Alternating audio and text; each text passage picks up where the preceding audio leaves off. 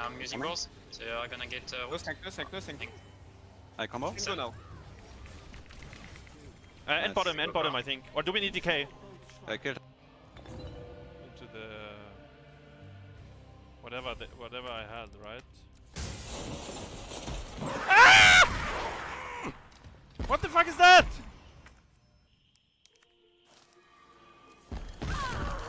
Yeah, I mean...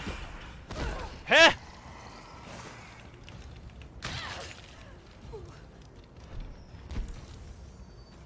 Lauf! No, we can't fight this, right? I stun? Look! No E!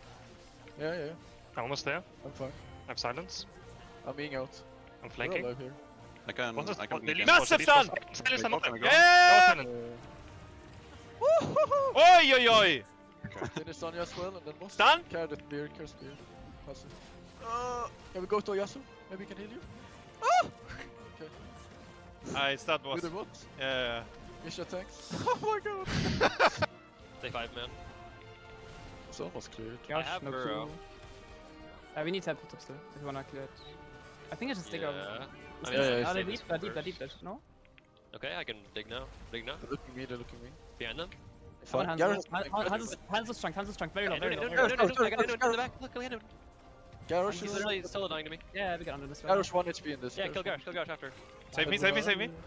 I'm good, I think. I will juke the grenade. I don't. It's okay. It's okay, we can do it. I'm clearing. Boss is up. We can do it, right? I think we can. Yeah, just do it. Do I even have to go here? I don't know where you're supposed to go. I'm going. No, this is not correct. Fuck! Here, I found something. Oh, no.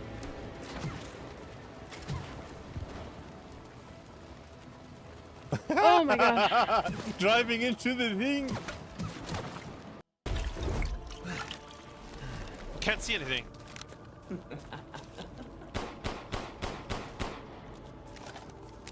Now, Mr. Winters, I think it's time you left things in mind. I shall join you.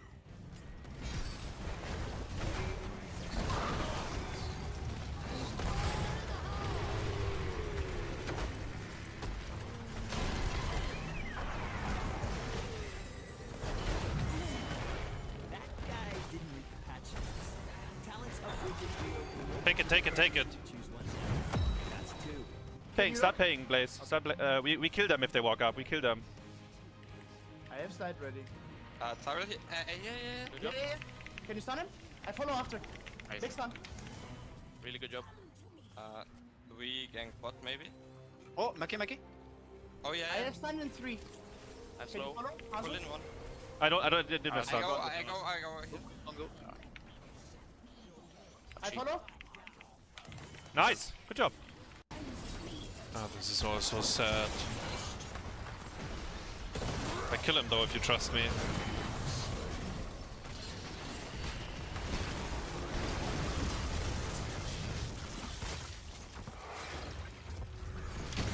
I killed them all.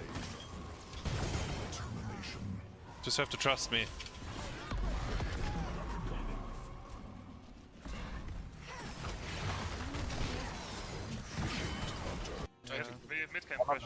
I can go with I got hooked maybe. Can you tip on me? Valera? Yo, hello chat. What's up everyone? How's it going? Welcome. I was thinking we're chilling tonight. I wanna chill tonight.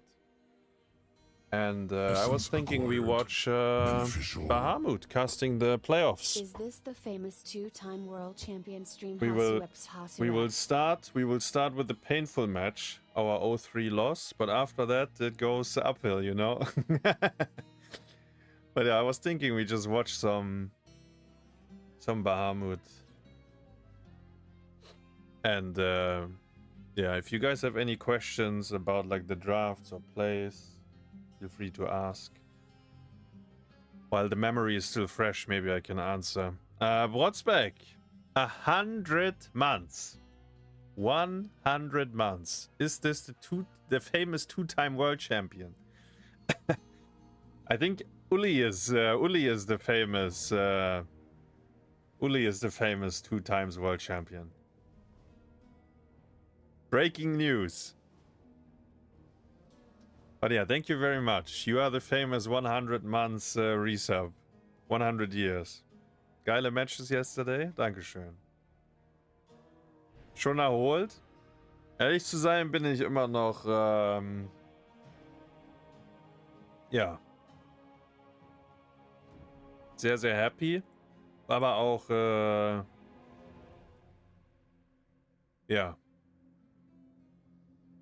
War anstrengend. War halt anstrengend, ne? Also wir mussten halt schon alles geben. Will Ulli get nerfed? Ulli is nerfing himself if needed. Alright, so my plan, as I said, we will watch Baha doing the playoff cast. We will start with the best of 5 where we got wrecked. From Team France, still need a main tank for the side of Germany. Actually, let's skip over the draft because we don't need to watch the whole draft. Wait, so what draft did we have in the end? Where is it? Ultralisk Li Ming and Dino Vol. So like this. So this was the first map in winner bracket, right? Against France. They came off a 3-0 win against maybe Ukraine or something? I don't know. They beat someone 3-0 before. They have Lucio. And in hindsight, we found out we lost every game to Lucio. Right side will be Team France. You got your Banana Lucio, Masquerade Anubrak, Yasu Chromie, Ju Hanzo, and Dequaza is the Imperius. Speaking of healing attributes, we got third win from Muradin, Aether Walker, Li Ming, Wave of Light Uther, Celerando Lucio. You got your Time Walker's Pursuit, Nerubian Armor, Simple Geometry, Burn the Impure. Burn the Impure. Dauntless Urel, and a Puncturing Arrow for the follow. Q-build, if you will. See if Dino can surpass Krankle's stacks yesterday. I think Krankle had like some 50 plus stacks. Wait, Krankle at 50 Vala stacks? It's not too bad. I was sitting there like at the beginning of the game hyping him up, being like, oh yeah, Krankle's gonna get like 100 easy. Multi-shot goes out, a burrow charge from Anubarak into the Impale. Dark Wolf being pushed around with a Sound Wave as well. Misses the Storm Bolt, an Arcane Orb from Li Ming, connects onto the enemies. And Dark Wolf trait will kick in. Gonna just wait for that to heal up to the higher threshold with a faster rate of healing, as you can also see. Thunderclap and a Storm Bolt, big damage on. Like in terms of draft, I think them having the Chromie Hanzo is kinda rough. We did get Li Ming, but I think the Vala is a little bit unhappy, and then the Uther is actually probably not a good pick either for us. Muradin Nirel is fine. But he will be able to get his Carapace activated. It is quite interesting that they picked Imperius like map 1. Impale does catch Muradin with a burrow to follow that up with Stormbolt. Trying to answer back into Anubrak, but it's going to hit onto one of his beetles. We have a Hammer of Justice out from Uther. Death Knight is running through a lot of sand, but it's not going to be having always follow Ulli's ideas? No, absolutely not. No. Sometimes yes, but I can guarantee you there's some things in there that you do not want to. That you do not follow.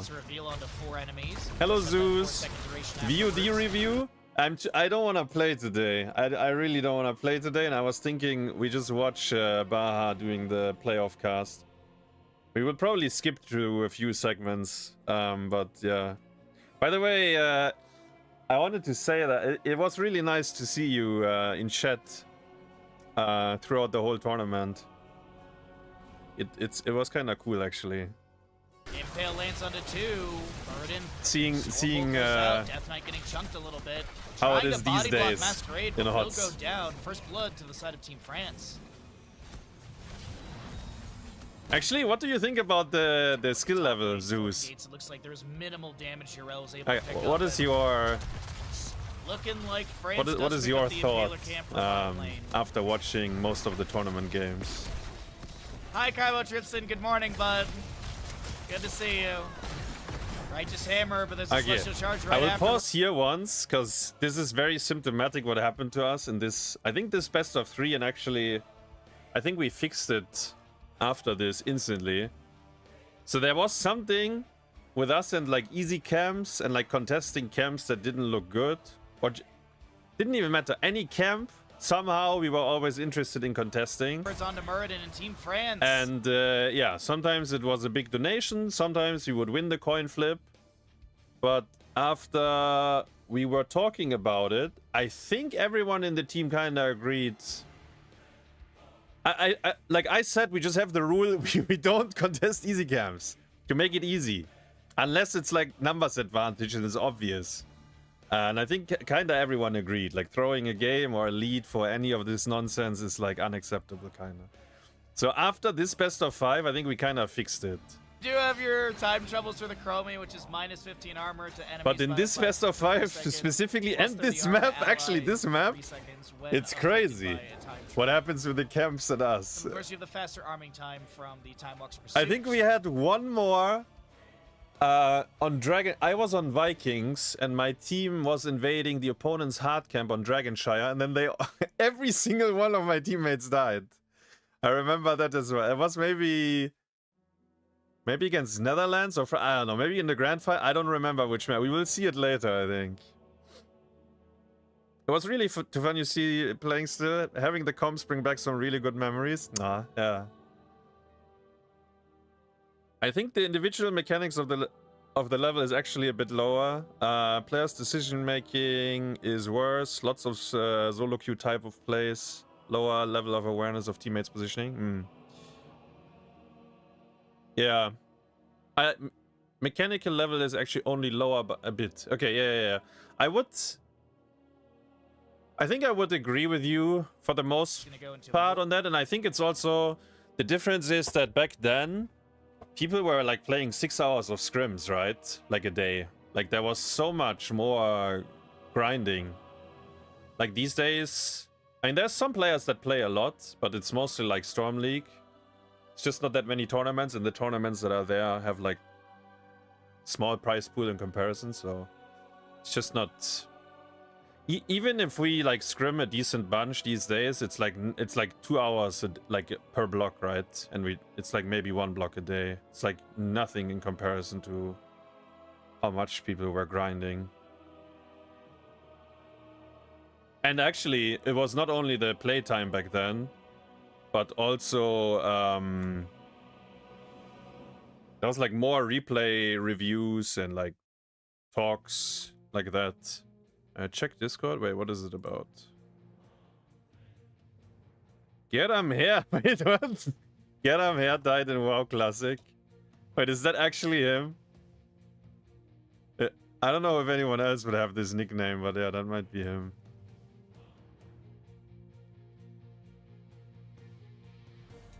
Yeah, so early game was not very clean by us.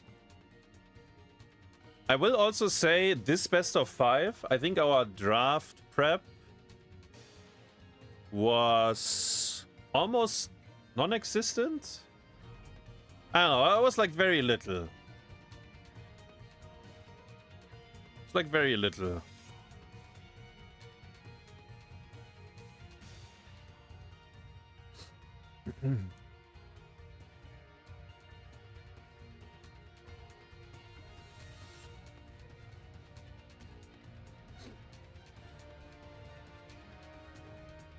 The Karazim picks, yeah, so I think we lost like 2 of the Karazim games or something, but I don't think it's the Karazim's fault, like not the hero.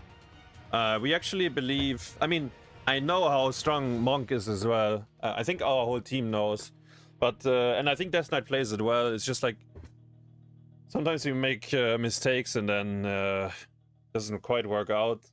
And sometimes the draft evolves a little, like, actually not the draft, but the game evolves a little bit different than you would anticipate. And then it's a little bit more hit and miss. Because Monk, on a map like Dragonshire, which is kind of, I would say in late game, Dragonshire is very rotation heavy. It depends a little bit on the map state, but a lot of the times you will have to walk from top to mid to bottom, from bot to mid to top. Sometimes people will have to do that alone. Sometimes they do it together. Sometimes someone will walk on the shrine alone. And in these moments, Monk becomes very interesting because 7-sided is it deletes a hero, right? So if someone has to face check or someone is alone on the shrine, Monk can basically gank by himself with any other hero and gets the kill. So on a map like Dragonshire, in like mid to late game, I think he becomes very, like, he opens up a lot of possibilities. But yeah, we did lose some games with Monk, but as I said, I don't think it was the pick really that caused it.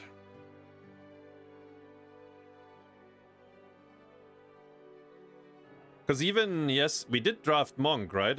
I think we had it in the grand final as well. Like, we didn't lose any trust in the hero. I can tell you, we lost. I personally lost trust in Deathwing.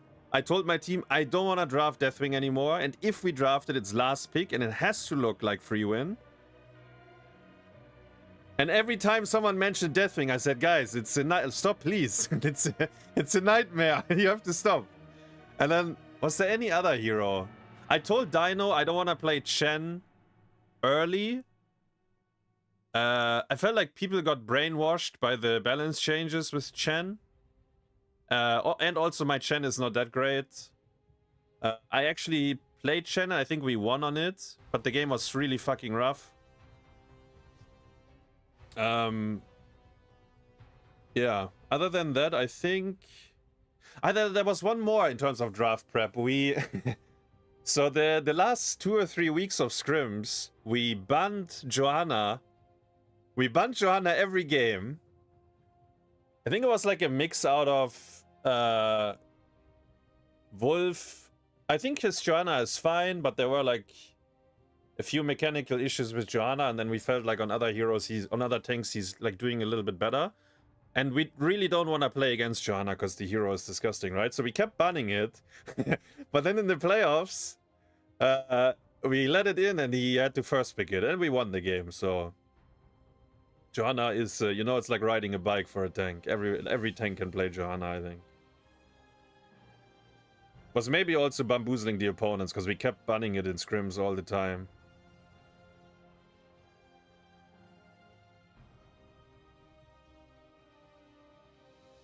Oh, Deathwing versus double range. It's not only that. There's so many melee heroes that completely annihilate him as well. I felt like that the Deathwing, after he got reworked, he was really OP. Then he got nerfed a bit. And then he was... I think in the right draft, he was still OP. But the more you drafted him, and I'm only talking about competitive here. It's different in Stormleague and Quick Match and whatever. But the more we drafted him, I felt like the more people would... First of all, people play better against it, and people punish it super hard. So the hero was like completely useless, I would say, in most of the games. It's like really sad.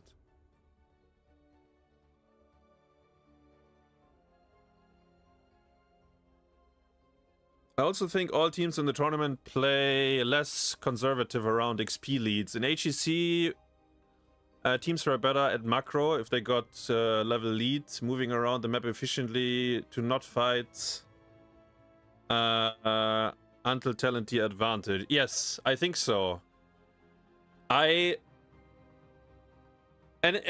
These days it depends a little bit on your teammates if they share that kind of concept or not.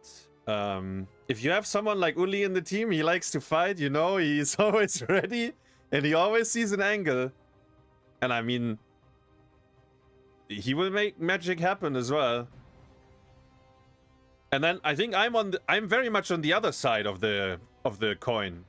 So like Ulli is super aggressive, and in my mind we should only take numbers advantage fights or talent tier advantage to have a free win. And then, I mean, you need to find the middle ground. Speaking of the middle ground, this is do we invade the easy camp, guys? Are we ready? Easy camp invade, let's go! Okay. So we spoke about this specific fight in one of our therapy sessions. So Dino is gonna flank here, and then he gets into the Chromie trap, and then he gets annihilated. So Wolf jumped in, kind of like in between, so he could go... He could go either way. If he goes on the right side, Li Ming can't follow though, so Li Ming actually currently only can hit these. So I jump on the point, because in my mind, Irel is best on the point. But obviously there is slowing sands on the point, so it's already kind of shit. And I think Dino, we didn't have time in-game to communicate that, but Dino was thinking I will jump into the Chromie on the right. Then his flank actually is kind of decent, maybe. But yeah, the fight is an absolute disaster. Like, Dino gets one shot on the Chromie trap, and now we are in the sands. And as I said, this was kind of symptomatic for us in this best of 5. Like, something with the camps. We were loving it.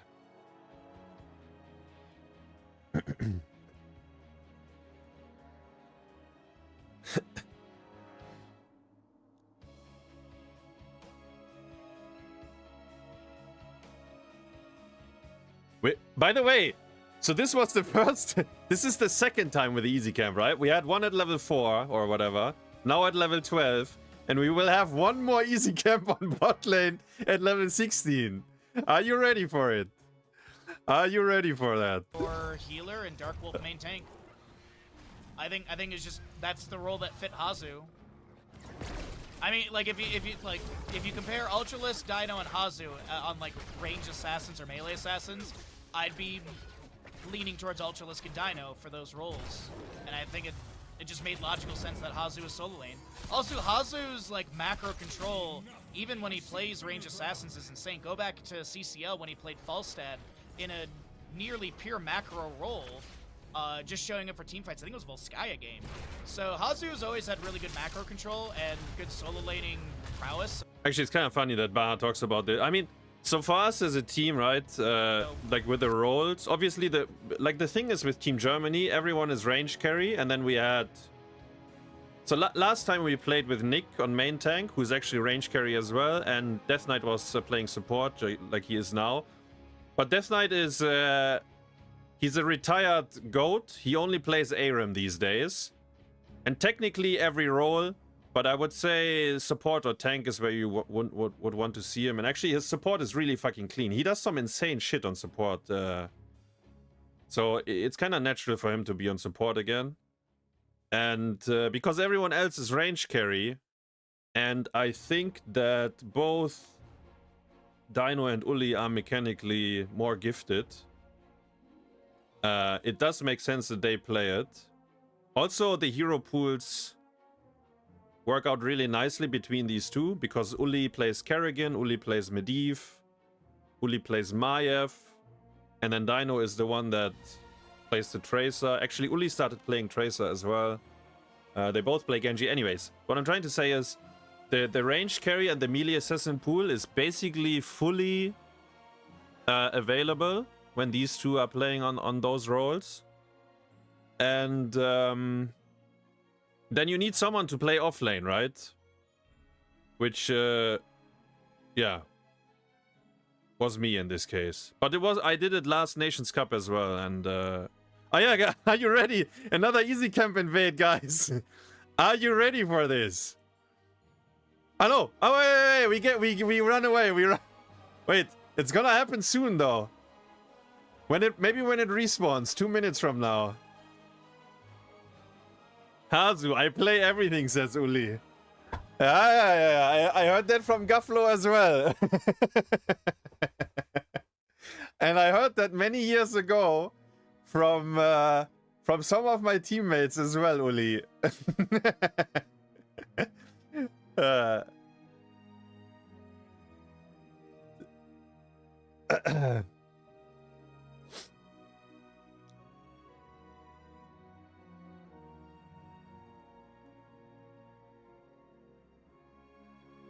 Old man has better macro than the Zoomers. I think Dino is like very balanced in that sense, like between macro and aggressive play. I would say slightly more towards aggressive as well, but I think Dino has very good understanding of like map state. Sometimes he will get mind control, but usually he has a good feeling for that. Ah yeah, I wanted to say that. So with these two range carries, right? So at the beginning, because they have overlapping hero pools to some extent, right? So we were figuring out, or actually, I think Ulli just said he wants to play the more mobile range carry. And I think that's, for the most part, we stuck to it, I think. I think Genji, Ulli played one Genji game though, right? Dino played one Genji game, I think, against Netherlands or something. But for the most part, it was Ulli on the more, yeah, the more mobile one. Yo, Ritsu, hey, thank you very much. You guys gave us, you guys actually gave us the hardest fight, man. Like, Team Poland was, in hindsight, you were actually the hardest opponent to beat. You had us on our knees. Like on Towers of Doom, I think you guys should have won. Yeah, like it was crazy. You guys played really well, I think.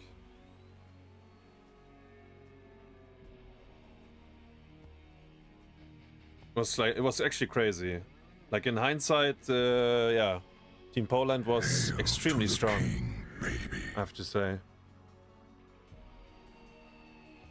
Ulli is a good Stormleague tank player at 3 AM. My Hogger and my Chromie were ready. Yeah, 2-2-2.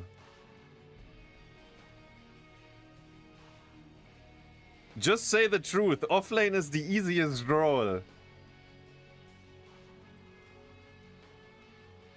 Do you remember when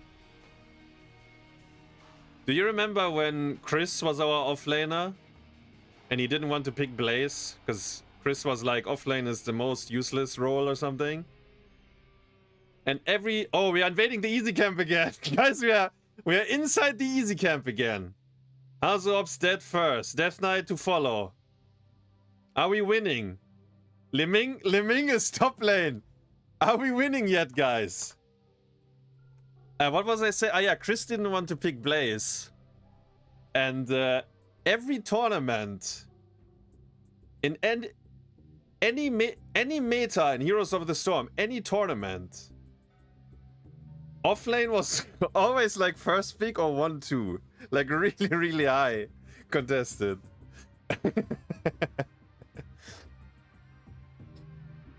Ulli on Jaina, you had some mana flanks actually. It reminded me a bit of it. You had some really good flanks on Jaina on the Tomb game.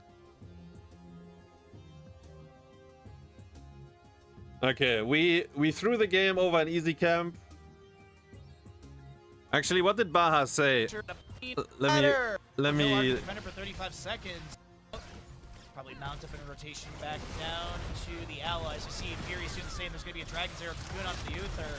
HasuObs low, no Ardent Defender for 35 seconds.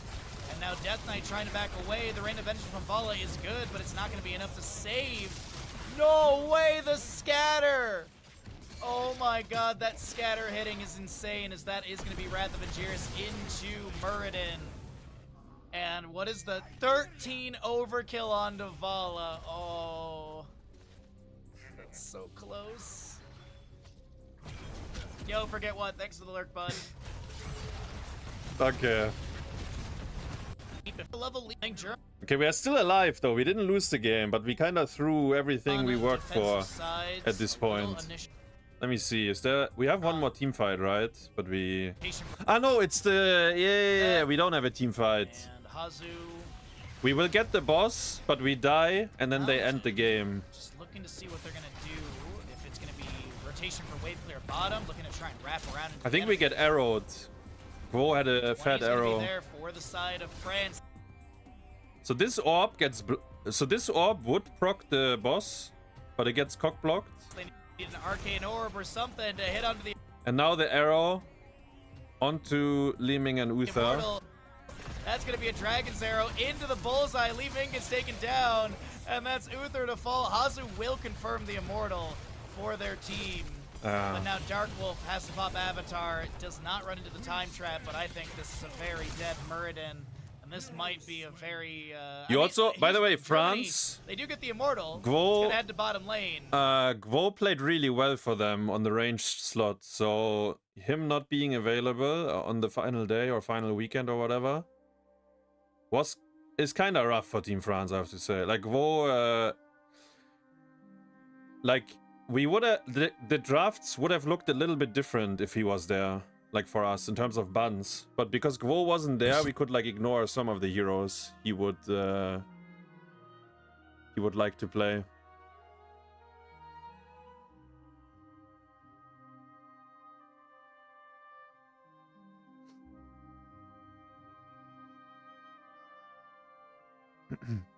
Towers of Doom, nuclear kelters damage. Yeah. First big Chromie incident. Okay, let's see. Second map. What draft did we end up with? Ah, it's the Lorik into Anduin. Yeah. I remember that game. This one was also very winnable though. But we did some oopsies. Herzlichen Glückwunsch zum Back-to-back World Champion. Habe ehrlich gesagt nicht dran geglaubt, gemessen an der Leistung der letzten Wochen. Das Team hat nochmal ordentlich Gas gegeben zum Schluss. Well done. Thank you, Andy. Thank you, thank you, thank you. 40 months resub. Eurokiss with the 2 months, and we had Sari over on YouTube with the 14 months as well. Congrats on the win, he says. Thank you. Yes, I think we all stepped up on the final weekend by quite a bit. Let's skip over the early game. We trade easy camps. They have the Haka, so bottom easy camp is not good. Making him borrow though is nice if we all get out.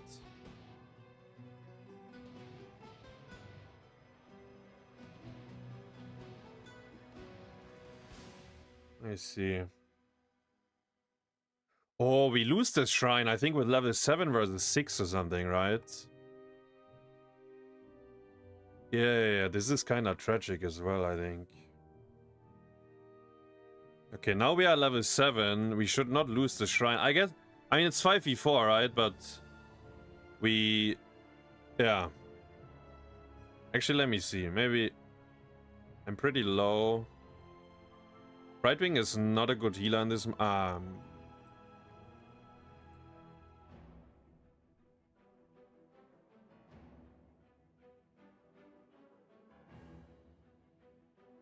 yeah. I guess our positioning sucks. Like, Wolf is... he should probably be closer to one of these bushes, so this doesn't happen.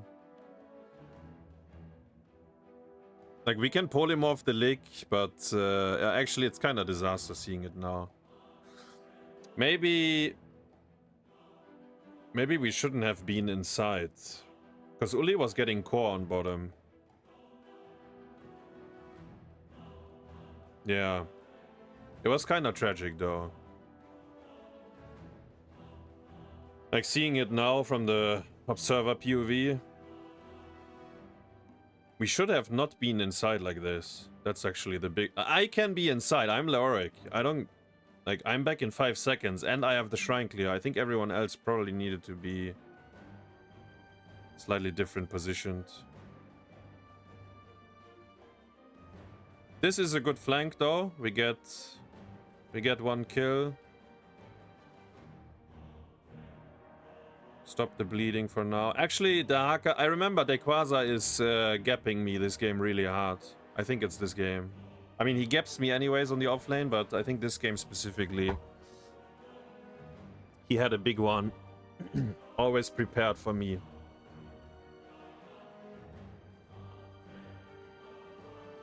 So level 10s. Taunt into Valkyrie. Anduin pull.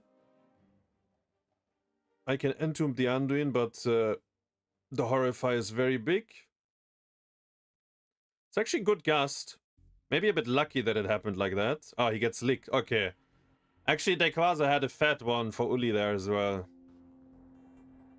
Did you see the gust? It like look at the Gul'dan. He gets stuck in the pillar, by the way, here. Now. Otherwise he would fly a little bit further.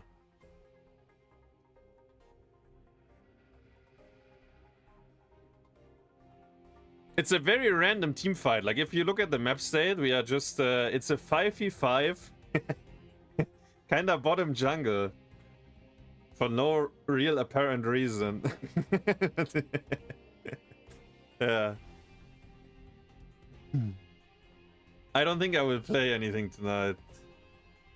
The Anubrak re-engaged on Haunted Mines deserve a special page in the hotspot. Man, Wolf had... I think I've never seen something like that. Wolf pressed E, he hit 4 heroes, then he rewinded, he pressed E again, and then he hit 5 heroes. Like, he fucking... Yeah, absolutely insane. Wait, what happened here? Did I gap Dequaza? I think I gapped him. I pressed Entomb on the Apex Predator.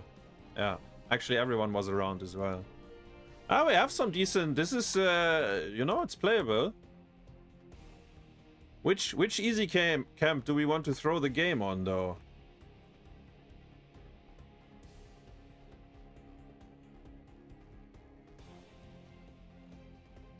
Valkyrie? Oh, he does actually get the Valkyrie. Lick.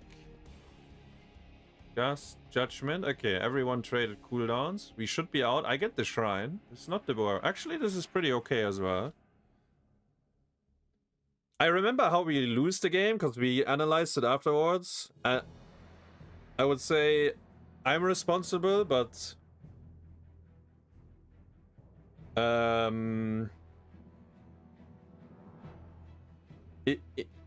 at the end it was kind of like a whole team int though, but it started with me,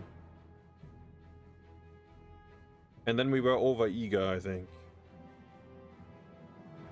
So right now the game state is pretty decent actually.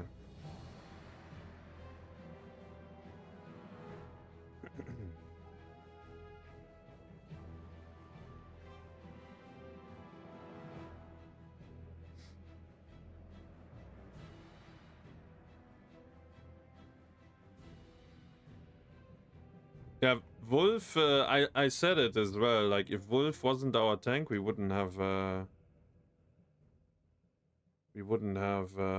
won. Like he...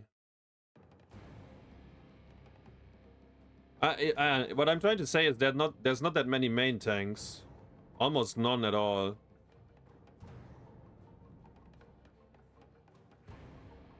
And none of us has played with Wolf before, I think, so yeah, he kinda lived up to the pressure and delivered. Oh, is this an easy camp? We're gonna... Oh yeah, I think we are ready for the easy camp throw. I think it's gonna happen again. I think this is only gonna be a mild throw though. But I believe we are ready, guys.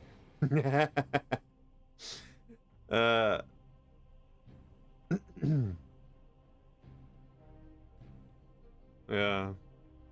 It's crazy Horrify as well though. But Wolf was kinda already sold at this point. For lasagna! Yo, Zeus gifting 10, thank you. I appreciate that. I think it was a 3-man Horrify, maybe 4-man even. I think Varian is dead either way. Right, but yeah. American dollars! Yeah.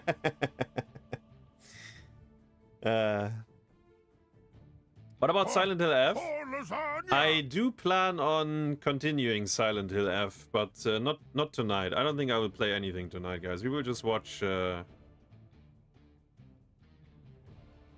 watch a bit of this. Is lasagna tasty? Oh no! Oh, he missed the lick. Dino was too smart. For Okay. lasagna! Let me see. Let me. Oh, I remember this int.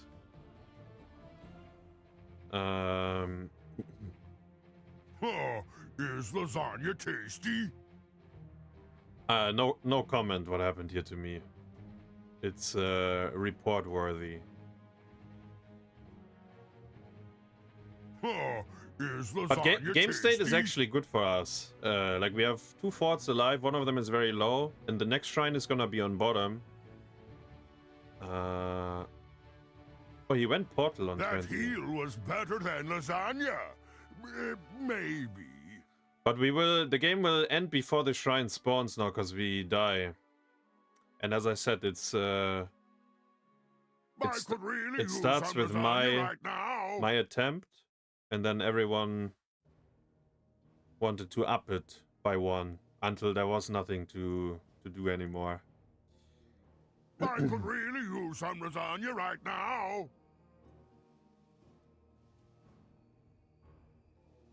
From my limited experience coaching 2 Germans, I would have been scared of a 5-person German therapy session. Beneficial.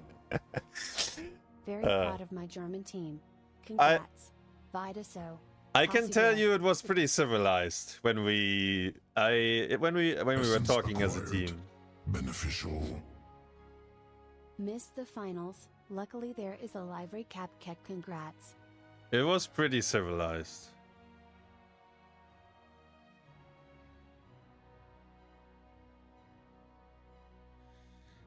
One of the Germans was Nurok.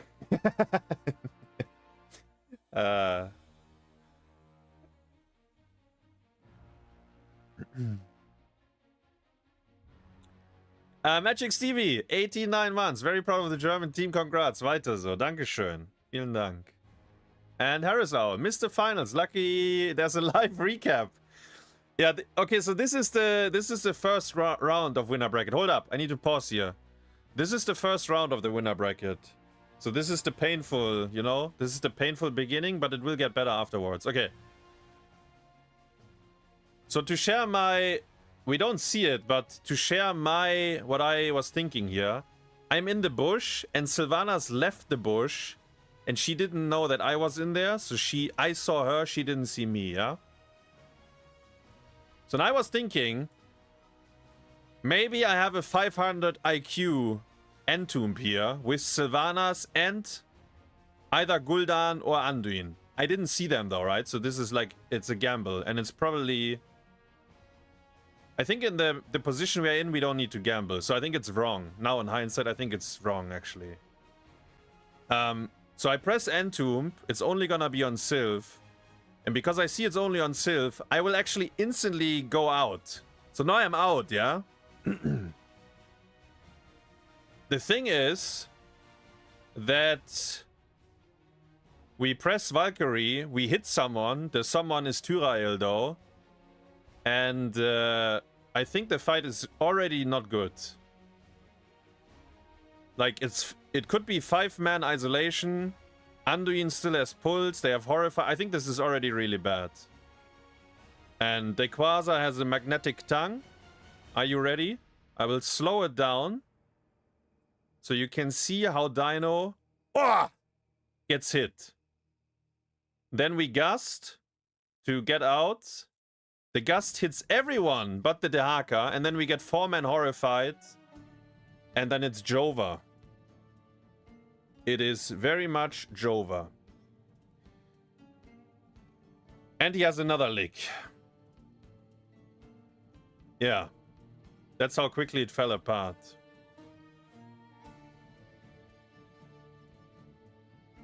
And actually it fell apart for no reason, right? And the shrine spawned now. Yeah. I mean, I take full... I told my team I take full responsibility here. Like, this is... It's a very bad... and it gets us into this fight. This is awful. Like, the shrine is spawning in 20 seconds. We have a fort down here. We didn't need to do anything, right? So...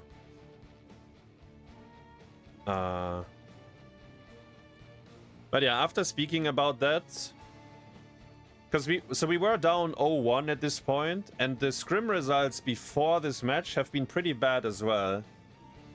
So mentally, the whole team felt a bit... I don't know, we were like pressured. Like we were a little bit in a downward spiral. And I think after we discussed all of that, we felt like Okay, what I'm trying to say is we were looking for plays when we didn't need to because we felt like we have to make up for something. And I think once we stopped doing that, we actually played better. I got licked by Dequaza, as I said. He had a big one for me, and then the game is over because the core will die. Ulli could have defensively gassed it, but he's gonna go for YouTube play, so he gassing. And then he instantly... I mean, it's whatever. The game is cooked. It's not on the chicken. It's not on the chicken. It's actually a really sad way to lose this game. Seeing it now, this is kinda... It's really sad. I think the third map we were mentally defeated already. I don't remember. I think the draft is ass. Yeah, I think the draft is not very good. And I think mentally it was a mountain to climb. Yeah.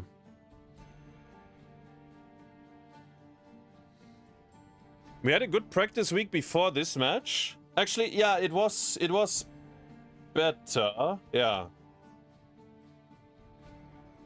And I will also say I think France played really good overall. I think we played against, like, our final scrim was on Friday against France, and I think we lost 1-3 or something. Like, France was in very good shape. So I think this game is gonna be just painfully slow death, right? Essence acquired. Oh no! Beneficial. Oh no, I remember what happens. This is when Ulli... No, actually, maybe this game was also winnable if we... but we had Ulli had a very big... Like, you know, what I did last map, Ulli did on this game. I think, if I remember it right. It was a oopsie. Was an oopsie.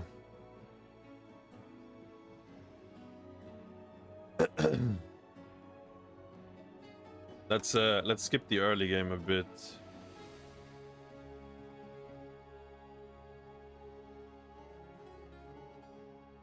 But yeah, they first picked Abathur, and this is the old Shen, right? This was before the patch, I think. Well, you said you were just tilted. Maybe I was tilted on shrines. I mean...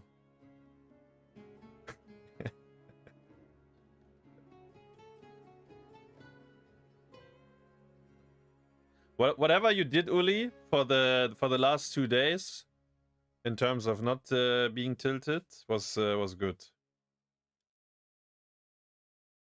I guess it's always easier to win than to lose, but actually no. We were on the brink of defeat many times, and I think we actually played it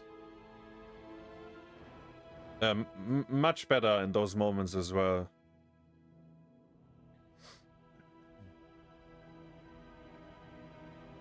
I mean, people are tilted all the time. It's normal. Like, there's emotions. As I said, you have you're married to 4 different wives. Like, how can you... It's impossible. How can you treat them all perfectly? Like, it's fucking difficult. It's the hardest thing of HOTS. Like, if you play competitive. Pressing buttons and so on is easy. Trying to find 5 teammates that work perfectly together, that share the same idea of how to play, that share the same passion, like of winning, competing and so on, it's almost impossible. And that's why I said at the beginning, right? Like, I would say within the team, we have kind of different ideas on how to win the game. I think we are all pretty good at pressing buttons. So it's difficult. It's, you know? It's not easy. And sometimes both plays are correct as well. Like, you can look at a replay and analyze it, and sometimes there's like several answers that would work out depending on how clean you play it or how quick you react, or yeah, like It's not always like only one solution. I mean, sometimes it's very obvious if someone fucked up. Like he didn't press his button, or I don't know, he walked into vision so the opponent saw him. Then it's like very obvious, but sometimes there's like several solutions. Oh yeah, that's why Ulli is tilted. He got farmed by Masquerade. Look at Masca! Here's a big one! Oh, yoy! Actually, Gwoz Dukov. Very clean as well. No wonder that Ulli is tilted.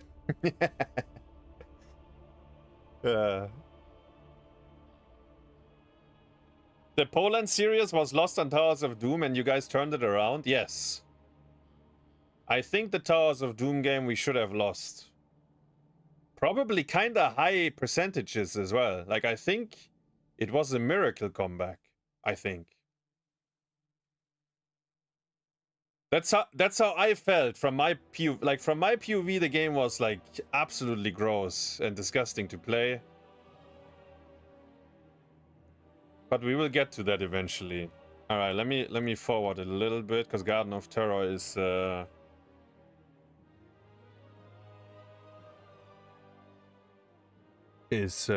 long map. We have 2 out of 3 seeds, but this seed is on their side, and we have like a hammer draft, so getting there is kind of not possible without killing them.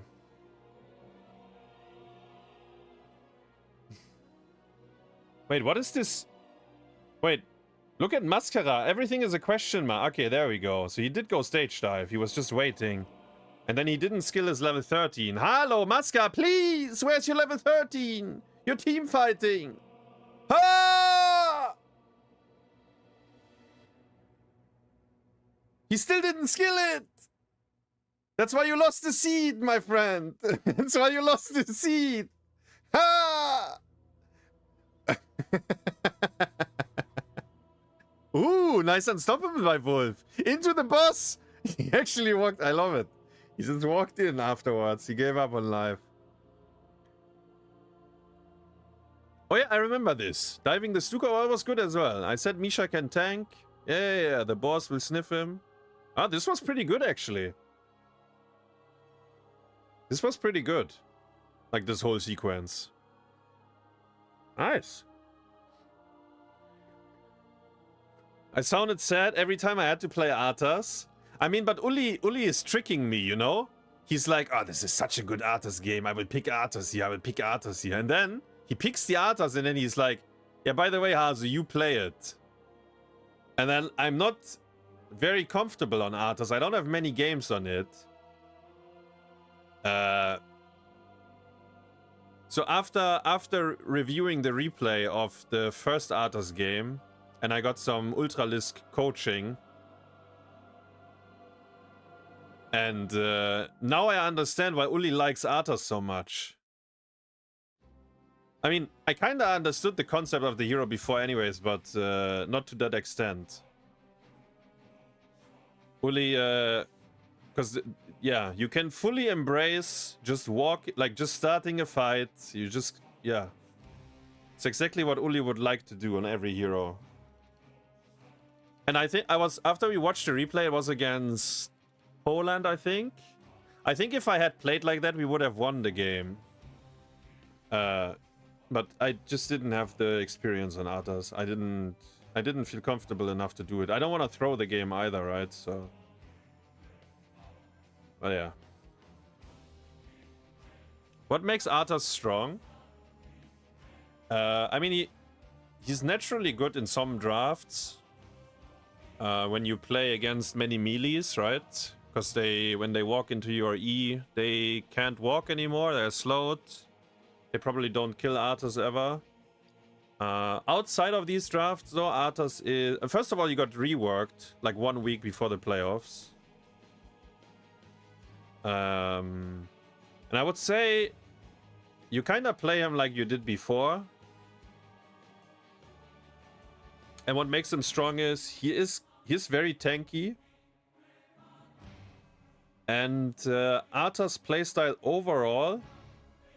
Oh my god, the Greyman clone almost killed the hammer. Like the Arthas playstyle overall changed a little bit in the sense that you play, like these days you play a lot more range on Arthas, which sounds weird because your E is melee, right? But the W is like a long range route on several people, which now has armor reduction level 4, which is very powerful, by the way. And you have Icebound Fortitude on 7, Ghouls on 10, and Anti-Magic Shield on 16. So you have 1, 2, 3 buttons to save yourself. So you're very tanky. You're almost like, you're not quite like Blaze, but you are very tanky. It's very difficult for you to die. So you do buy a lot of time in fights usually, especially if they turn on you. Yeah. So Arthas can work, but I mean, he's not first pick. I think Wolf got smurfed there. He wanted to taunt, but the Stukov silence cockblocked him. Yeah.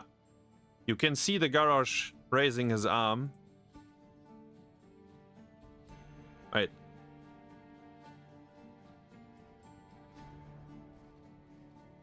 Now, he tries to taunt, but he gets silenced. I don't know if ETC was dead, but yeah. Probably not.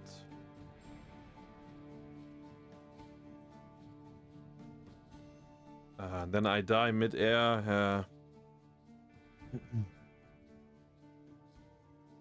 Chen with Abathar head is so good as well, though. Like in these brawls, ETC movement speed on level 4. Chen AoE shields, like all that shit. Nasty.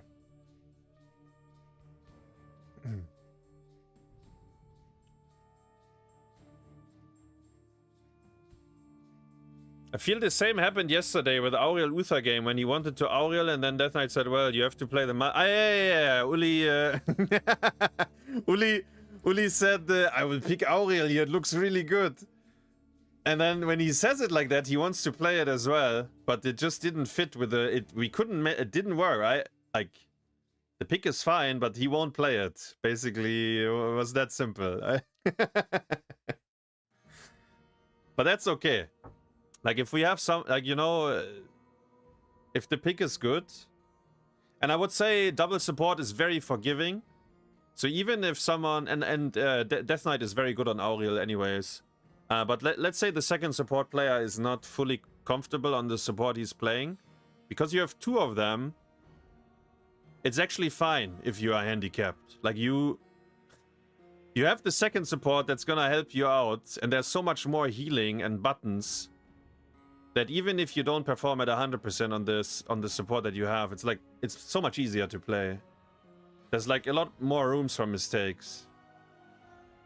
Depends a little bit on what the double support is, but we had Uther Auriel. So we have, I mean, Auriel has relatively low cooldown on heal. Uther has kind of long, but he has cleanse, D-shield, and then Auriel, if she can go Res or Aegis, right? They, I mean, yeah, they both work if someone makes a mistake, is what I'm trying to say.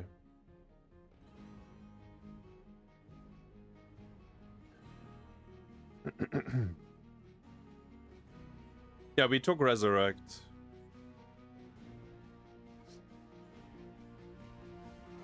Oh yeah, we had this talking about talents in the team, right? So we had like scrims where we drafted stuff, and then after the game, there was like a heated debate about why didn't you pick this talent or something, right? Like, we have this hero, and but if you didn't pick this talent, then it's not gonna work or something.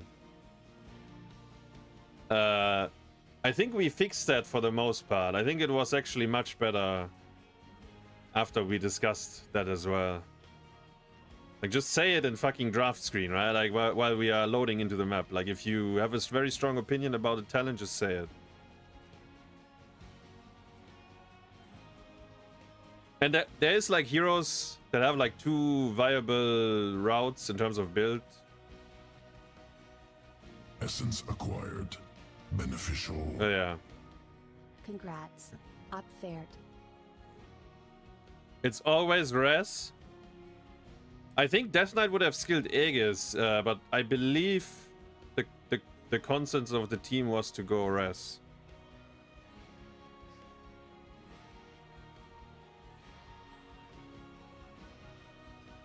Yeah, I think it happened on the Haunted Minds game where the Sanct versus Judgment debate.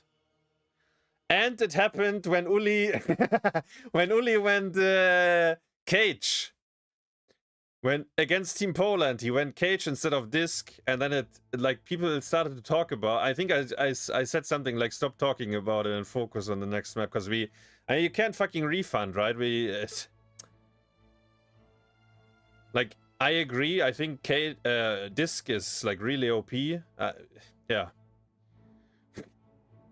I know that Ulli is more of a Cage enjoyer. But luckily for us... Oh my god, Maska had Ulli again. Look at this. Wait, what happened to my Genji? Ha! Actually, the exact same as on top lane. Slide into Stuk of Silence. Ay.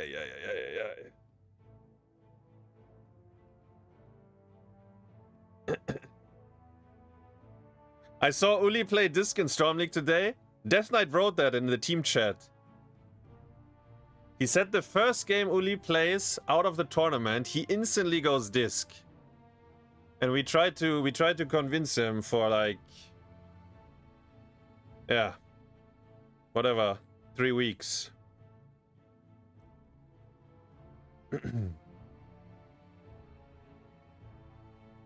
That's okay.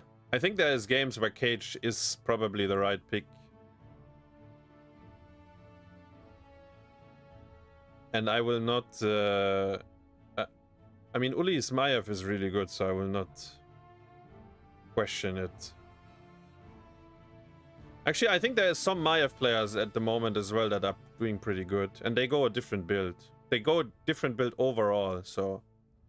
I think the hero... What I'm trying to say is I think the hero is broken enough that you probably can almost select any talent and you will have good results on it. I think.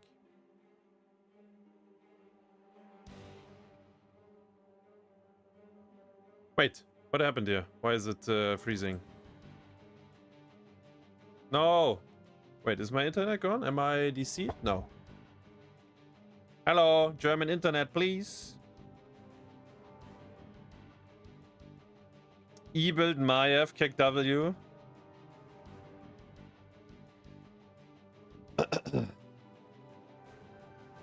During the game, I saw the reason why you thought Cage might be necessary. We can talk about... we will see the Poland game later. We can talk about Cage first.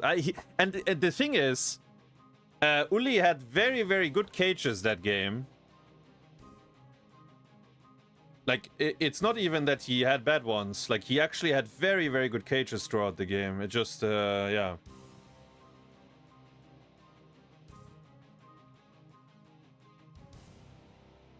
Higao was good on Maiev.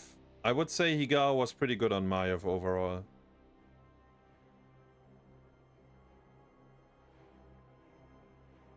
Okay, so map state is kind of bad for us because they still have 2 forts and they have the Abathur stage. So they have like global shit. And the problem is that no one of us can... I mean, Genji can split. He's safe, but I can't split because if I get stage dived on, there's Abathur head. And I probably get fucked. And the other heroes don't split because it's hammer... Like, I think map state is very difficult right now. So we almost have to hold hands. And we have to hope we get a team fight that we can win. We have Sergeant Hammer level 20 and Ancestral Healing 20. So, and Boars. Like, we have actually some tools. Team fights are winnable. But I think it's like on France's terms. Like, they can kind of choose which fight they want to give us. And obviously they have some... Like, Keck. Hive Mind is extremely broken. So they have, like... They have good tools as well.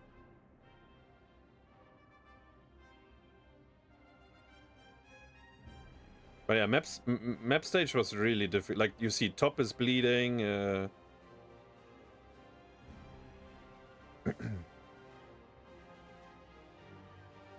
they get the seed. Coin flip over hard camp could be good for us, but I'm not there yet because I cleared top. So we couldn't fight there. Coin flip is the same story. On top could be good for us. So I think any fight we can take, we should. And I think we are doing it. Like, we are trying to force fights as much as we can.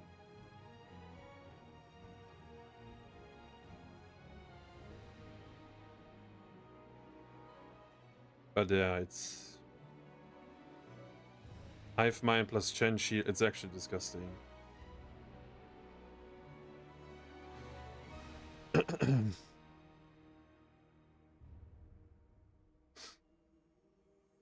2-3-1. I don't know why I said it like that. I actually have no idea why I counted like that. It's so funny. If Dino would have told me I said it like, I would have said he's lying. But when I watched the clip, I very clearly say it like that. I have no idea why. I don't know why. I don't know why I said it like that. It was pretty funny when I saw it today. I actually had to laugh.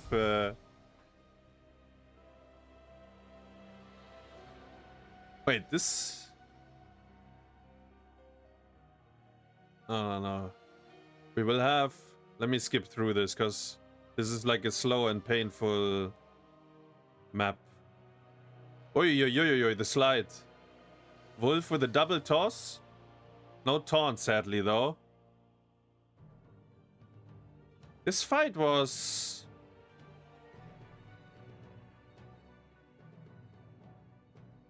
I mean, Wolf is one shot if he actually lands the slide, but yeah. That's so difficult to kill anything. Like, I used Boars already now. We still have taunt, but now he can't grab anyone anymore. Like, Garrosh can't. It's like fucked up now, I think, for him. Yeah, he just dies. We do good damage, though.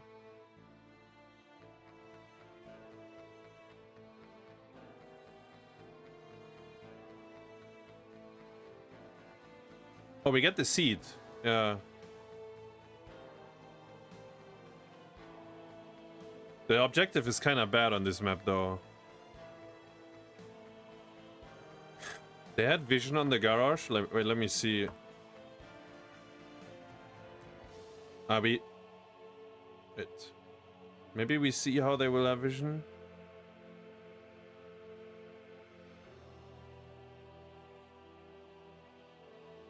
It's a cocktail. Nah, they just spell check and they found him with a cocktail. I mean, it's a kinda it's a pretty normal position to be in. I'm thinking... Yeah, and Wolf can't be that far away either. Because we have a hammer draft, yeah. I mean, maybe you could try to be like 5000 IQ and be here, like on the right side, but if it goes wrong, everyone will say, why are you there? What are you doing there? Like, I think Benny, if this were Benny, Benny would sit here, I think. And then he would get Stukov or something. But it could also go wrong. There's many games where Benny is sitting on a flank like that, and they will randomly walk into him. And then he's like so far in Africa that no one can help him, he just dies. So it's you know, it can go very wrong as well.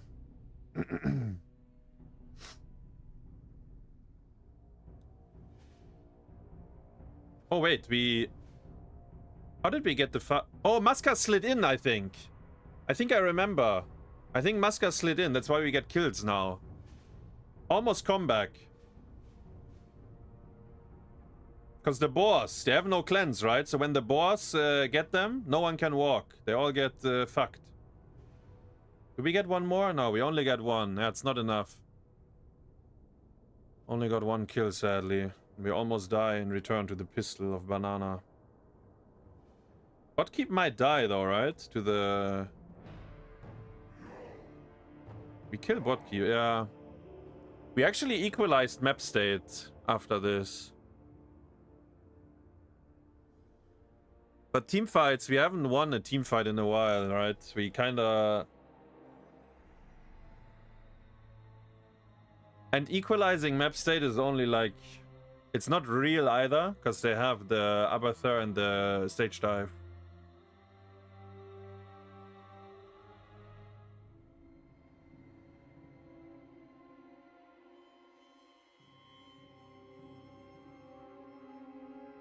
It doesn't sound like Dino like Benny likes Dino and Dino likes Benny.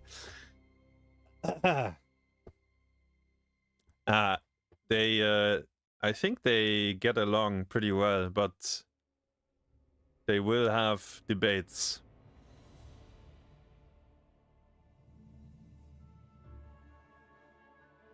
Okay.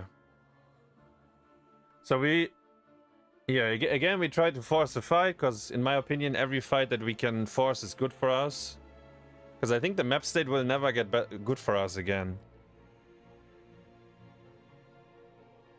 But then again, this is the as good as it gets in terms of map state. And there's no tributes, like 0 to 1. I think the game ends here now on the bottom tribute, if I'm not mistaken. Level 25, 30 minutes. Or maybe not. No, it will end here. The game ends here, I remember.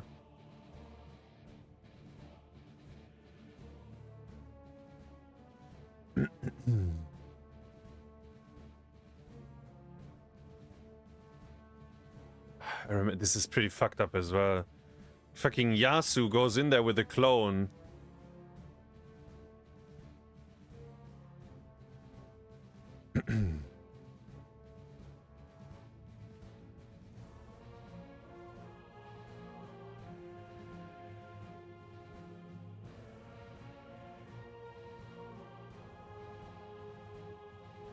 Now Ulli is too excited here.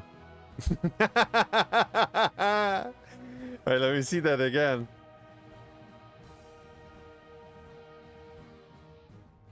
It's personal for Ulli here. You see that? He's trying to interrupt, but Masquerade, he doesn't get interrupted. And Ulli cannot accept it. He's like, no, this is unacceptable. So I'll go in. You wanted the game to be over, yeah. I can see that now. It's okay. It was a painful game. That's a pretty painful game. It is indeed over now, right? Yeah, because Greymane on core. Actually, Stukov has good core damage. Abathur, Hivemind has good core damage. Yeah. This was our beginning of the playoffs, guys. 0-3 against France. Pretty. Yeah, we could have maybe won a map there or two, but realistically, we kind of got farmed. So this is loser bracket now. Wait, when does it start? Here. Let's have a look at the draft. This is against Sweden. So we have the Hammer Genji with deck. This is very comfort draft for us, I would say. This is a very comfort draft for us. The opponents have a very unfair draft as well. Medivh, Diablo, Leoric. So both frontliners are respawning. Medivh is good with Diablo. They have Guldaniel and Brightwing. So they actually have a very good draft as well. How did this... I don't even remember how this game went. Actually, maybe we were in control all game long. Maybe I do remember. Let me skip through a little bit. I don't think early game is anything happening.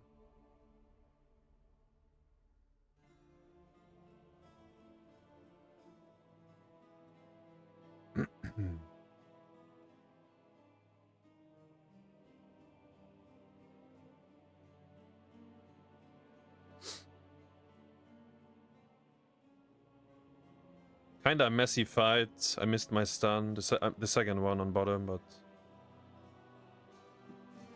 We did get the kill.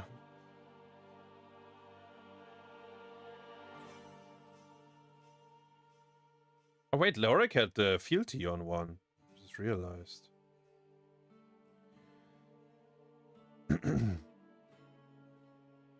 Is there a specific reason we like Genji with Hammer, or just happen to be that way?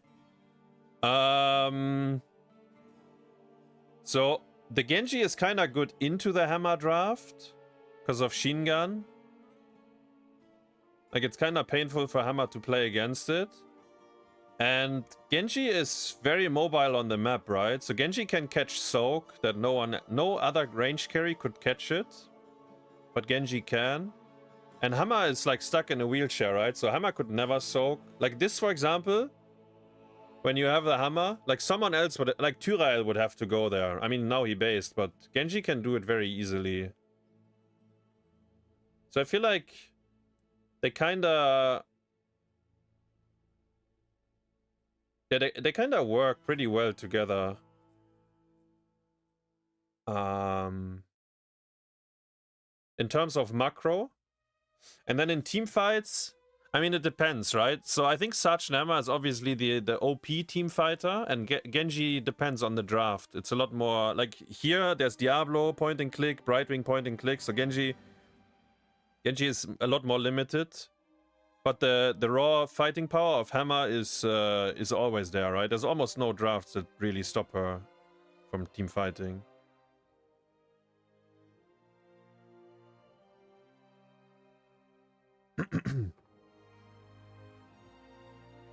Spoiler, we won early, but then we lost the mid-late game and won in the end. To me, a lot of these maps are kind of like merging into each other, so I don't remember 100% anymore. But when I see it unfold, I usually do remember. But like when you ask me, like I need like more specific moments, then I can maybe remember. For the rest, it's kind of like merging. Oh yeah, I remember. Ulli and we did some magic on top lane. I mean, it's 10 versus 9, so it's kind of easy to kill them, but...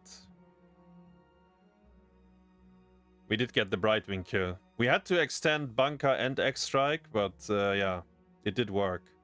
Probably not worth it.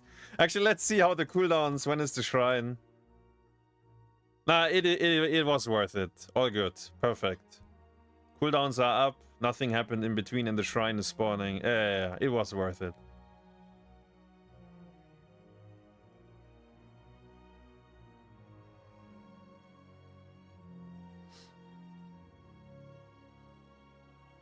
By the way, I was speaking about Ulli and Dino range carry stuff, right? So, Dino is actually not a Sarge Nama player, but Ulli is. And I'm playing Sarge Nama, right? But I'm on the offlane, so I won't. And because Ulli wanted to play the more mobile range carries, in this case the Genji, Dino did actually have to put in some extra time to play the Hammer. So he's not fully comfortable on the hero, is what I'm trying to say. Like on the Sergeant Hammer. It's not Dino's... He's not driving the tank usually.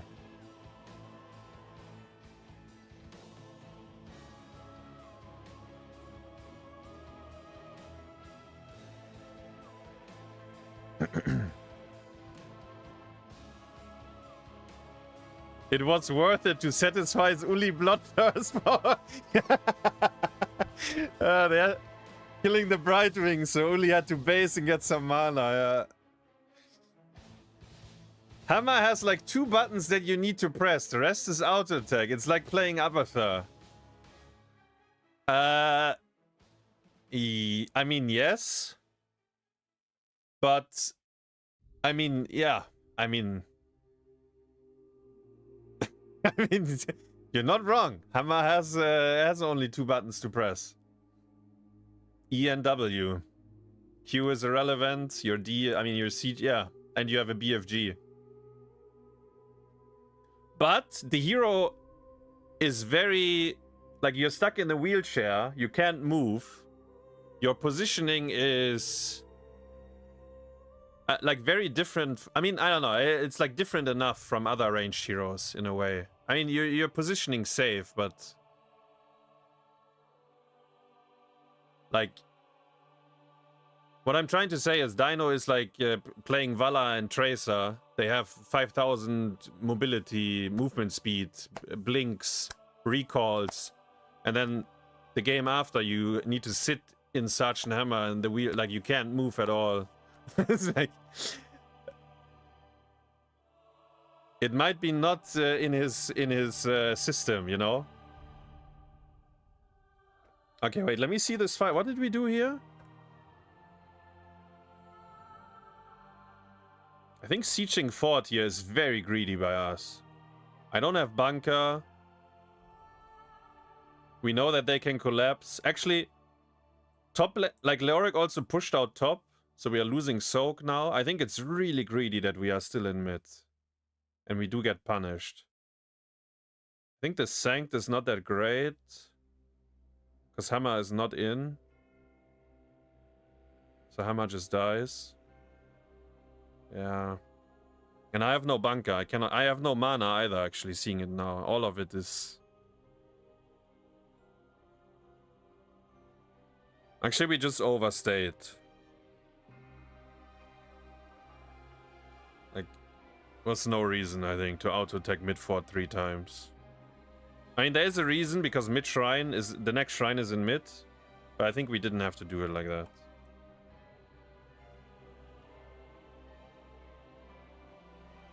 The Medivh Diablo draft is scaling a lot. Like, they need level 10, 13, and 16 realistically. Like, they really need to scale, actually. Our scaling is not bad either, though. But Silence and Tomb, like, they have some crazy scaling going on their side.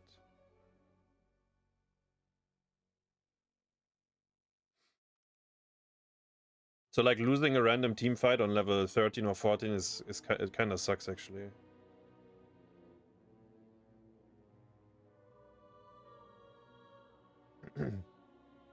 Did we have a coach for this tournament? No coach.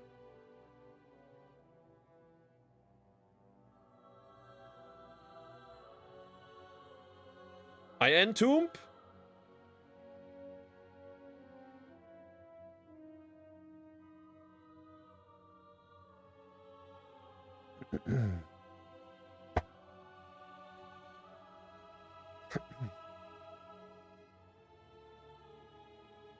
Ha! What is my Genji doing? Maybe Dino should play the Genji. Actually, wait. What is going on though? So we are even in skulls. You E onto the... Yeah, and then you get polymorphed. I tried to help, but it's too late. I think we were good at disengaging now, though. I say that and we... Do we all die? No. There's no way we all die.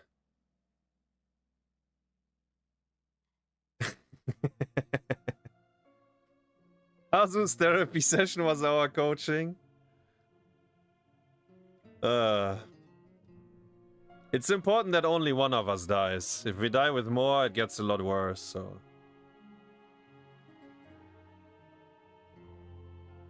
Like, people, I mean, people make mistakes, right? That's how you win and lose games. There's no one is fucking playing perfectly. Someone will always make a mistake, and it's okay.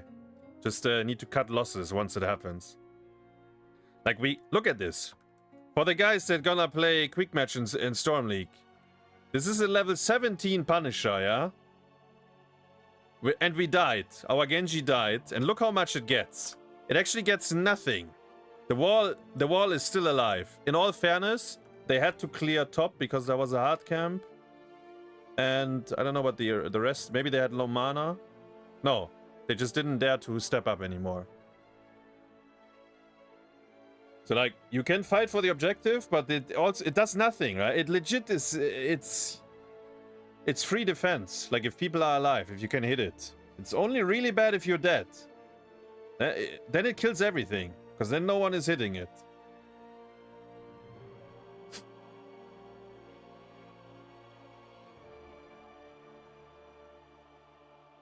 This is actually pretty smart by them. Sven going for the 500 IQ feed, so his team is pushing top. Actually, this is pretty good by them.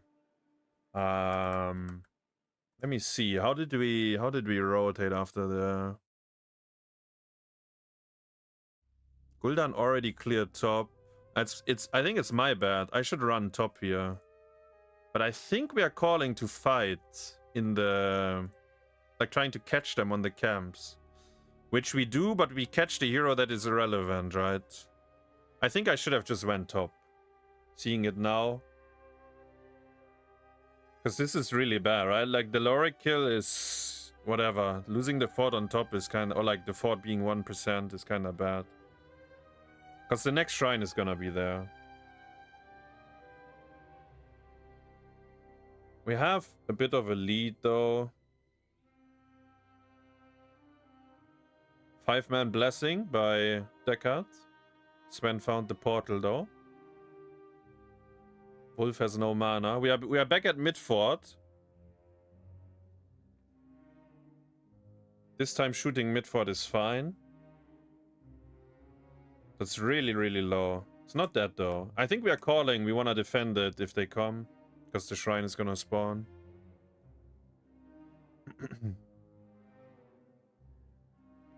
We were debating invading there easy at first. Yeah, I think something like that.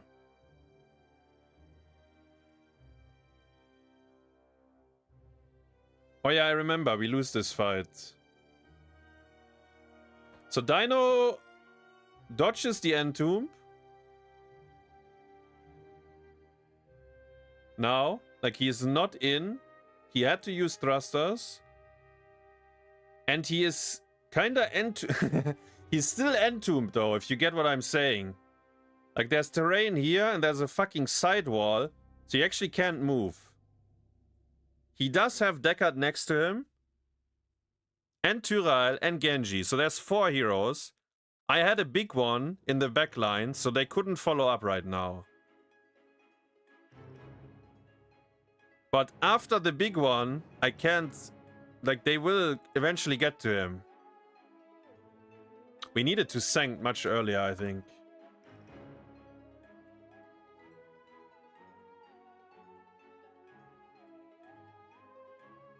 Because the sank can act like a bunker, right?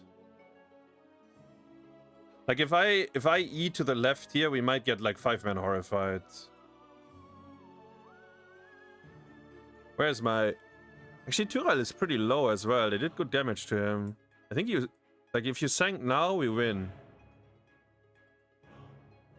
Ah, we are just walk... Yeah. That was a tragic fight, I think.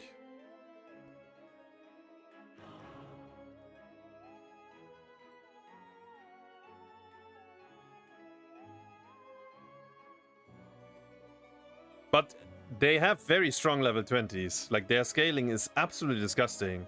You have 20 Leyline, 20 Entomb, Big Dick Horrify, Blink on Diablo, QEQ, Apoc, Blink. He has 5 stuns by himself. What Mal'Ganis can do these days with a baseline ability on Q, Diablo, you know, he has to wait for it. But he has a very big one late game.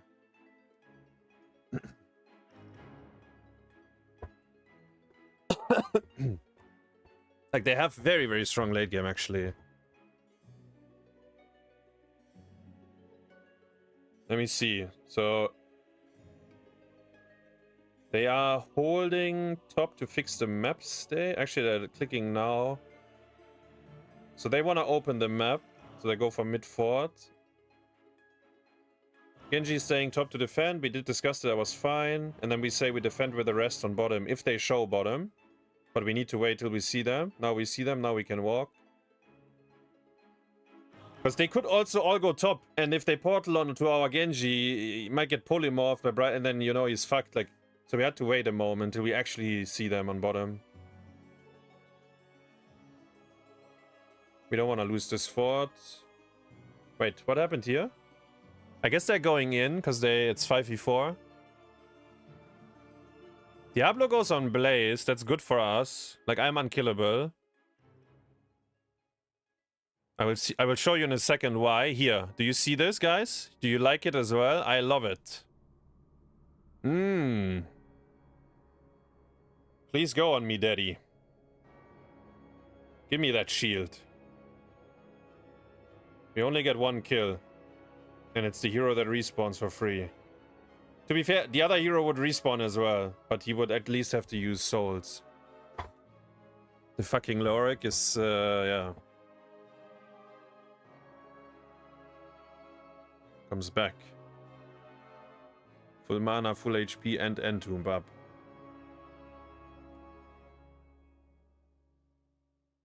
Do we overstay? Please don't tell me we overstay.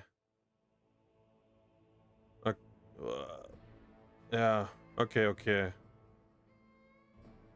I think we are slightly overstaying, but we get out, everyone? Yeah. Diablo, he blinked out. Like, they had some cooldowns were missing. We obviously knew that, but I think this could have been really scary as well. It's the easy camp, boys. Very good sanked.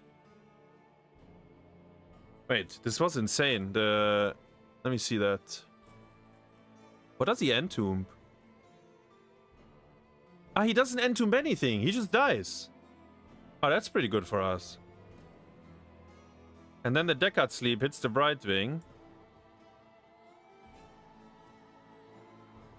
Oh! Oh, the pistol! Ah! It landed, but it didn't kill. Very good sank there. Good leyline as well, but they didn't press entomb. Maybe the fight is really scary if they do.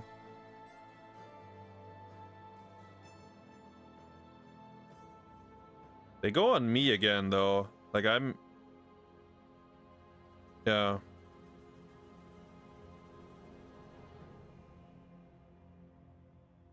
Yeah, funny. I didn't even remember this fight. In hindsight, this looks... could have been scary. Pushing bot again. Lorik is respawning. Good unstoppable. Good W. Dino is the best hammer driver I've ever seen. I love it.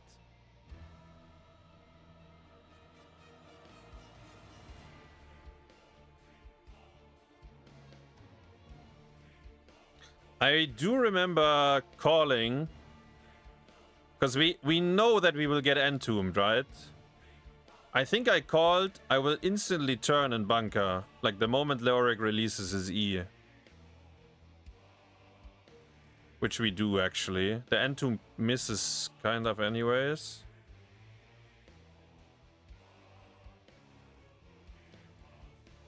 Oh, this fight is really fucking scary as well. Whoa!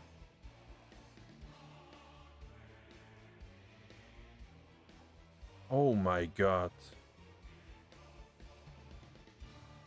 Oh. Maybe we are buying a lottery ticket after this one. Honestly. But it's because their 20s are so strong. It's so scary there.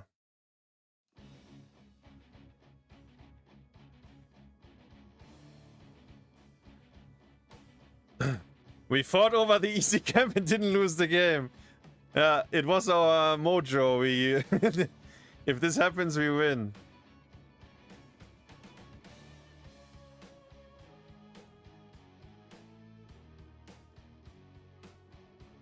Diablo missed his charge.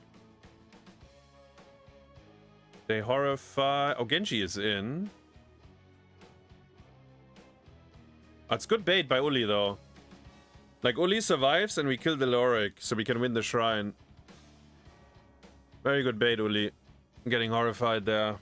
Luckily, Diablo already pressed his buttons before, so no danger. Wait, we end the game with this, right? Yeah, I think so.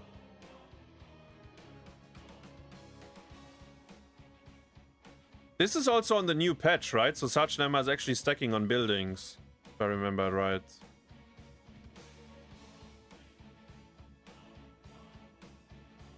Actually, yeah, the core is already dead.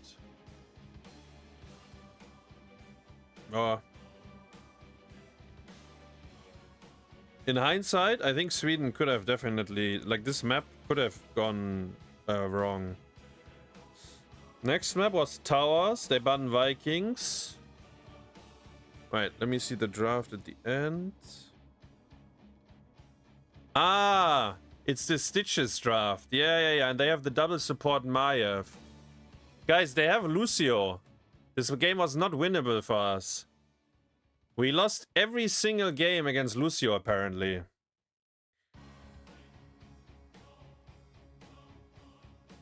I think we played pretty bad this game, though. Like, we did not play for our win condition of the draft.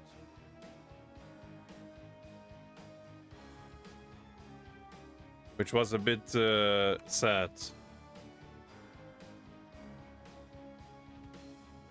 Ach, hey, Ulli. Hey.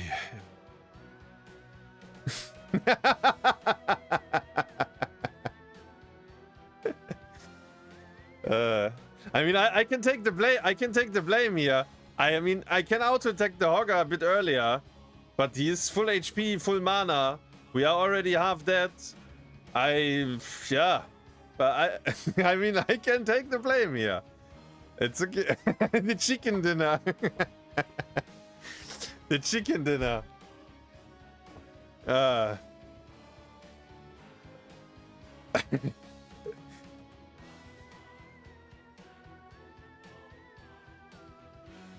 We actually, I remember, we don't play to our win condition. Like, we have a Stitches draft, so we need to play for Hook and Gorge, and to some extent we do, but they actually save the people anyways, and yeah, then we actually don't play for it. There's a lot of things going wrong this game. I think we also had atrocious early game. I think we lose the fort in like 1 minute from now on bottom. Let me see. Let me... Ah, Ulli is in again. Wait. Hey, what happened to him? Ah, you know what happened? The Maiev happened. I hook? Was a good hook. I assume we had used root before. Yeah, we used root trying to peel. So then when we land the hook, we don't have the root, but I mean...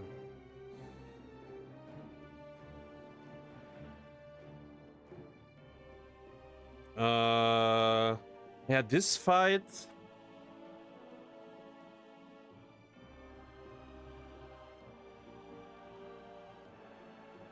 I mean, so Dino was very sure they would kill the Vala, like him and Falstad, but Ulli is gonna E to the left. So Ulli is completely out of the fight. Now Cassia is in. I licked the Uther, but yeah. Honestly, probably not a fight we really want to take. Like, they have double support Maya for early game. And we have a Stitches draft. I mean, Death Knight's route was very good, but I think Sven fucked up on the easy camp on top. I think I just had to pick it up. I think he's... I spin! And then I was like, oh, thank you, bro. Must collect. I lick. I suck.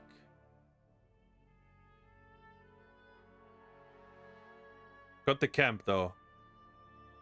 Skog is lagging.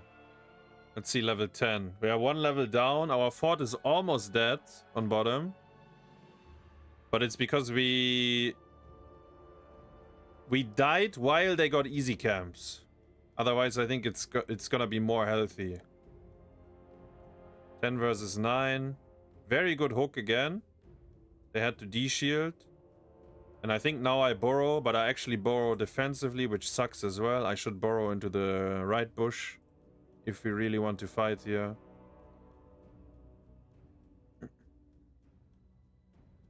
But I mean, the fort was gone. Maybe we get a kill. Maybe I bait my teammates into dying. Maybe it's good that I borrowed defensively and nothing worse happened other than wasting my cooldown. Because we were not 10 either, right?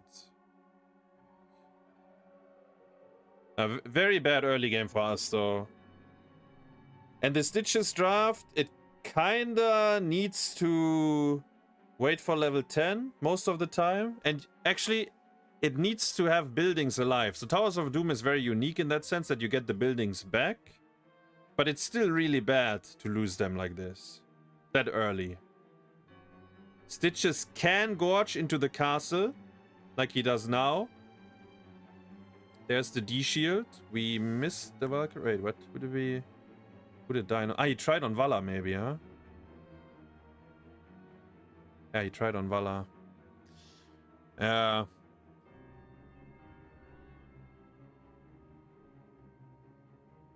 So I think I borrow now. We ask for double global, and we do. I think the gust is gonna be not very good. I miss my lick as well. Everything is shit. I gust. Lucio's already high-fiving. Ulli is minus 40. Minus 40. Actually, it's very sad as well.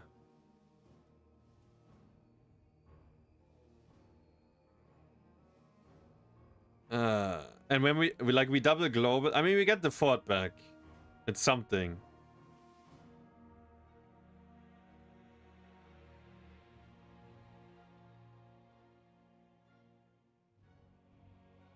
This was kinda good combo. Where's our Malfruit? What did Death Knight do? Like, the gust into hook was pretty clean here. I didn't see, right? Because I'm on the off lane. I'm doing my own thing, but... Where's the root? Full mana! You... Hey! Actually, it must have been on cooldown. Like, he uses it right after and lands it on Maiev. Oh, she gets eaten. This is good, no? This is very good. My team is insane! Ha! They have D-shield again! There's no fucking justice.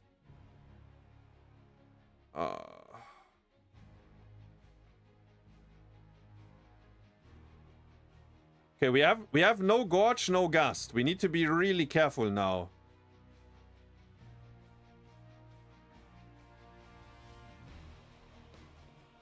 Wait, let me see this again.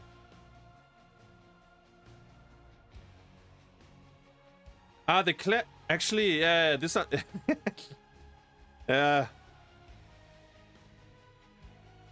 D-shield, 2 seconds. Can we don't have, no, we can't. I mean, if I'm here already. Yeah.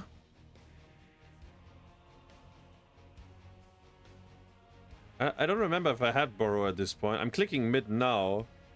Maybe if I was here already. Could have been a good fight.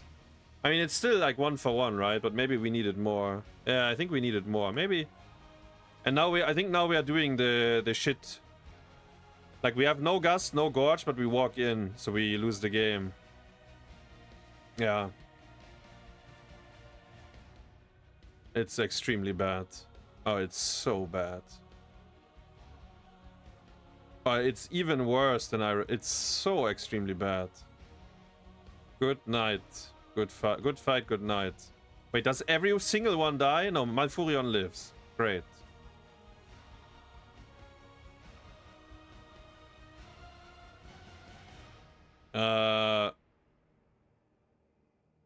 Triple Shrine. Let me see. Vala can click bottom for free.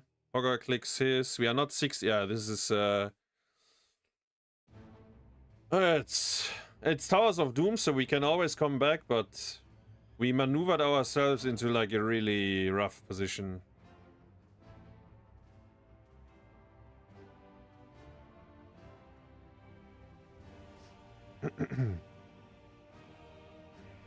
Hello, Skook.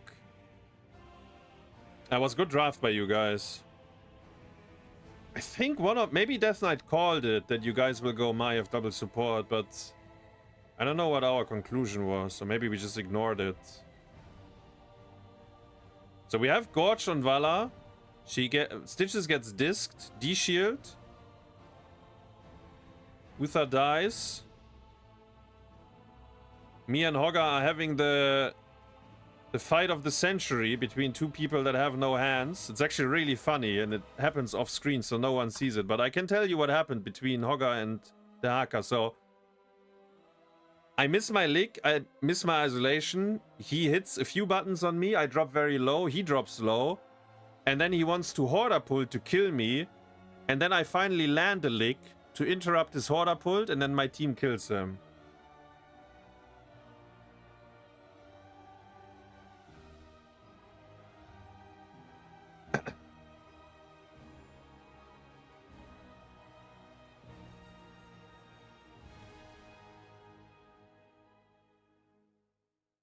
I'll start flying bot. Actually, just on time. Very good. Wait, is the fort 1% on bottom? It is. Look at this shit. Still standing. Has 1 HP, I think. It's a Nexus Anomaly down there. So we're calling to do boss, because core HP is really bad for us. And we got 2 kills in that area, right? Mid to top. Bot fort dies anyways. I think that's fine. I don't think we... Yeah. Maybe we could have killed top fort actually instead of boss. Maybe that was better. Because it is half HP. I don't know exactly. Maybe top fort was better.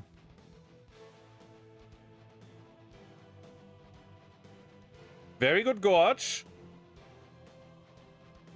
Oh, Wolf! Oh, he's so smart! Look at him! He's just walking up and presses Gorge! Gia, he didn't know!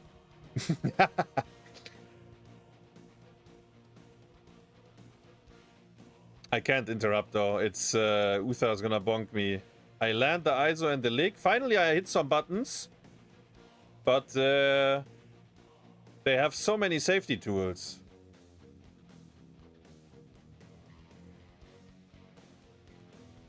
We lose every... Yeah, Lucio fucked us every time, it's true. So we're down to 5 HP. That is actually a good number. Because you're not in lethal range if you maintain the the forts, the neutral position of the forts, right? And boss is not lethal either. So this is... It's still comfortable. It's bad, but it's comfortable.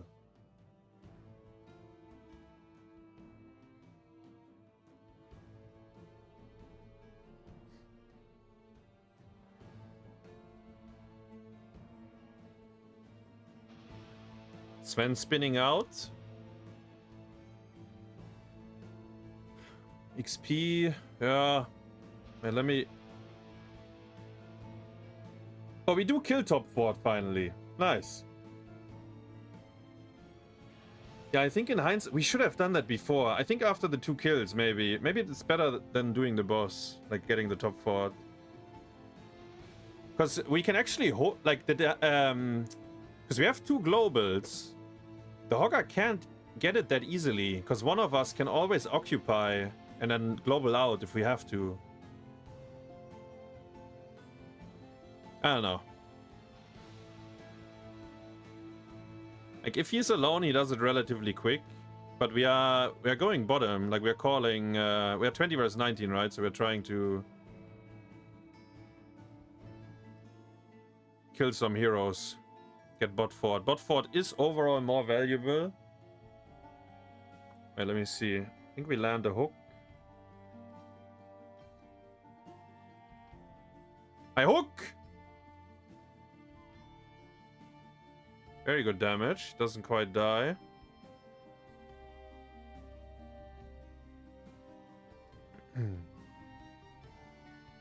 Horder pulled. Isolation on Maiev. Lick on Vala. It's not bad. It's not bad, but they have more buttons. So they de-shield.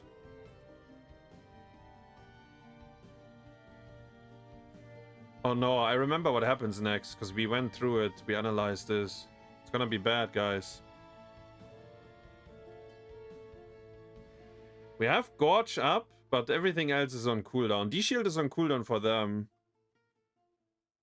But, yeah, we are not playing to win condition again. We're doing this now. We are charging cross map against double support. And no gust, so we can't do anything. We just die if they get... Yeah. I mean, they disc the Cassia, right? Like, it's already over now. When she gets hit by the disc, it's already over. It's a very good disc. I don't think it was meant for Dino, but he's the one that gets hit. And yeah, now it's Jova. Just a very sad... honestly, it was maybe... We could have had a comeback here. Because the shrine is on bot. And we have this fort. It's actually dream position for us to play from. But we fight at the worst timing without cooldowns. It's like the anti... Actually, it's like a match fix. It's like probably the worst decision we could have done. It's really, really bad, actually. Because we have... Like, we have a fort and the shrine is spawning down here. It's like perfect. It's exactly how we want to win. Or how we want to fight. But yeah. We found a way to make it entertaining. Wait, what is this draft? Let me see.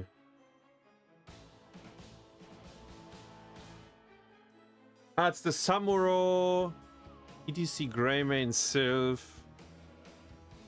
I think Ulli last picked Jaina. I wasn't super sold on Jaina, but I think she's gonna feel really good this game, if I remember it right. The Jaina worked pretty well.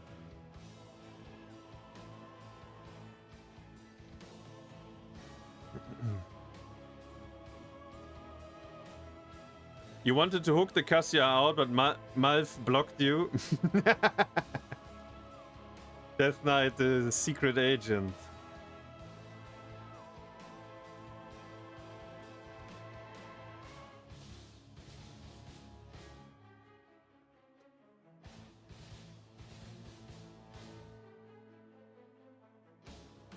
They have Greymane and Rhaegar, so they have like very strong map presence early on, like for camps and shit. Greymane doesn't have strong map presence in the sense like he can, like he's not very good at fighting early, but if he can do camps or hit waves or buildings, he's very good for that. And on BOE, like like they just send someone, like they sent the second hero to top, kind of, that's what I'm trying to say. In this case, even all four. They don't really get any damage on the wall, so we don't really mind. Also, Irel is very good at defending this kind of... Like, I would say Blaze and Irel are very good at defending this. The Haka would suffer a bit more, and Hogga... actually, I don't know. Hogga is really unfair as well. Maybe he would be fine. They're doing it again. Sending everyone top. Focusing the highest MMR player. Actually, no. They're focusing on the weakest player. That's what they are doing. But I think I'm manning up, so we get them into a brawl. Do we get a kill? Surely we do, guys. Come on! Ah. Too good. They barely make it out. Was good slide. Good living. I think Ulli wasn't too unhappy down here, but I don't remember exactly. I think he gets the XP globes, and if Samuro touches him, he gets ice block stacks, because he has frost armor on 4.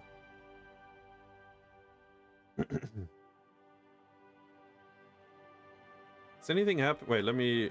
Oh yeah, wait, something happens. Wait, what happens? We taunt ETC. ETC slides in, hits the Hanzo. Maka is trying to go all in, but Tyrande heal is really unfair in that moment. Everyone lives, though. Very good living again. Like, the Tyrande Mark, if she has a bit of uptime and she can auto-attack, she heals so much. Tyrande is also really good because of marking the Immortal, like the armor reduction. Actually, kinda OP hero on this map. They have very strong race too. The Grey Mane, Sylph, Samuro. So I think we called Hanzo will DPS, the others will try to defend. I think they are calling the same because ETC is going onto our Hanzo while they're racing. Macke 1 HP, Wolf 1 HP. Sven gets the kill. Hasu does not get the kill. Sven dies, Hasu doesn't die. I guess we both we both did something. I should have gotten the kill. I misplayed actually on Irel. They were also lucky though. It was a little it was a little gross that no one died there, but I did fuck up.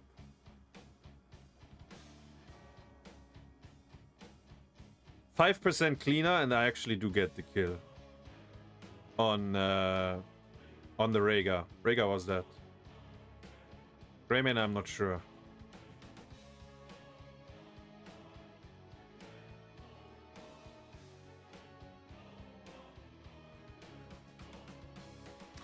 Hanzo got free damage, like free defense on bot. They tried something on top, didn't get anything. This fight is bad. We get out. I think. Yeah. Very, very even early game though, right? XP is completely dead even. Oh, Tyrande is in trouble, no? Oi, oi, oi, oi, oi, oi. We are fighting outnumbered though, guys. What is this? Why are we fighting? 3v4? Wait, what's the...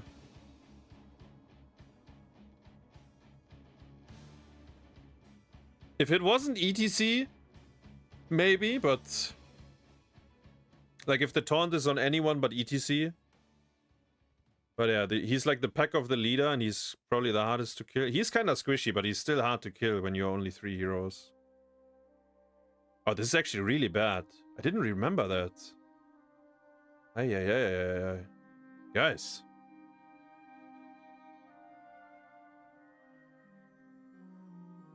So, I mean, good punish by Team Sweden. Map state is really awkward now. Sylph is pushing top as well. Like, we are bleeding on both lanes. I mean, I soaked bottom, right? Because the Samuro was there, but... Oh, they used Wailing. Wait, what did Ulli...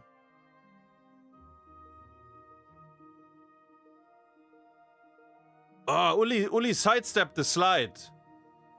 Ulli is too fucking good. And Gia used his Wailing. Very good. That's good for us. It's better than dying. Sylph goes top again. And they're playing like rats. Like, look at this shit. Samuro stays bottom, Sylph stays top. They're like rat mode. Rat-like creatures. This time we go on ETC again. He survives. Arrow to stop the mosh. Ancestral is good. And I think Greymane got knocked in by me. I need to see that, but... I think the Greymane got fucked. Because he tried to follow up. Yeah, now he's knocked in. Does he even die, though? Surely he does. Yeah. Yeah, he got fucked up by the flank. Nice scatter. Get the ETC as well. I guess it's Sweden just fights outnumbered, right? Like, this fight can't be good for them. Like, look where Gia is in top fort when they start the fight. I mean, they don't start the fight. They get taunted and then they try to turn it.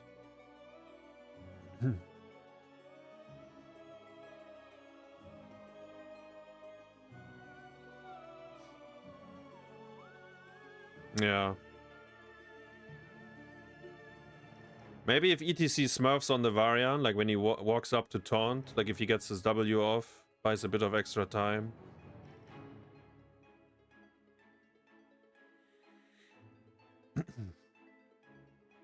Who did Dark Wolf take place of again? Gafflo was playing with us at the very beginning, but it didn't work out too well, and he didn't want to play tank, so he left. Like he didn't want to play anymore, and then we spoke to Dark Wolf, and he was up to be our main tank. All right, let me see. I tried to flank. I don't reach anything. I need to go bottom, otherwise Samuro kills bot fort. Maybe even looking once is not that great, because I think we lose half the fort on bottom. And my team would be 4v4 with Immortal, right? So it's actually, it's fine.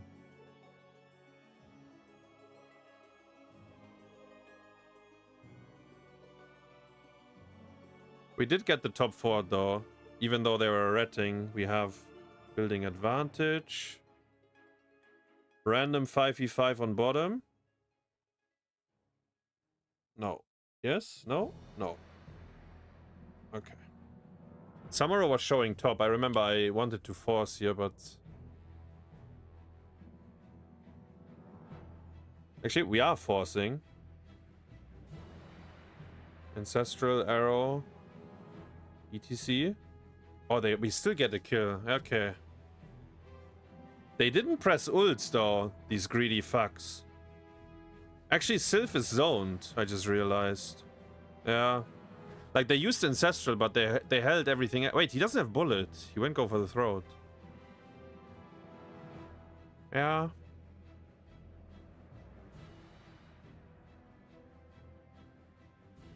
I mean, it's 5v4, right? I was feeling like if they walk out, we should force. Which we did. Was close, but we got the kill. Maybe if Sylph plays closer to the team, the silence would be enough. Irel is so unbalanced.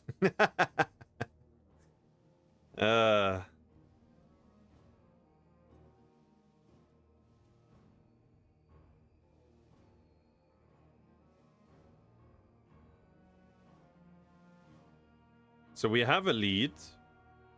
We did use all ults on bottom though. They still have their shit.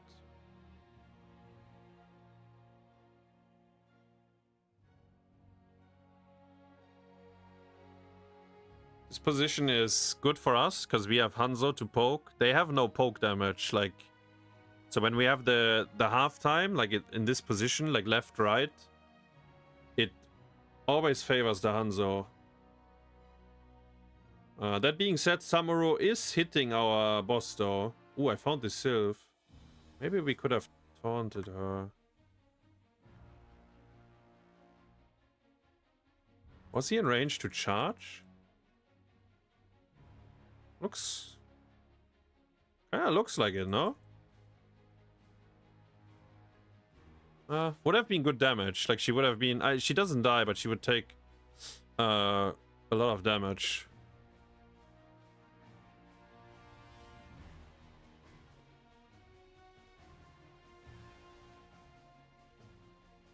But they have no poke. Like, you see it, right? They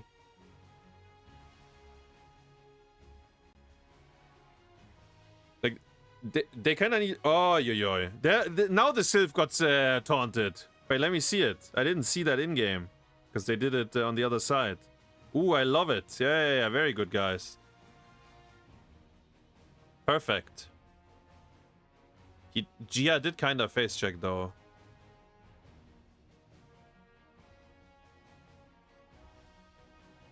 I think, actually, our draft is pretty unfair, I think. Like, Tyrande vision, Hanzo vision, and the early game, we didn't lose our forts, so now we have full map control. Samuro cannot teamfight, like the hero doesn't do anything. And then the Sylph Greymane, I think actually the draft is really good for us.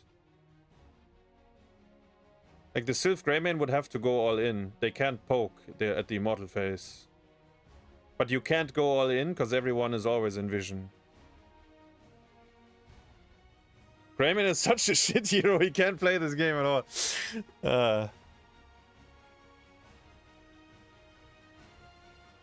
Urel. They'll pivot back into bottom. Power slide out from ETC. Face melt to push back the enemy. Dragon's Arrow goes out. Avenging Wrath over the wall. Make hit with a massive amount of damage. This could be a GG moment for Germany as Avenging Wrath goes in. Burgelt is trying to back away. The core defenses are there. And Urel and friends pick up the Quadra. I mean, yeah. It's very good arrow. I think... Wait, let me see this. I think ETC might have slid in and then his team tried to follow. Ah, yeah. And then I think his range carries... I don't know, actually. Make is chilling, bro. Look at him with a pistol in the hand. He's just hitting the Immortal. Doesn't move. It's like, yeah, this feels pretty good. But impending disaster, man. Double arrow, double no. Yeah, it's instantly over, actually. All three heroes die exactly at the same time. ETC and the 2 carries. Yeah, that was pretty good. Very good punish. What is this game? Dragonshire. Oh, yeah, the Vikings game. They picked Zeratul and Illidan, I think. I think they picked both these heroes trying to punish the Vikings. I would say it didn't quite achieve what they were looking for, I think. Oh no! The hard camp! Wait. Alrighty, so Zeratul sees this, Murden on the point. He's going to be displaced by the concussion mine. We do have also Dwarf Toss back in, Sven on this point. We have a Tame Strike up against the wall.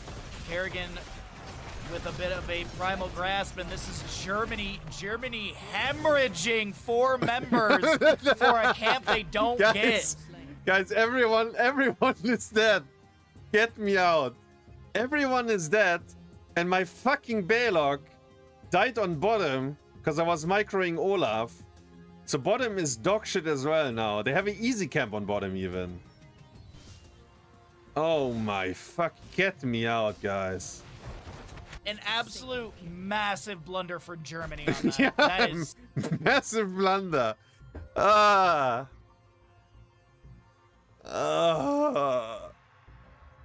Honestly, that we had the mental fortitude to come back from this early game, I'm pretty proud. Why did we have to do this? I don't know. There is some things that I guess we didn't quite get out of the system. But yeah. Oh my god. You guys should have just stood and hit them while they're doing hard camp instead of doing it yourself. Makes the enemy have 5 heroes there and then let the Vikings soak. Actually, what Zeus says might be right. Let me go back to this. When did we take over? Or why did we take over? They're not even on it, are they? Wait, what is this? Why is my team? Ha! Why are we starting it? Actually, because, okay, listen. If we want to do it, Orphea and Kerrigan have to use buttons, right? But then they can't fight. So this is... actually, this is really, really bad. I don't know why we started it.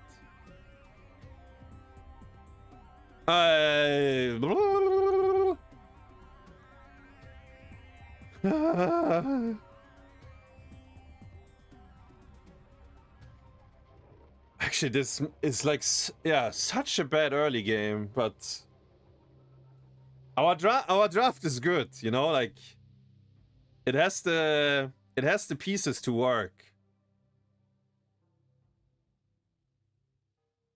And I'm on Vikings, so it's kind of funny on Vikings when even if the game starts so bad, I still feel like it's like it doesn't matter. Like it's easily doable. I don't know how to put it.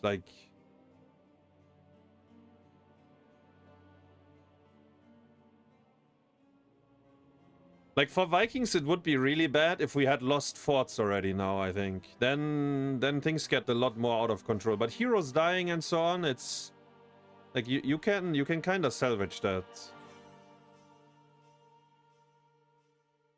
But if you lose buildings very early on as well, It's getting disgusting. Or if people are trading like wrong, like if we push 4 bottom and the Illidan alone kills top fort, that's also really bad for Vikings. But I believe we babysitted the Illidan. I think Orphea came up a few times. Even Kerrigan. Kerrigan came up as well.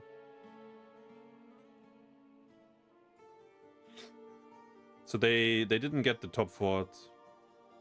Yeah. Actually, everyone is walking up. I like that. That's really good by my team. I think they killed them even. Whoa! Svilidan! Sidestepping everything, but the auto-attacks kill him. I mean, we are still bleeding from the early game, right? You can see it. We are still behind. Hey.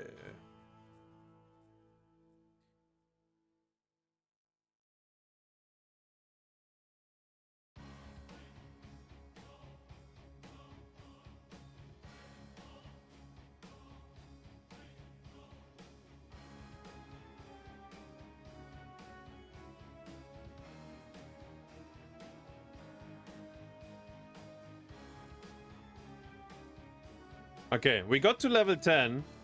We didn't lose a fort.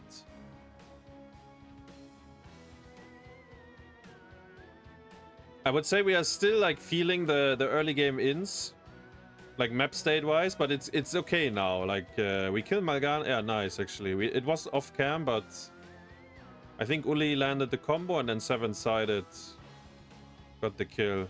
I jump. Ah! Imagine Wolf jumps in there. If he trusts his feeling. I jump! Oh, it would be so good. They would uninstall as well.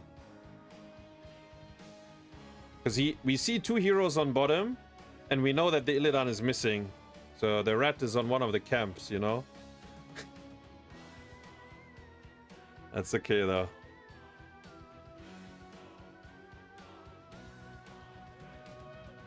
Forcing the ult. I'm a bit surprised he went meta. I actually think against Vikings, Hunt is much better. I'm also surprised they went Void Prism. I don't know. Maybe Void Prism... Actually, Void Prism was a little bit scary sometimes, late game. Maybe it was good to have Void Prism. Just for the Vikings, I guess it doesn't matter. Like, Might of the Nerazim is a lot more annoying for me. Yeah, Illidan got farmed a little this game. Very good punish. My team is constantly ready to punish him. I don't know why Maka Riptire is here.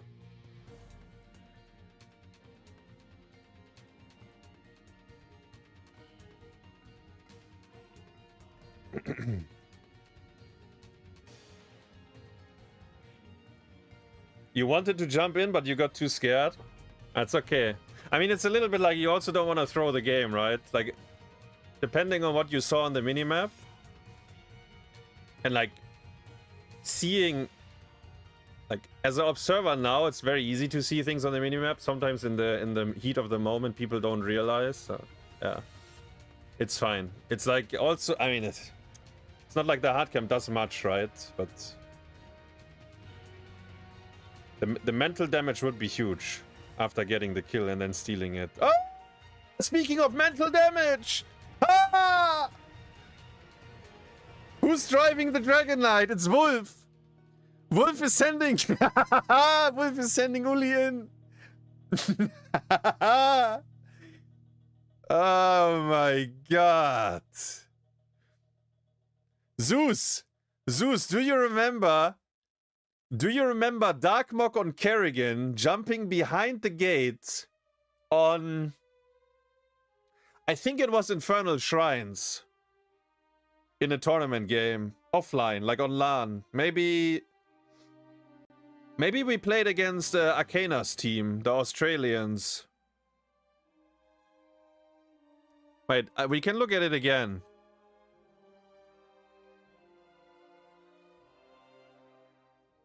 So, this is... You started the kick now.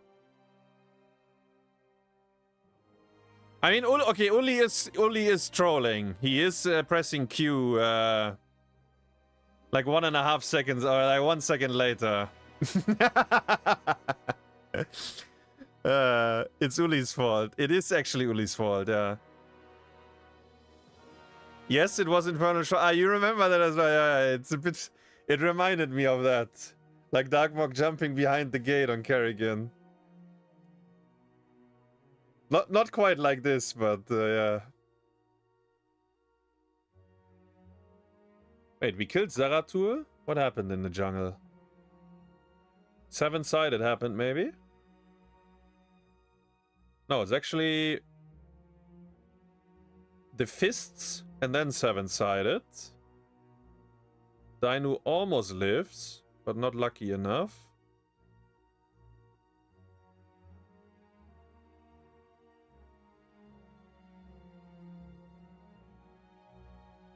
I think we are fine. Ooh, I remember the Auriel in the cubby now. I couldn't quite body block because Illidan and... Like, Illidan was there and then the Mal'Ganis slapped one of the Vikings. Otherwise, I could have maybe shut the door. It's actually crazy that they get out as well. Okay, let me fast forward a little bit here. So level 16 both. The map stay, everyone has forts. Like, bottom fort is gone.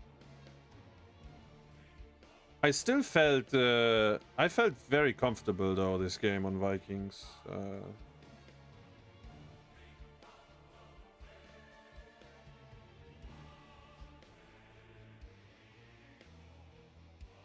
Oh, they get the dragon, right? Oh, no. Wolf... Oh, last second intro... That must have been 99%? So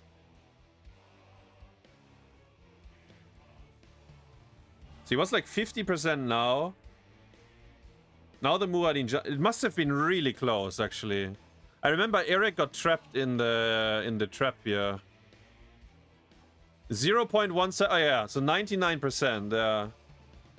Maybe this Dragon Knight could have bought enough time for them. Sometimes that kind of changes the flow of the game, stealing the objective away. The game felt Doom Vikings 2 OP. It was really disgusting late game for you guys, I remember.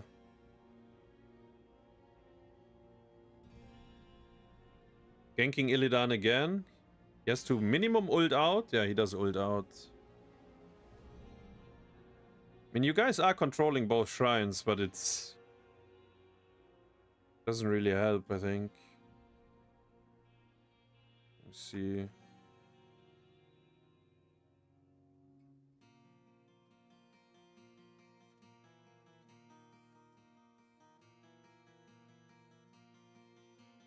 Wait, now we are controlling both. What happened? Zeratul has to give top. And Eric is on bottom, yeah. And then Eric walked on bottom while Magan is left. So now the Illidan has to go mid to stall. Like, he can't go bottom anymore. But I think it's because he doesn't have the hunt. If he has... I feel like if he has the hunt, he can play the outer lanes a lot more.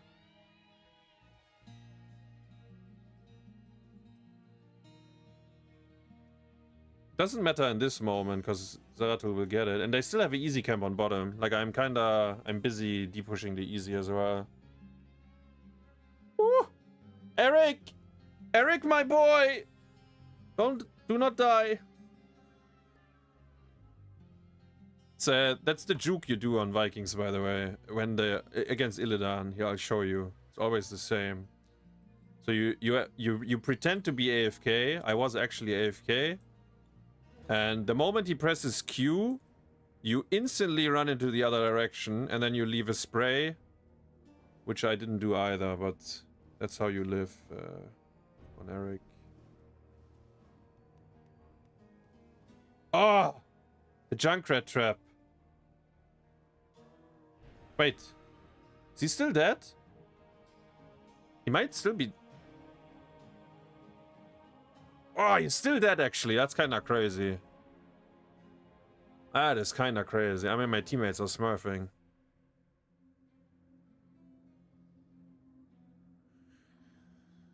I think you just don't have to pick Illidan this game. Zeratul and Illidan want to do the same thing. Yeah, okay, yeah. I was thinking that too. Maybe both was not the play. Yeah.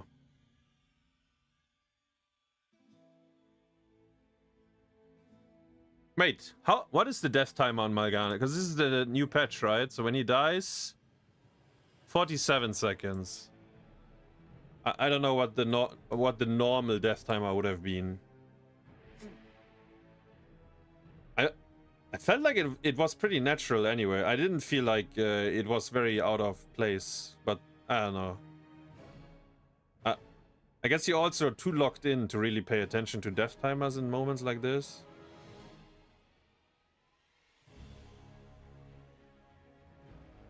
You guys forgot about Vikings. Usually you perma-ban it. Did you forget about it because you had Sven, so you wanted to play it yourself, or was it just like a, yeah, like you forgot about? Yeah, I guess you just forgot about it. Because I was thinking, we were talking about it as a team because Sven was playing, right?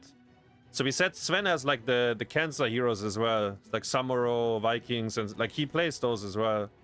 So we were thinking maybe there is like mind games around these heroes. Mostly Vikings, but yeah.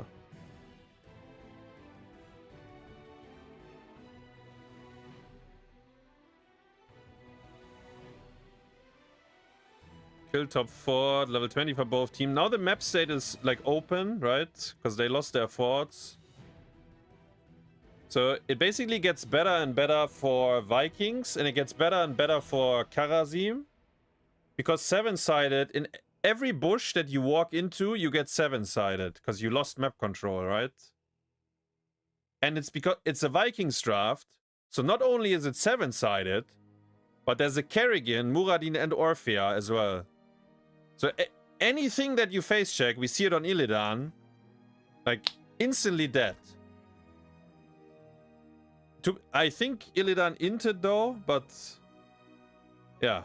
404, command, not found. It's a very, very disgusting game state to play now. Spouting whale emoji. Maganis is doing magic here though for a moment. Actually pretty clean. He gets ult off as well. He's fine, right? He gets out? Oh, maybe not. Oh, yeah. Oh, yeah, this is the Riptire with resets. Yeah, that's kind of big actually.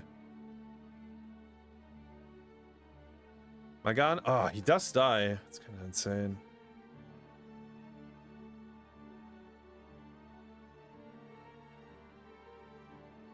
So, yeah, Void Prism is maybe the way for them to win the fights. Like, this looked fightable even though Illidan was gone, right? You don't draft? It was Macke and Sven drafting? Okay. Knete, thank you very much for the resub. Amphora as well with the 29, Resharu 35, and Knete just now with the 48. 48 is 4 years. Is that right? Come back, welcome back. Poland did the Junkrat Void Prism combo better before with Leap and Rocket Ride. I remember that actually, yeah. I remember them doing it. Hey, let me fast forward a little bit. So we have full map control, we get Dragon Knights. Okay, I think my team is trolling here.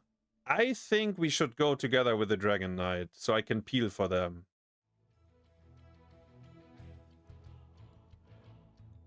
Because now they're taking a fight without Big Daddy. Maganis has fucking insane Spinneroo there again.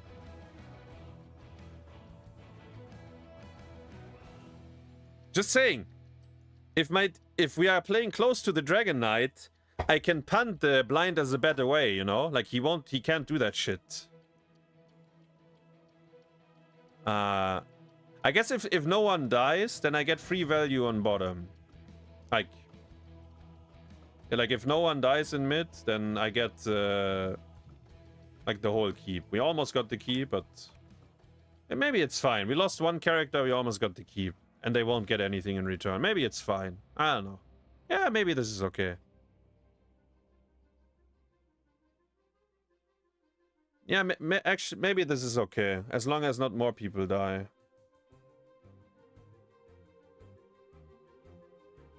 If more people die, they will kill some forts, I think, in return. Well met, servant. How is it if everyone comes with me to bottom? Because the opponents have no range carry. They don't hit the dragon as much, right? It's like only Junkrat. Maybe we would get the same amount. I don't know. Maybe it's a small thing and it doesn't really matter. Only matters if people die more in mid.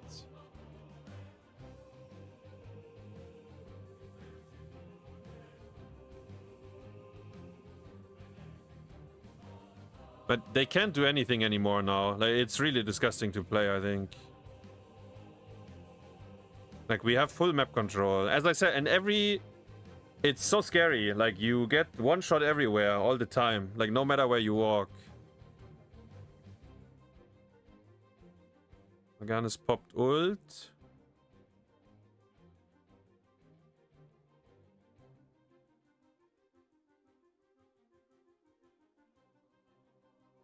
We still have 7-sided. Just traded some cooldowns. I think these cooldown trades are also really good for us, because White Prism is premier.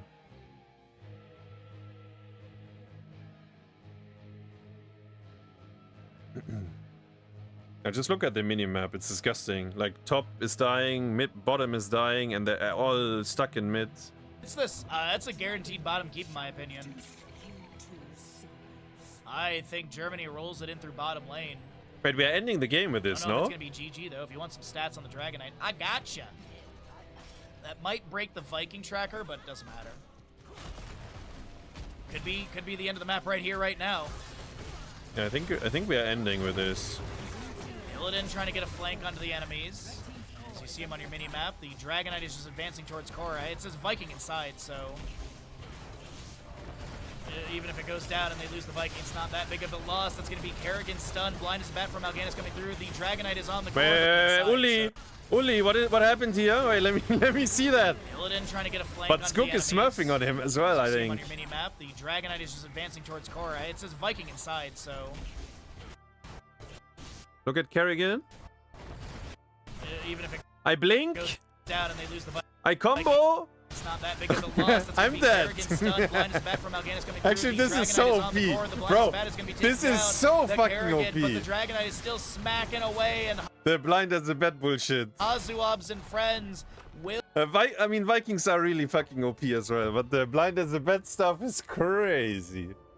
It's like really crazy.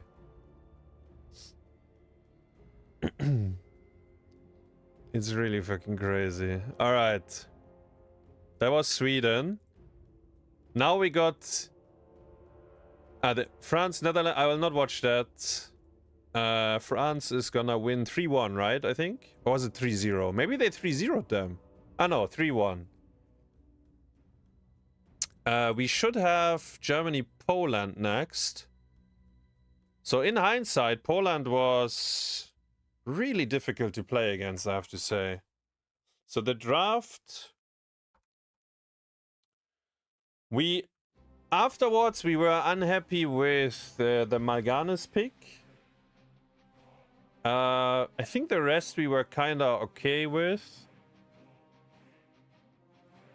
But yeah, actually the Polish team played this map really well, I have to say. The Falstad factors, like the gusts, were really problematic as well.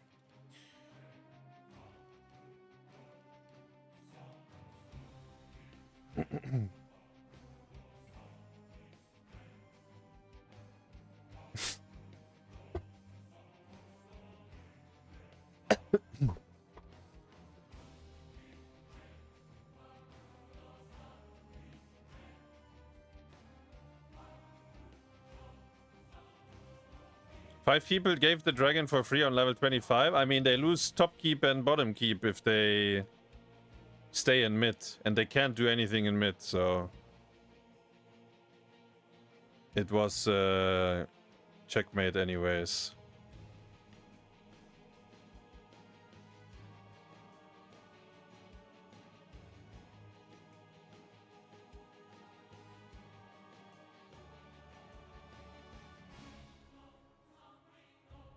Like the Falstad Q build this game, and then the Nazeebo later with Q build as well. They actually have so much poke damage, and we can't really engage into fights outside of the Maiev. But the Gust is better than the Cage. Like the late game played out in a way that I feel like I haven't seen much. Like it's a really annoying draft what they had. Okay, here we just hard inted. Like Ulli got, like he walked into the mines and then he sees them all. I think Death Knight is pathing on the minimap now for once. Yeah, so he gets fucked as well. Yeah, it's really, really bad. Just a bad start to very bad start to this map. Actually, 3 heroes die. It's greedy by us to go in on top though. I think I can do it because I'm Blaze. Maybe if Ulli plays it clean, like Maiev is difficult to kill, but they have point and click CC as well with the polymorph. So it's like bad start. Also, Haunted Mines is like different with the 55 skull limit. I don't know exactly yet how you should push with it or when should you defend and so on. I'm not sure. Like I feel like it changed quite a bit. I think it feels good that it spawns at 55, so you don't have to pick up like every single skull. But I'm not sure yet how you should play around it. Around the objective, I mean.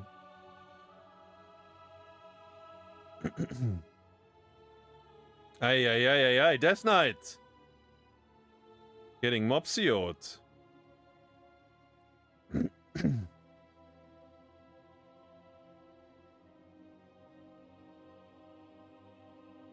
Fights look kinda disgusting up here.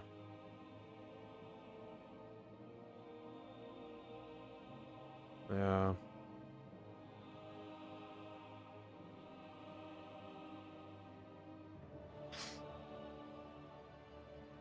Muradin Skullcracker is also annoying for Mal'Ganis. Like, random interrupts. Can fuck him over.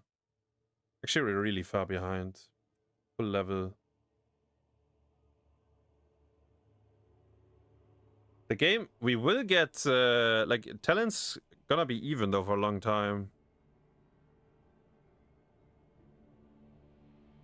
Ah, yeah, I remember what happens at the end of the game. Like, I mean, we make a decision and we kinda agree to it in-game. But I think in hindsight it was kinda bad. Like, we're gonna start sieging top at level 20. And hope level 20 Vala is gonna make the difference, but it's too slow and it's probably not... Like, we were not that desperate, I think.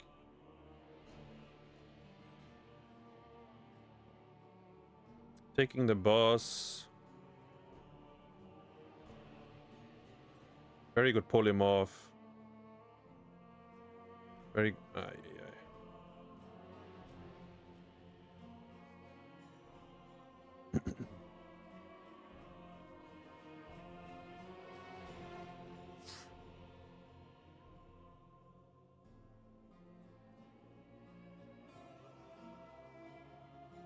Right wing dead, even though they did use Gust. I think I told my team if we can't go top here, like push with this so we get the fort at least, or try to get the fort. Wait, he got he got rooted, but he has ult in 1 second, so he actually lives.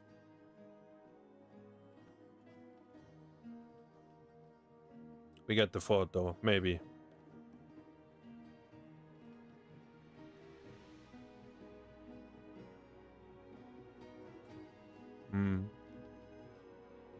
Pretty decent mid game. Actually, like basically equalized what happened. Still 1 level down though.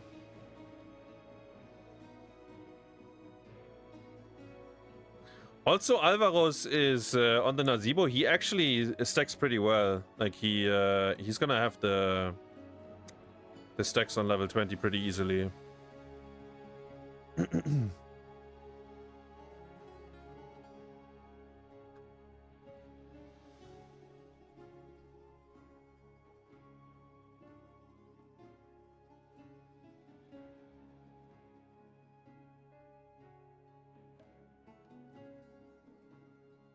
Why did I not go? You mean globes on one? Like D on one?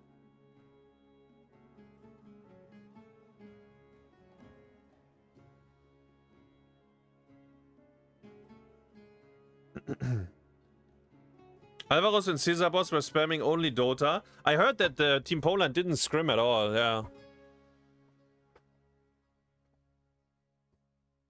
I mean, they played well. Like, sometimes it's good for people to... it can go both ways.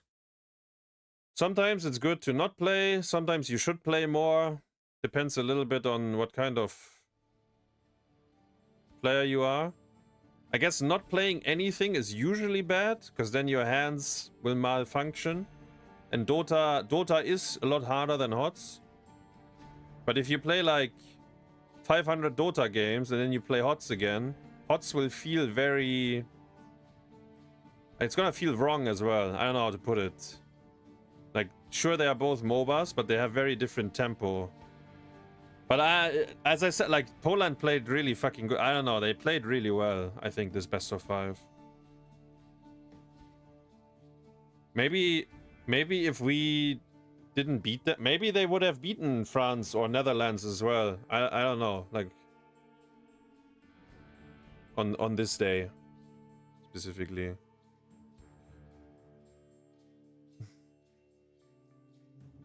I mean, I could have gone unstop on one, I think.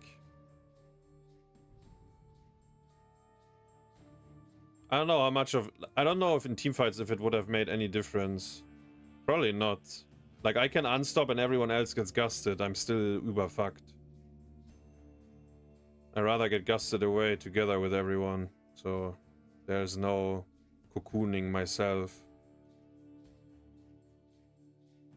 And like this level 1 and this level 4 has infinite tempo, right? Camps, PvE, mines, waves.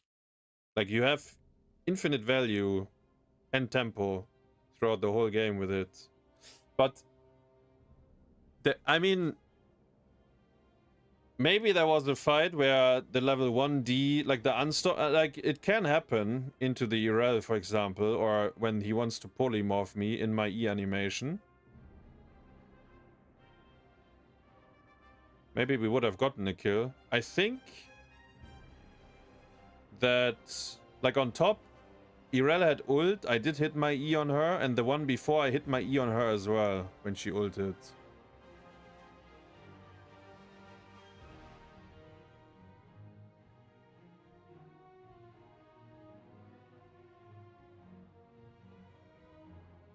Very, very good pull by Ulli. The cage is good as well, but the gust is better. And like, so if I have D, I mean, I can stop one. I can stop the gust here or the Irel. Like, I don't have it up all the time. It's like, I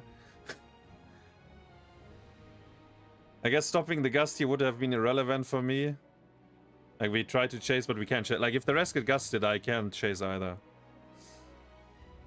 But for the Irel, maybe sometimes it could be interesting. I don't know if it ever happened this game, though, where we would have had kill pressure on her if she didn't get her W off. I will try to pay attention to it. Body blocks and HOTS? Yeah, you can. Like, very good gust again. Actually, I think Caesar boss all game long had very good gusts. Like, he's saving his teammates every time.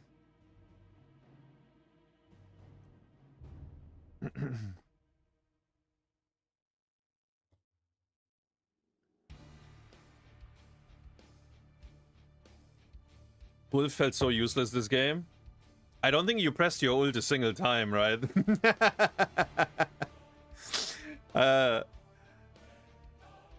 You probably just have to press it, like, and hope they get sleep. Like, I don't know, maybe you landed on some valuable targets. But, yeah. I think Brightwing is already, like, being Mal'Ganis and they have a Brightwing is already, like, fucked up for you.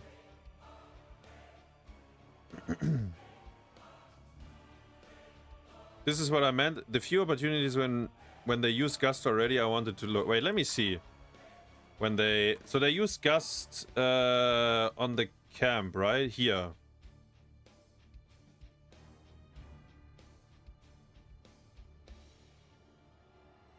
I mean...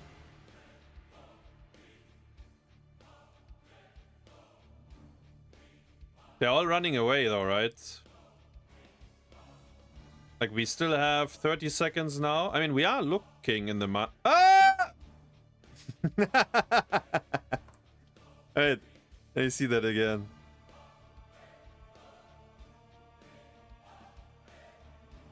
Good morning. Ah, bro, I think my stun even hits him. I swear he's stunned outside. Fucking hell, man.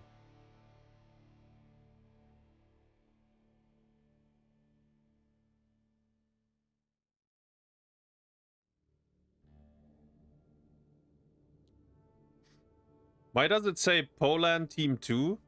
Because there were 3 Polish team initially, and this Polish team was seed number 2 from the ones. Look at this, by the way, how the vision works in the mines. Like, he's anchoring, right? So the people can do the skulls on this side. Like, look how close you have to walk into each other to see each other. It's actually it's like a horror. Someone turned the light off, you know, you actually don't see shit anymore. And it's spooky around every corner.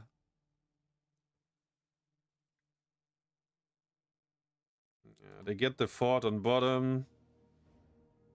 They still have half a level lead. I don't remember what happens here.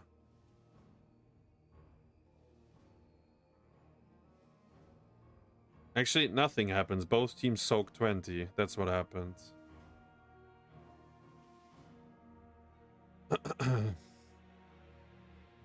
Wait, they used Gust? Let me see.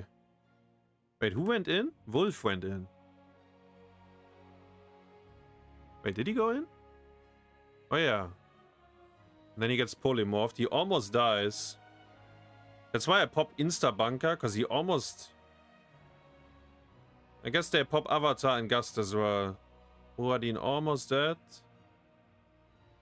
I mean, I'm trying to force, like, running like a maniac, but...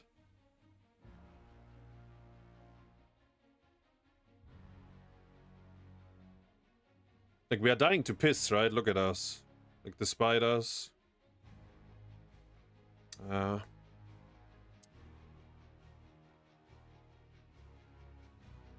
Maiev gets, like, the Irella's unstoppable, so he can't...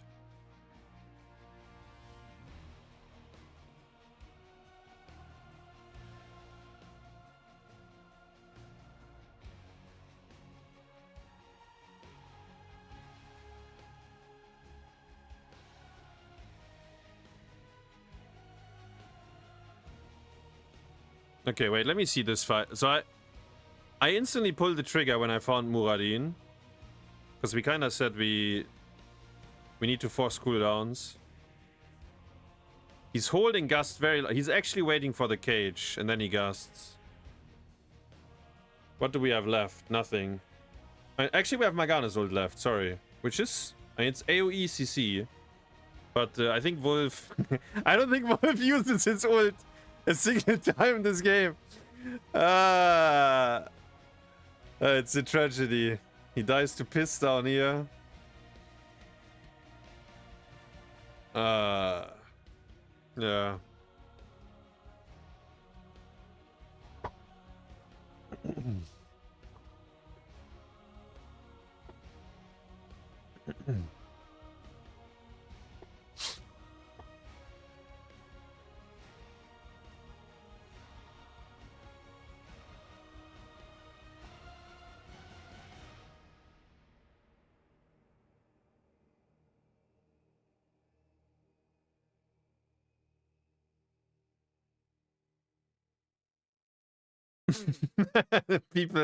I mean, this is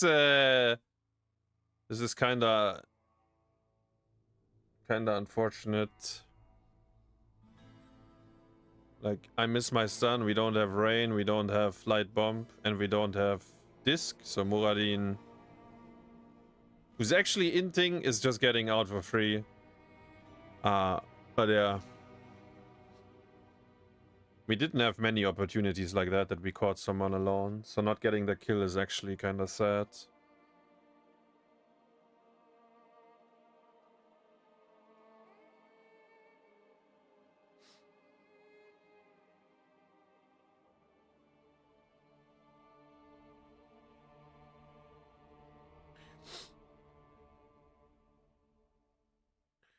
Gust for cage. We saved our keep though.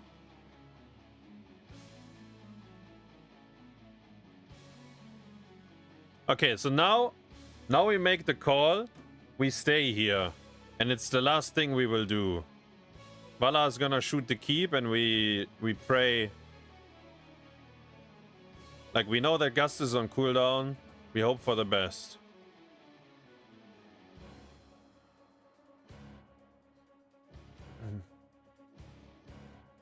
We lose bot keep, of course, by doing that, and we will never get top keep, and we will lose the game here. But yeah, I mean, it was a decision we made. It looks really fucked up though. Like, seeing it now, it's not good at all, I think. Like, Vala can shoot, but despite, like, if they land one spiders, it's already fucked up. The Falstad has infinite Qs because he has cooldown reset on 13. Like, he doesn't take any tickle damage, really. Yeah. And now we lost bot keep for no reason, right? This is a very, very good cage again, but the Gust is fucking us. Light bomb got diffused as well. Missed the stun. Mal'Ganis yet to use his ult. Actually, you didn't use it a single time this game, right? Yeah. Okay, let me see this draft. What was this? Oh yeah, I remember this game. Man, I feel like the maps against Team Poland, all of them went like 30 minutes or something. Is that was that a thing? Like, really long maps, I think. Because this map is gonna go really long as well, I think.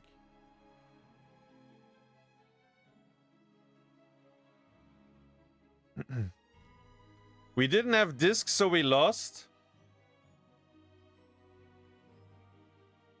I mean, disc has lower cooldown, so it gives more opportunities, Ulli. If you like it or not.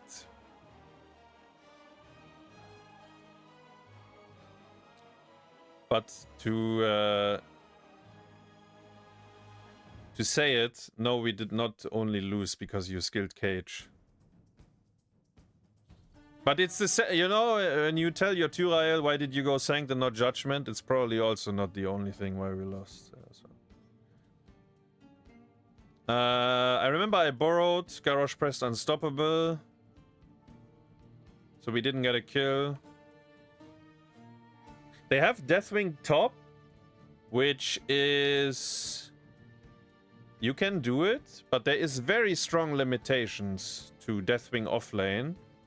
And we will abuse the fuck out of him.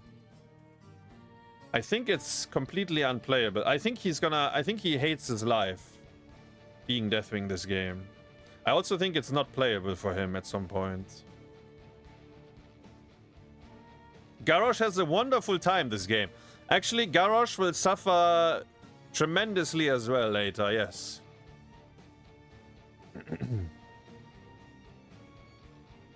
We have we have 4 super mobile heroes. Jaina is not super mobile, but everyone else has infinite mobility. And we can play, we have super high one-shot pressure once we are level 10. Because we, once again, like 7-sided, Genji Jaina. We can cocoon, like if they try to tank the 7-sided with the second body, we can cocoon. Obviously not Deathwing, but everyone else. I guess for that, maybe Deathwing can help sometimes. We'll see if that happens ever. Wait, what happened here? Oh! Wolf! Actually, I think your Anub was... I didn't know your Anub is so insane. We should have drafted Anubarak every game, first pick. This was a fucking insane E. Look at this prediction. Caesar boss got schooled. Look at that. Hey! Very good. Mid wall is gone already. Which is very painful, by the way. If you... Like, the mid wall on Dragon, early game, is like very painful to lose. They did get the top wall, which is actually pretty painful as well, but... As I said, the Deathwing... I think the game state is gonna get like worse and worse for him. The more levels we get. I was inting on Anubarax and scrims, so Dino was avoiding it.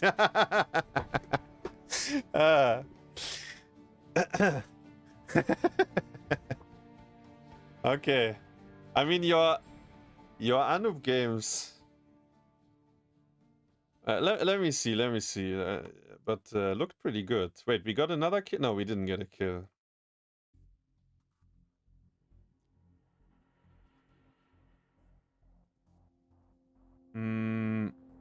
Wait, what happened here? What is going on there? Oh. Okay. Isolation on Rhaegar. Lick on Sylvanas. 7-sided Tychus. Genji plus the Holy Fist. Stun on Rhaegar. Horrify is Horrify was very good. Oh, yo, the Horrify. Wait, Ritsu. Wait, he had a gigantic Horrify, no? And Dino took a... Actually, the Horrify is giga insane. Wow. Bro. Deathwing best hero in the game.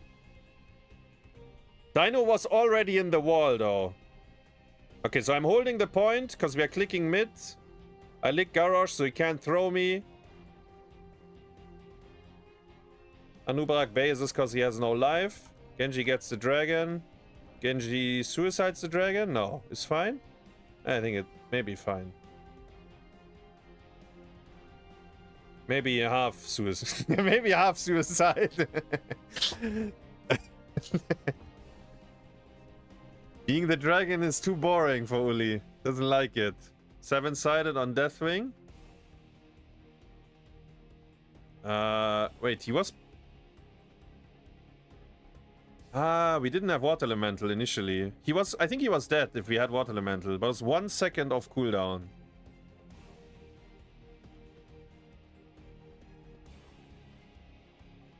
Laubert told me Mei is a good hero. Honestly, Mei looked good in the last map than when we drafted her. I think we drafted her a single time, and it was actually a fine Mei game. But it was like map 5 or something, so all the tanks were out. Alright, let me fast forward a little bit, because I think this map is really long. Like, it's a painful loss for Poland, because they were checkmated for a long time, but... This time we actually played really well for the win condition on this map.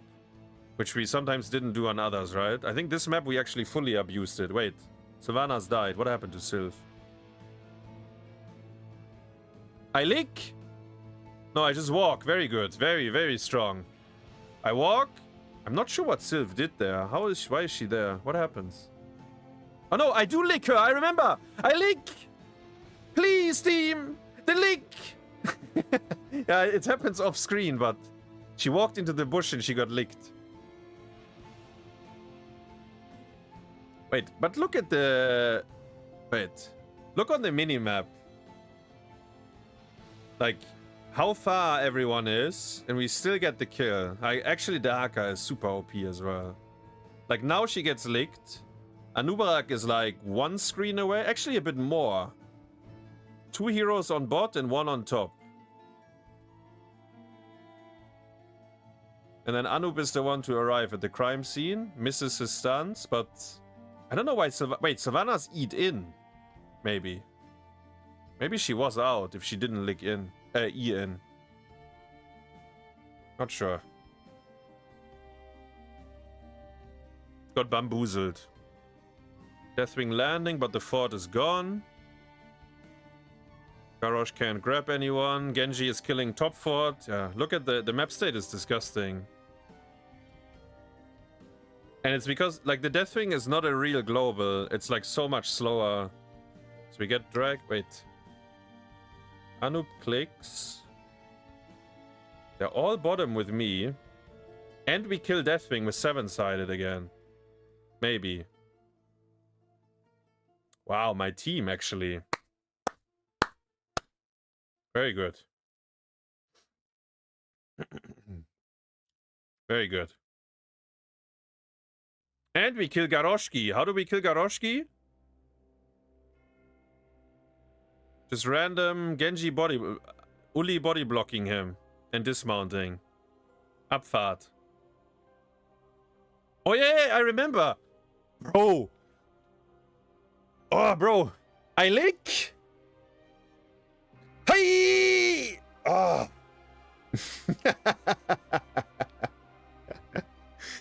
Ah... I had to... Dekwaza had to fuck me in the winner bracket to remember how unfair Dehaka is again. And then we actually drafted a lot of Dehaka. It's really unfair hero as well.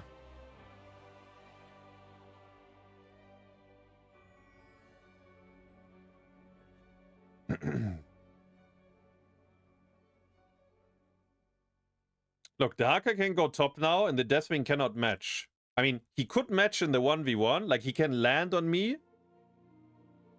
But it's not how his hero functions, right?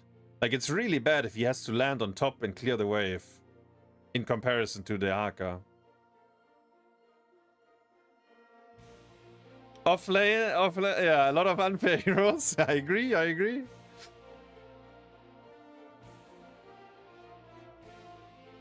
It's a very fun role to play, actually. I do enjoy that. For the most part, at least.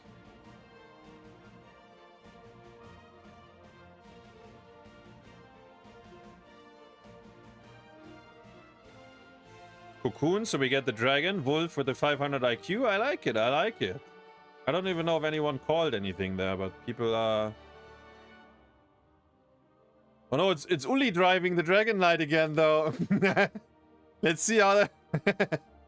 Now, this one looks good. The team is pushing with him. I lick! Death Knight tried to get over, but he couldn't. 7 side. Maybe he's dead, maybe he's not. Rhaegar is relatively close, so Rhaegar would probably save him, but yeah. Death Knight couldn't jump over. Now this Dragon Knight is insane. Look at Ulli. He's milking 20 seconds with 26%. This is the perfect milk. Look at that. He's squeezing it. Look at that. It dies with 10 seconds left. That's a thumbs up. Very good. We are level 20, but we can't really... Our draft cannot really push into them. So we do... Kinda nothing, but it doesn't matter because the win is already, like, the core is not dead, but if we keep, like, if we do these kind of rotations, it's not losable. It's actually below 10% probably. The only thing I think that Team Poland can do is 5-man bot and try to run into our core. Like, you press Odin and then you run. And then you all die or you win the game. I think it's the only chance they have. And it's like very bad odds, right? Because you're running into the opponent's base. So kinda just draft gap, actually. I remember we kinda int here after the kill. So the fight starts really good. Look at this. And then we int because we play too fast. I lick!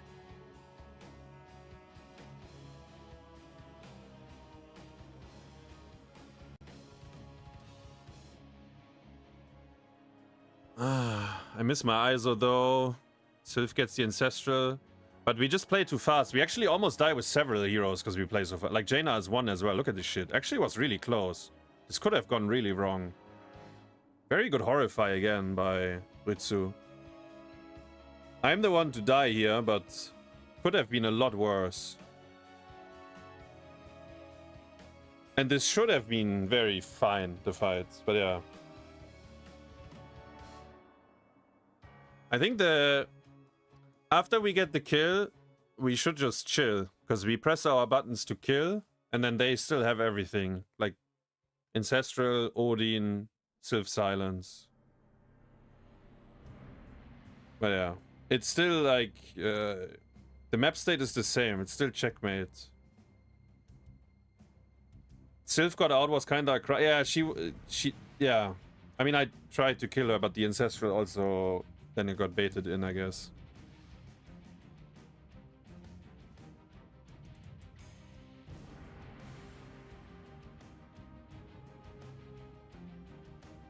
I have no essence now. This is like a bit sad when you're the Dahaka. Like when you have to take a late game team fight, but you have map control, because then the minions are kind of on the other side. We don't even get keep, right? They have very good defense for this. Savannahs can stack on the dragon. Kind of disgusting. My hero is useless here as well. Oh, wait, what?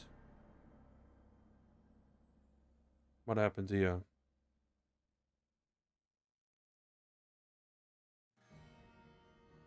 Did he get cleansed? Wait, how? Okay, I'm not exactly... I think he got cleansed. It happens off screen, but I think the Garrosh got cleansed by Rhaegar.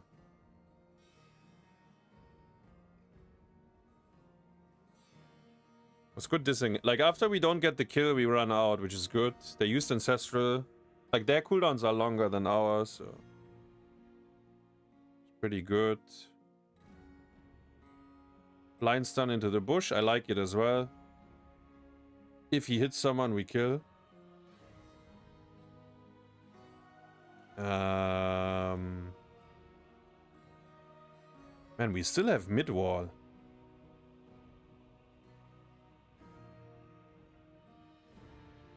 Garrosh is so sad here. Look at this. Like, how do you start the fight if you're Garrosh here? Just can't, right?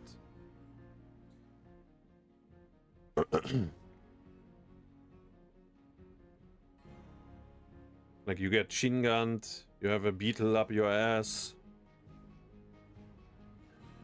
Jaina slow. Ah, we actually see it. Both the Genji and then the Jaina slow over the wall.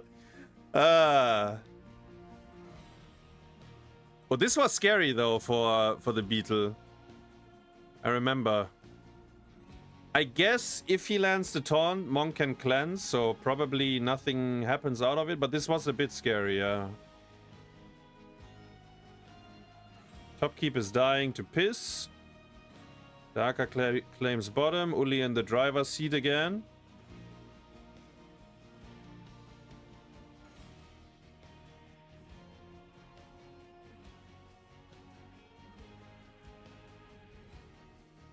Maybe... I don't know if Ulli is watching right now. Maybe you need to wait out the debuff of the Deathwing, Ulli, when he lands on you, the 16. It works on the dragon, right? Like, now that he landed on you, you're cock-blocked, right? Maybe you can wait that out. I don't know. It's level 24 dragon, but yeah. They have very, very good defense, right?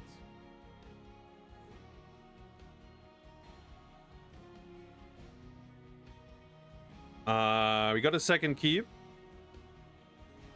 And I think now Team Poland is actually calling the only win condition they have. 5-man bot and pray. Kurva Core. Nix mit warten, Abfahrt. Okay. I see. Wait, no, they're trying to gank me. But der Wühler. Der Wühler gräbt sich raus. I borrow away. I'm fine. Okay, now they're doing it though. I will see how... I didn't see how Garrosh died. So I will see it now, because I assume it will be on cam. Okay. Oh, he got rooted. He is 50%, Jaina. Elemental. Root again. Garoshki, root again. Ancestral too late. He goes down. Says our boss. 1% as well. The hacker interrupted his burrow by getting a fucking rock on his head from the Dragon Knight. From the core, sorry. The hacker looking for Sylvanas. I lick. Wow. Wow, wow, wow, wow, wow. And the game is over. Very painful for Team Poland to play, I think. Because the draft is like heavy deficit, I think. But yeah. Not much they can do. They have Lucio, so we will lose.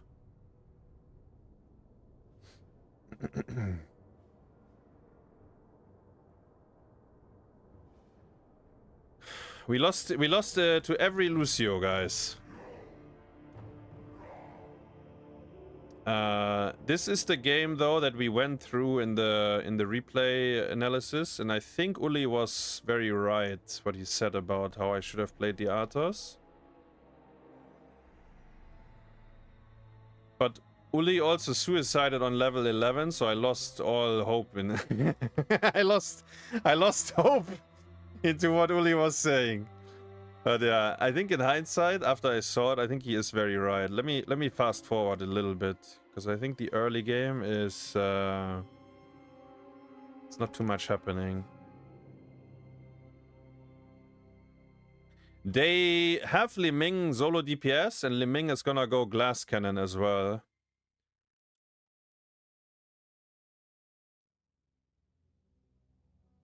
So we win the first. We win the first boss. I don't think we get anything with it, right? No.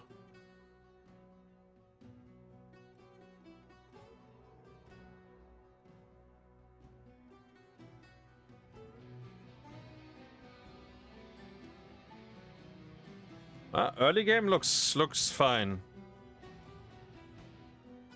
Like we are.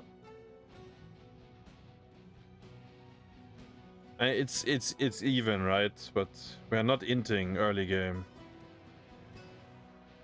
Kills 2 to 3, pretty even as well. Hanzo and Maltail both have like Hanzo obviously very good race on the Immortal, better than Li Ming.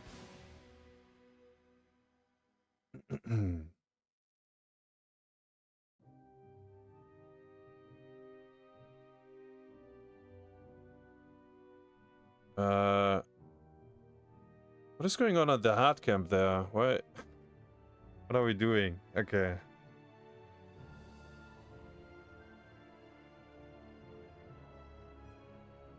I think this is where Ulli suicides. He's ready. No one can stop death.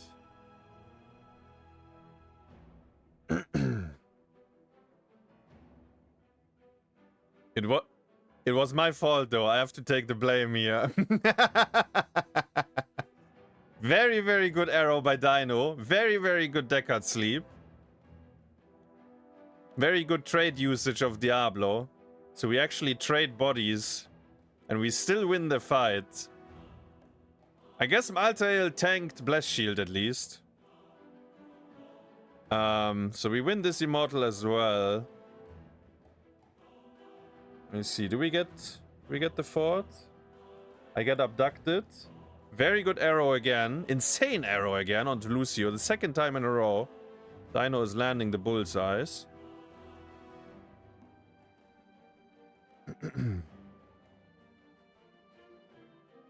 Malthael is too squishy for what he does? No, I don't think so. I think Malthael balance is actually pretty good.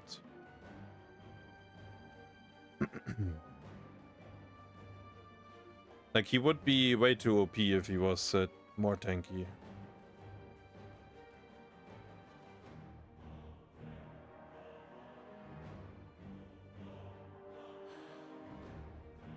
So while the early game was pretty even, I would say now the mid game we were winning looks pretty good. We killed top fort, we are 1 level ahead. Diablo has souls. I have 29 out of 30 stacks.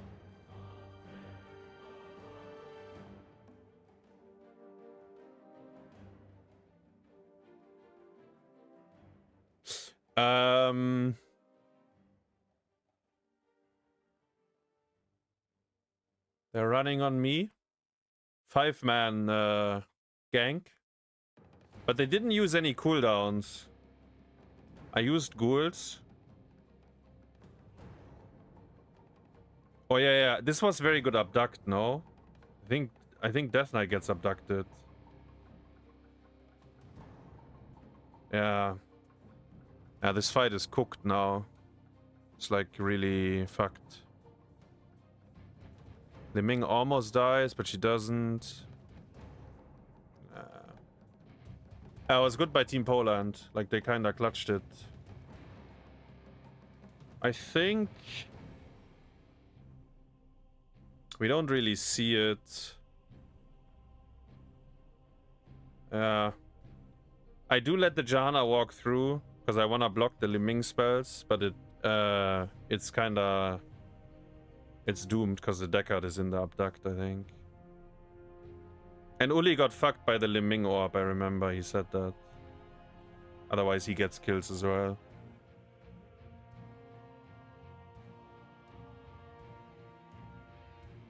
Diablo makes use of his trade. We threw our small lead that we had. Not that it was much, but now it's like completely even. And we lost souls, so Diablo is, it's problematic for him. We kill Misha. They almost got the objective, but not quite yet. We get 16 before them. We arrow. This time Lucio cleanses good. I get abducted. And I'm dead. Death Knight has an insane sleep on 4 heroes. He bonks the Johanna last rites. We get the 1-for-1. It's not really a good 1-for-1 though, because we were 16. I didn't get my AMS off, I remember, after the abduct. Okay, so this is a clusterfuck now, because Hanzo is racing. But we all die here, I think. It's really bad. Like, Hanzo will get the immortal, but it's not worth. I mean, what the rest is doing is not worth. I don't know exactly. I think we just don't go in, right? Like, if we hold like this now, I don't think they can man up either.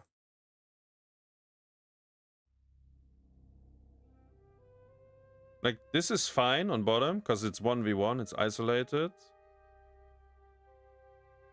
But this, I think this is crazy, charging in 1v4. I mean, Maltael is with him, but it's, you can't walk, right? You're not getting out.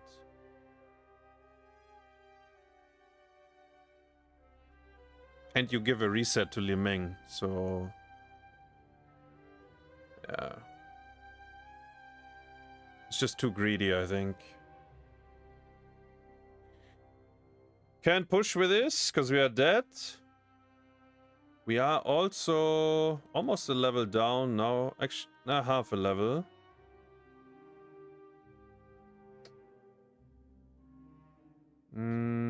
We still have forts though, so it's not the end of the world, because they're not winning any immortals so far. Diablo used the spell shield wrong? Okay.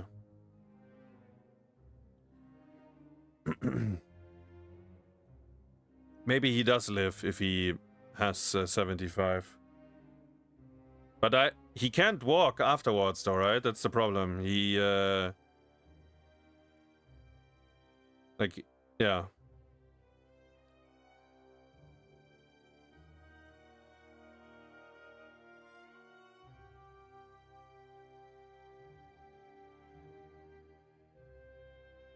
Wait, what happened here? Why did I... Ulli is right though. So what we talked about is I should just look for very obnoxious flanks.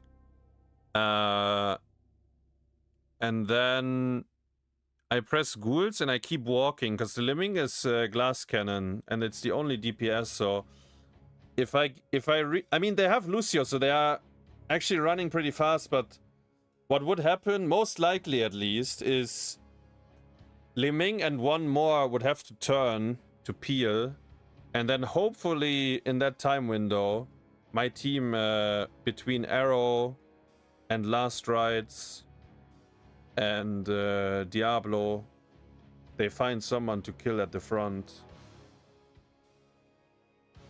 Because the Lemming can't shoot in that time. And I wouldn't die very quickly either, because I have anti-magic shield and ghouls, right? So, like, I think Ulli was right. Maybe he could have said that in-game. Oh, this is insane, by the way. This is such a nasty repulsion by Alvaros. Look at this fucking... Look at this, guys. Get ready. O Curva. Get ready for the biggest O Curva you've ever seen. He has no vision on Hanzo, by the way. He has vision on the Malthael because of the E. And this is the repulsion. Dino just walked here. So he's gonna fly out like he has a rocket in his ass. And he gets blast shielded, schlonged, and he's instantly dead. I'm telling you, it was not intended for Hanzo. Yeah, I know. I mean, I know it's not for him, but it still happened, right? It still happened. And then the fucking Death Knight gets grabbed by Imperius again. Let's go, guys! Actually, Team Poland is playing their... It's, you know... They're pumping as well, I have to say. Like, they're fucking pumping as well. Like, look at the abduct. Actually, is it big? Wait. So he's channeling it here. Ulli sidesteps and presses unstoppable and says good luck. Good luck, Death Knight. Fucking Lemming doesn't die because Lucio saves her. It's like so close as well. Oh my god. The game doesn't end here though. Because Ulli has a respawn mechanic. And they were out of resources, so they couldn't push anymore.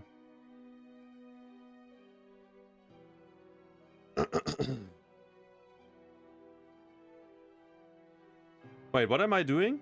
Ah. I'm walking.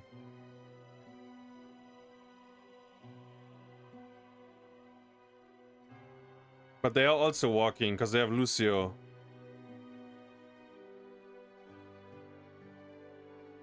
Okay. Game state. Poland. 1 keep up. Even levels though. This game ends very sadly though, because I have a stroke in late game. The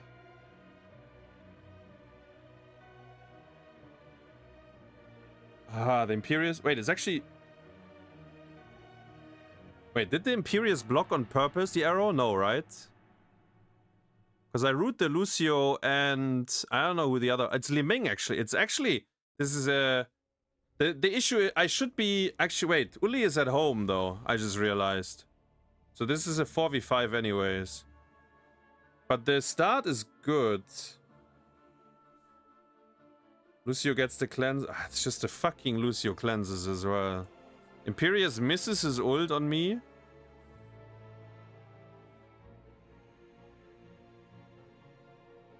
I'm going.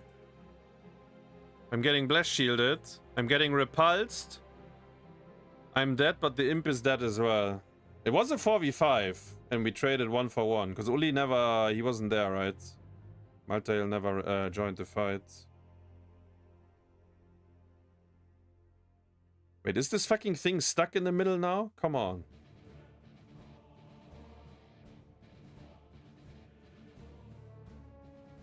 Alright.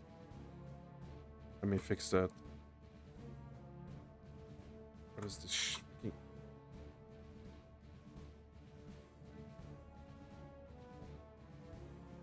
Okay. So Ulli destroys them here. Gets the last rights. Actually, still pretty good. Hanzo plus Ancient Blessings on the boss to raise super fast, which they do.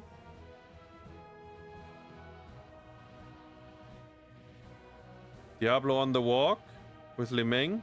Lucio walks faster though. What happened with this bot? We can't push with this either, right? Not much at least. Yeah. I could just... Because they have like... They're all alive so they can hit it. We were still... I was still dead. And then we had no minion wave to walk with either. It just fucking dies.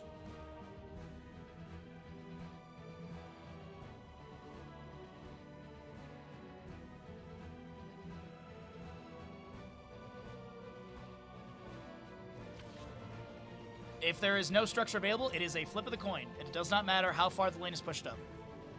I have seen Immortals go into lanes where the catapults are nearing the core, and I've seen Immortals go into the further back lane. It does not matter.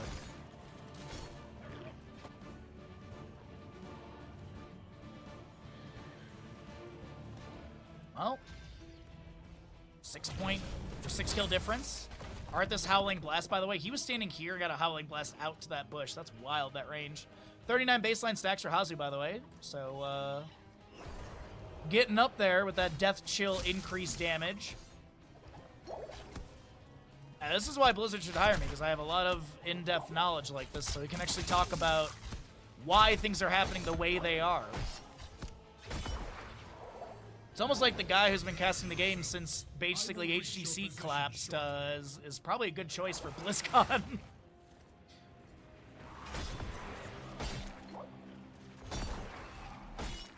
Or, you know, the person that made it their career, basically. Stack-wise, the only thing to really mention is going to be the Arthas baseline. No sub done for the Johanna. As we enter into 27 minutes for this next Immortal. This has got to be the game-winning Immortal, right? Yeah, every game was so long. Also, like this one is very close to running, so hopefully they don't trigger in the middle of this, like this 27 game, minutes find as out. well. Nothing I can do about it now.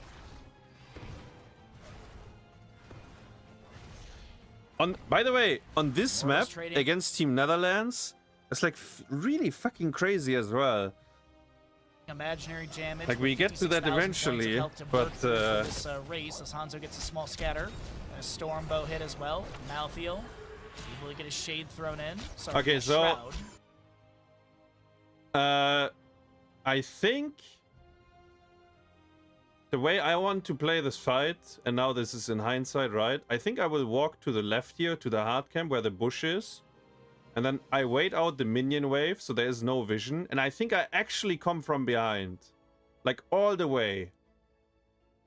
Like I would arrive up here, right? I think that would be the best I can do. Oh, like full Pepega flank. Malthael, inevitable. And then I pop ghouls. Liming has glass cannon, so she's squishy and can't walk. Lucio would peel for her. But we would get a fight starting. That is Firestorm from Diablo. that is probably better than like slowly bleeding to catapults on top. Which, I mean, maybe we could have fixed the catapult situation a bit earlier as well. Scouted by that. Full souls for him. Howling Blast landing on the Li Ming as well as the Imperious. Arcane Orb finding its way into the enemies. That'll be a cooldown value for Alvarez. Like it's 3 cutters on top in a little bit, and they are giga scaled. They're and 28 minutes in. But yeah, it definitely sucks that I'm here. Like it's true. It's bad that I'm around here as well. Like if we want to fight, we need to. I need to be. I mean, Johanna is holding the bot side. Actually, Scatter on Amisha. She'll be she dropped is, by Hanzo. Celestial charge on the HasuObs. There's going to be Boars Unleashed, the Army of the Dead with the Legion of Northrend. So many ghouls to be Are you ready for me having a stroke now? chasing out. And this looks like the first half of the Immortal race won by the side of Germany. Keep in mind, on the top lane and bottom lane, respectively, catapults are on core on the right side, on keep on the left side. So Germany's got to be a little careful here as they are losing health on their core rapidly. Malthiel's moving back. This is Arthas taken down. Lucio pushed off. I was going, Dragons there to create more space. Malthiel's going to go clear the way, but that's Deckard Cain taken down. And I think, I really think that Poland just runs at the core right now. I was going, guys. It's a Diablo, Hanzo, Malthiel to defend. Nah, they're gonna go ahead and take down Diablo, and then they're going to work on the Immortal. No? Then they're gonna go core? It is gonna be core call. Hello, Disciple. Double world champion and Diva Goat. I don't know if I'm a Diva Goat, but I can tell you that full W build Diva was very OP into the double support Mephisto draft with Auriel. Like really OP. Bullseye onto the Johanna. Last rites could be applied to her if he gets in range. But Malthiel taken down, he'll buy back in. Hellgate from Diablo to back away as well. The advantage. So we actually... I mean, yeah. This is, I mean, I run it down at the end. I should have run it down much earlier. But, yeah, was... Okay, so this game... Okay, we are down 2-1. Poland has us, right? And they have a fucking Medivh draft. And I'm sitting here on Chen against Leoric on Towers of Doom. This game is... Actually, Team Poland will have nightmares of this game for a long time. But yeah, this is actually a crazy game that we won it. So it's not... The big thing is I don't know. It's not the current value he has of his mana pool. It's just... If he has is that a fire wizard? We have Keltas, yes. His arcane barrier activation. Medivh? Let me go through the early game a bit, because... Loudspeaker, sorry.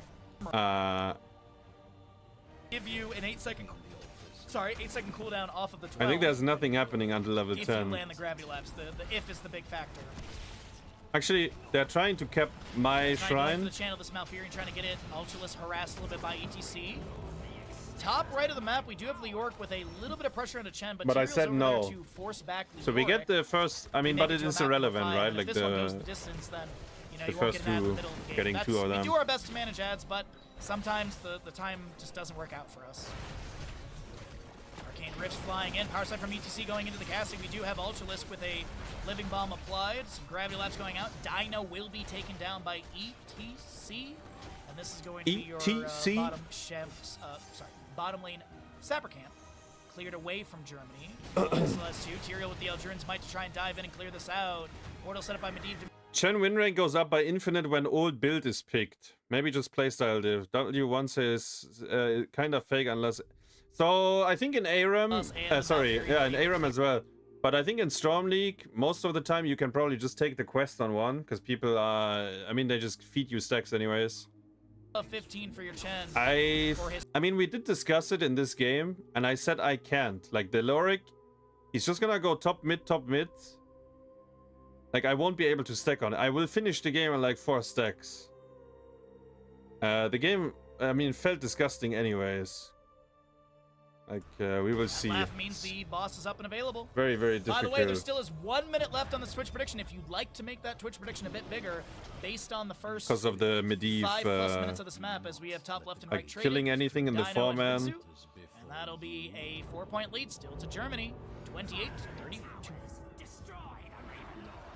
But we have a slight experience advantage favoring Poland, and we're gonna cycle through the other numbers. Get Serpent, good to see you, bud. Sorry I missed you earlier. Find day off. A little bit minions, a little bit. Okay, so we are level 10. The Arcane Barrier, Phoenix from Kale Nostrandos, your gravity laps into the Judgment onto the ETC. Portal set up by Medivh, and the Living Bomb. The Living Bomb does not trigger. There was a force Medivh, of will by the from way. Medivh in time, and the Living Bomb, which would have taken down the ETC, does not cook that cow. No burnt ends for lunch today. No spare ribs in this game. So we have 27 stacks for your Rainer. And heroic-wise, we're They looking did at pick Mosh, Reyna. Shove, Hyperion, Entomb, and Ley Line So it's always, Seal. you know, Reyna is Wandering Egg, Judgment, Valkyrie. Silence for the Jimmy. Malfurion with the Twilight Dream and a Phoenix Kael'thas. Gravity Labs missed on the ETC, Living Bomb doesn't. Single objective in the bottom of the map. Will Germany continue their lead against the enemies will they increase the lead further, or will Poland be able to answer back and make it a 28-28 game? Death Knight not interrupted. Portal comes out way too late. Good zoning as the Wandering Keg barrels through the enemies, pushing this Leorc inside. The Phoenix from Kael'thas summon the mosh pit from ETC, but there's a leyline seal on. We got the shrine though. Wait, the lead. what did my team? Why? After we got the shrine, what happens? Because they're kind of going on me, right? Because but like I can just kick out. Ah, we Valkyried Stukov in. I guess that's good enough of a bait. Ulli gets moshed. Yeah. It's only one that dies, alright, yeah.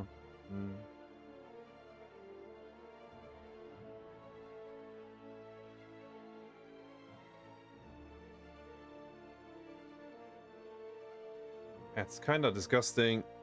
Top fort is dying as well, because Leoric can do top easy camp on cooldown as well. Ugh.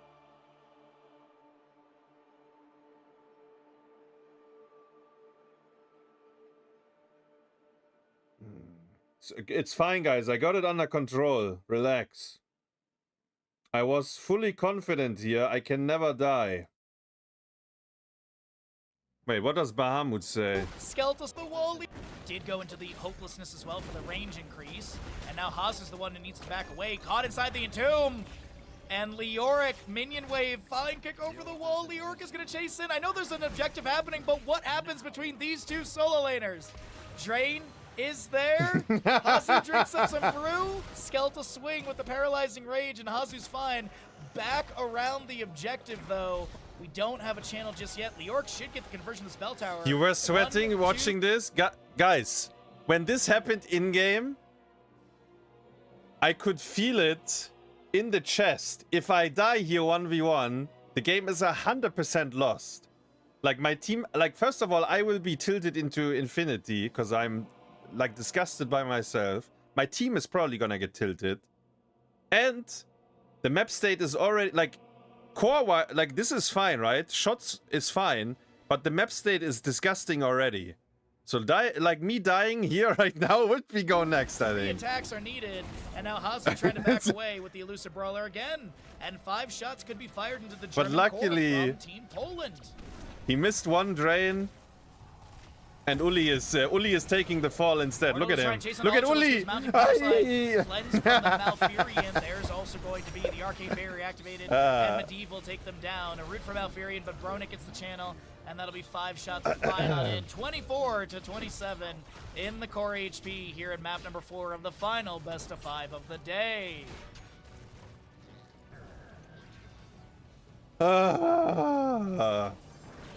Splitting against Medivh is very, very dangerous, right? Because you can play this portal on you. As 13 so we are full level down and the fort down. Here for now, but the level scaling is massive. Oh, that's a great Valkyrie portal setup. There's going to be a root from Malfurion Silence from Dino is landing the Valkyries on Stukov earlier, now on Reyna.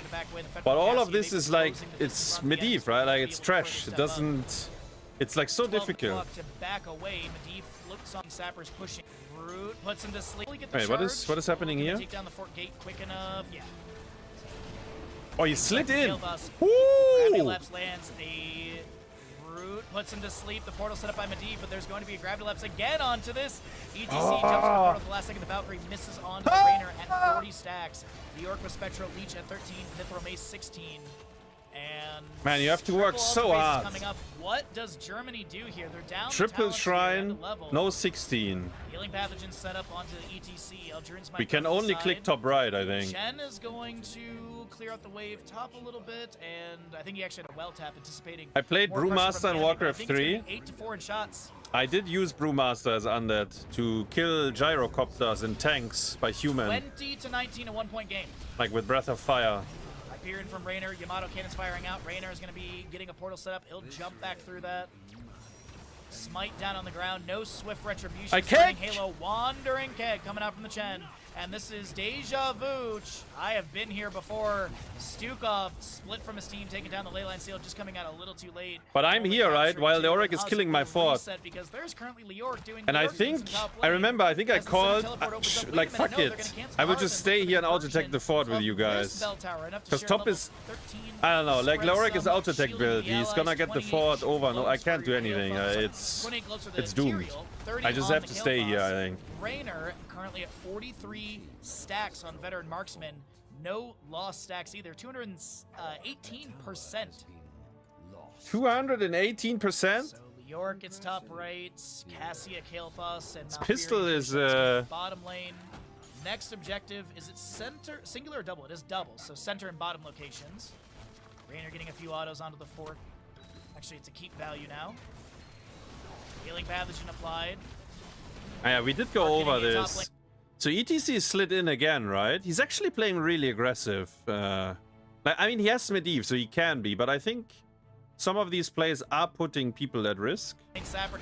Like, he's engaging 4v5 while Leoric is doing top camp. But he does have a Medivh. But yeah, you... Wandering Kek from Chen to push ETC to... So the Kek is not that great, but Portal was used. And... the Medivh is knocked away, right?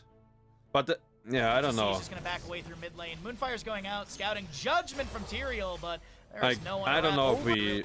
Wandering Kek from Chen. I guess Tyrael is also like kinda he's half HP.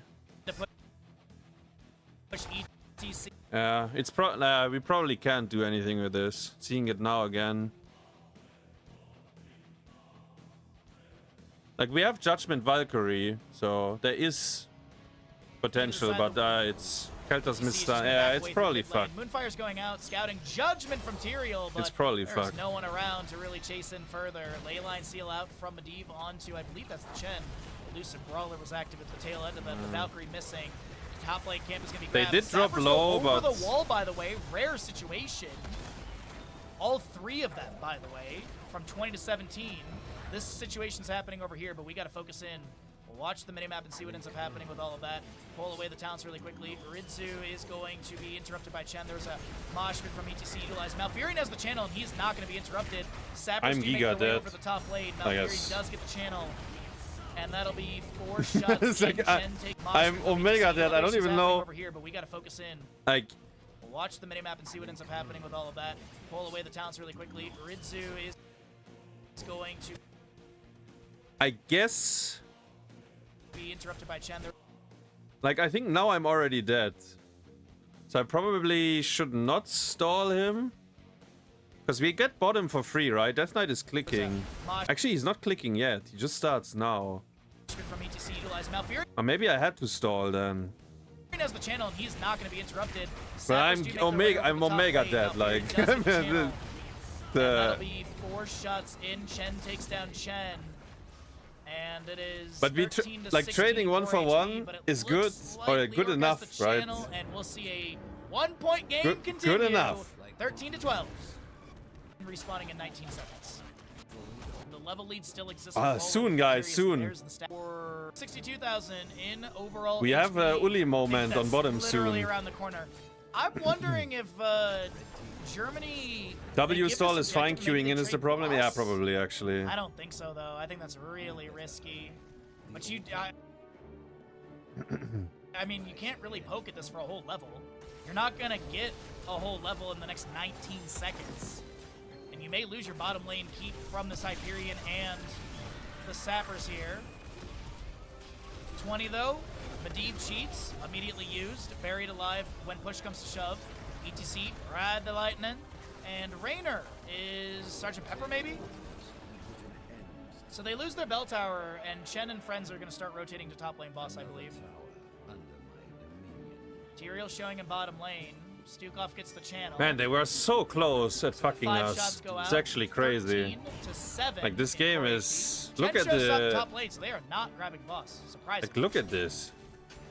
Now, boss is so risky. If Medivh comes, we lose, like, we get fucked there as well. A little bit more Like, experience Lorik is already there. Less than a quarter level for Germany to get this 20 talent. Darkwolf actually might have it in mid lane. Why is Reyna not executing the orders?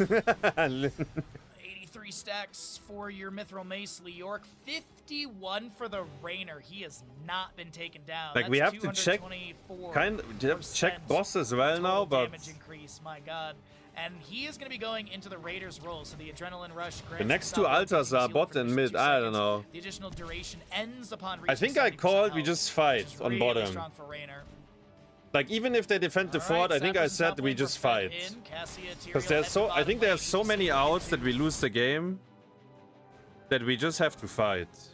And I think ETC slid in, which is the, like, you know, the moment you see that, just press everything. 70% health, Pray. which is really Pray to whatever you believe in, the old gods, the new gods. Just fucking, like, he's alone right now, right? We don't know exactly, but we know that they took the easy cam. We're fed in. Cassia, Tyrael, I know Medivh is with him, but either way he slides in.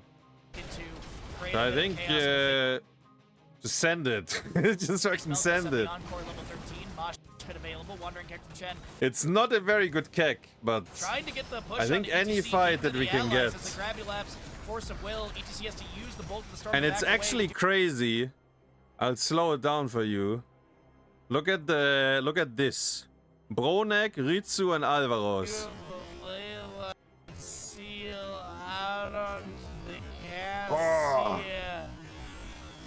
Big living bomb value. And Bronek won't be taken down. See into the allies as a grabby. Let's see it in real time. ETC has to use the bolt of the storm to back away. We do have a leyline seal out onto the Cassia. Big living bomb value, and Bronek won't be taken down. The mosh from ETC interrupted. That is going to be Stukov in the back line. Taken down by the Chen, the flying. Look at Death Knight, look at Death Knight! Gets a kill. Look at Death Knight! And it's going to be your Purifying Brew, Angel Alvaros with the bullet. Flamethrower with the Ignite is how you get that range increase. You also have the Burn Flesh level. I mean, it's a miracle fight. This is absolutely disgusting that we won the fight. Yeah, it's I don't know. Valkyrie, Imprisoning Light, which is so good. You also have the Astral Communion, but like Imprisoning Light has a few cool factors that we don't see Imprisoning Light a ton. Reyna actually killed Stukov. Force of Will. ETC has to use the Bolt of the Storm to back away. We do have a Leyline Seal out on Cassia. So he's protected now. Big living bomb value. Wait. And Bro. Oh yeah, because he's. And now he's ticking from the Chen. Won't be taken down. The mosh from ETC into. Ah. Oh, curva. Interrupted. That is going to be Stukov in the back line. Taken down by the Chen. The flying kick again gets a kill. And it's going to be your Purifying Brew, Angel of Justice. The Angel of Justice, yeah. We needed more than one angel here, I think. Imprisoning Light, which is so good. You also have the Astral Communion, but like, Imprisoning Light has a few cool factors that we don't see Imprisoning Light a ton. But upon impaling an enemy, they are blinded for 5 seconds. Cassie Valkyrie creates they also missed the Entomb that fight, by the way. And the wave silences and roots them for 3 seconds. Germany are gonna look for 10 shots. Chen, will he discover this? Does he have Keg? He does. Keg, no freaking way, Germany! Get out of town if they convert this bottom bell tower and they get the channel. That's Germany. Take us to a map number 5, everybody.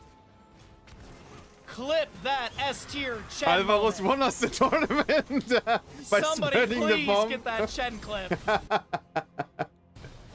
What? Leyline. And so Caesarboss is trying to do... Okay, wait. I don't know exactly. Wait, how much time is... No, the altar is already spawned. Leoric, 44 seconds. So if we kill this, it's 5 shots and it would be lethal. That S tier Chen moment. His leyline is bad though, right? Somebody please get that Chen clip. What? He leylines the Keltas. Leyline. Oh yeah. It's only one-man leyline. Sealed Judgment. Self-cast Force of Will. Medivh taken down. Raynor. So if he didn't kill himself, the Medivh, maybe they can fight for this shrine. Because everyone is alive but Leoric, and Leoric is coming back, right? But I don't know. It's like super chaotic in that moment. Not pulled by the Valkyrie. Leoric trying to cheat death. Massive shove pushes Tyrael into the death zone, but he had the Eldrun's Might to teleport back to safety. Dino setting up for the channel. Chen on the left-hand side, getting moshed. Leoric had the respawn. I was like, dude, guys are throwing right now for this Chen kill. No, Leoric was respawning on the right-hand side. He gets a buried alive. This is going to be 31 seconds on the Medivh. Beerchew on the left-hand side is going to get hit with a flame strike. That's a judgment from Tyrael into the backline of the Raynor, and that's a flying kick to take down the ETC. Leoric is rooted. Gravity lapsed. Wandering Keg expiring. Chen drinks up more brew. Keg smash on to Bronick. Massive shove comes through as well. The living bomb onto the Leoric is good, and that's going to be a kill onto your Stukov as well. Hasu gets the channel, and the S tier Wandering Keg boss steal, and that is a map number 5. Yeah. Ladies and gentlemen, Thank you, Baha. boys and girls, I don't know about Silly that, Samuros and Masterful Murkies, we are heading into the illustrious map number 5, and the loser of the next map is knocked out of this tournament. But this was actually the hardest, like, Team Poland, yeah, it was fucking wild. Everyone thought defending champions were going home. Everyone thought we were about to see an early fall of Berlin, but that's when HasuObs stepped up. He put an absolute masterclass on Chen Storm Stout, weavering through the fight like a Chinese martial art grandmaster, using his signature barrel roll to initiate team fights, pick off key targets, and even shut down Medivh's portal saves. No wonder Poland lost next map. The tilt level had to be 5,000. Yeah. Honestly, they probably... Yeah, it's... You needed a mental reset. And it's the 5th map Meta Madness, so hero pools are fucked up as well. You might end up on shit heroes. Like... I guess Mephisto is kinda shit. Alexstrasza, so I mean, yeah, I don't know. They have this... They pick 2 wizards. Gul'dan is good.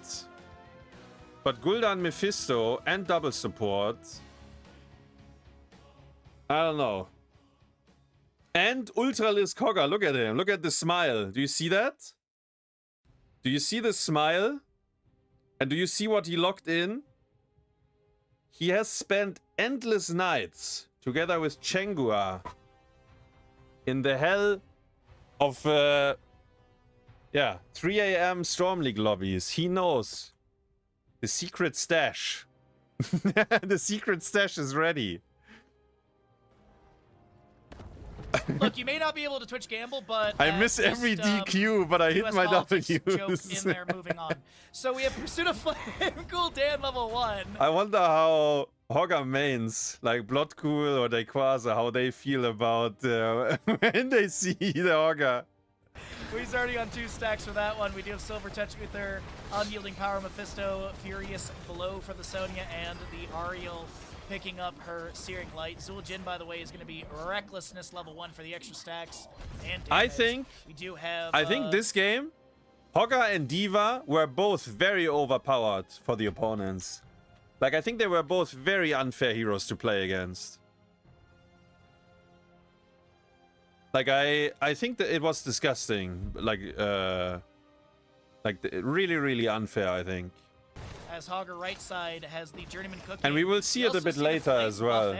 From Ulli, Ulli, Ulli dying to the hard camp. hitting Hey! 20 here with Flame Buffet. After doing so, hitting a hero with burning here with Flame Buffet reduces Dragon Queen cooldown by 5 seconds. Baseline is 120, isn't it? 150, excuse me. I think Death Knight finishes this game with like 8 stacks on his level 1 or whatever. But he has a big dragon on level 20. Death Knight had a big dragon, like a very big dragon.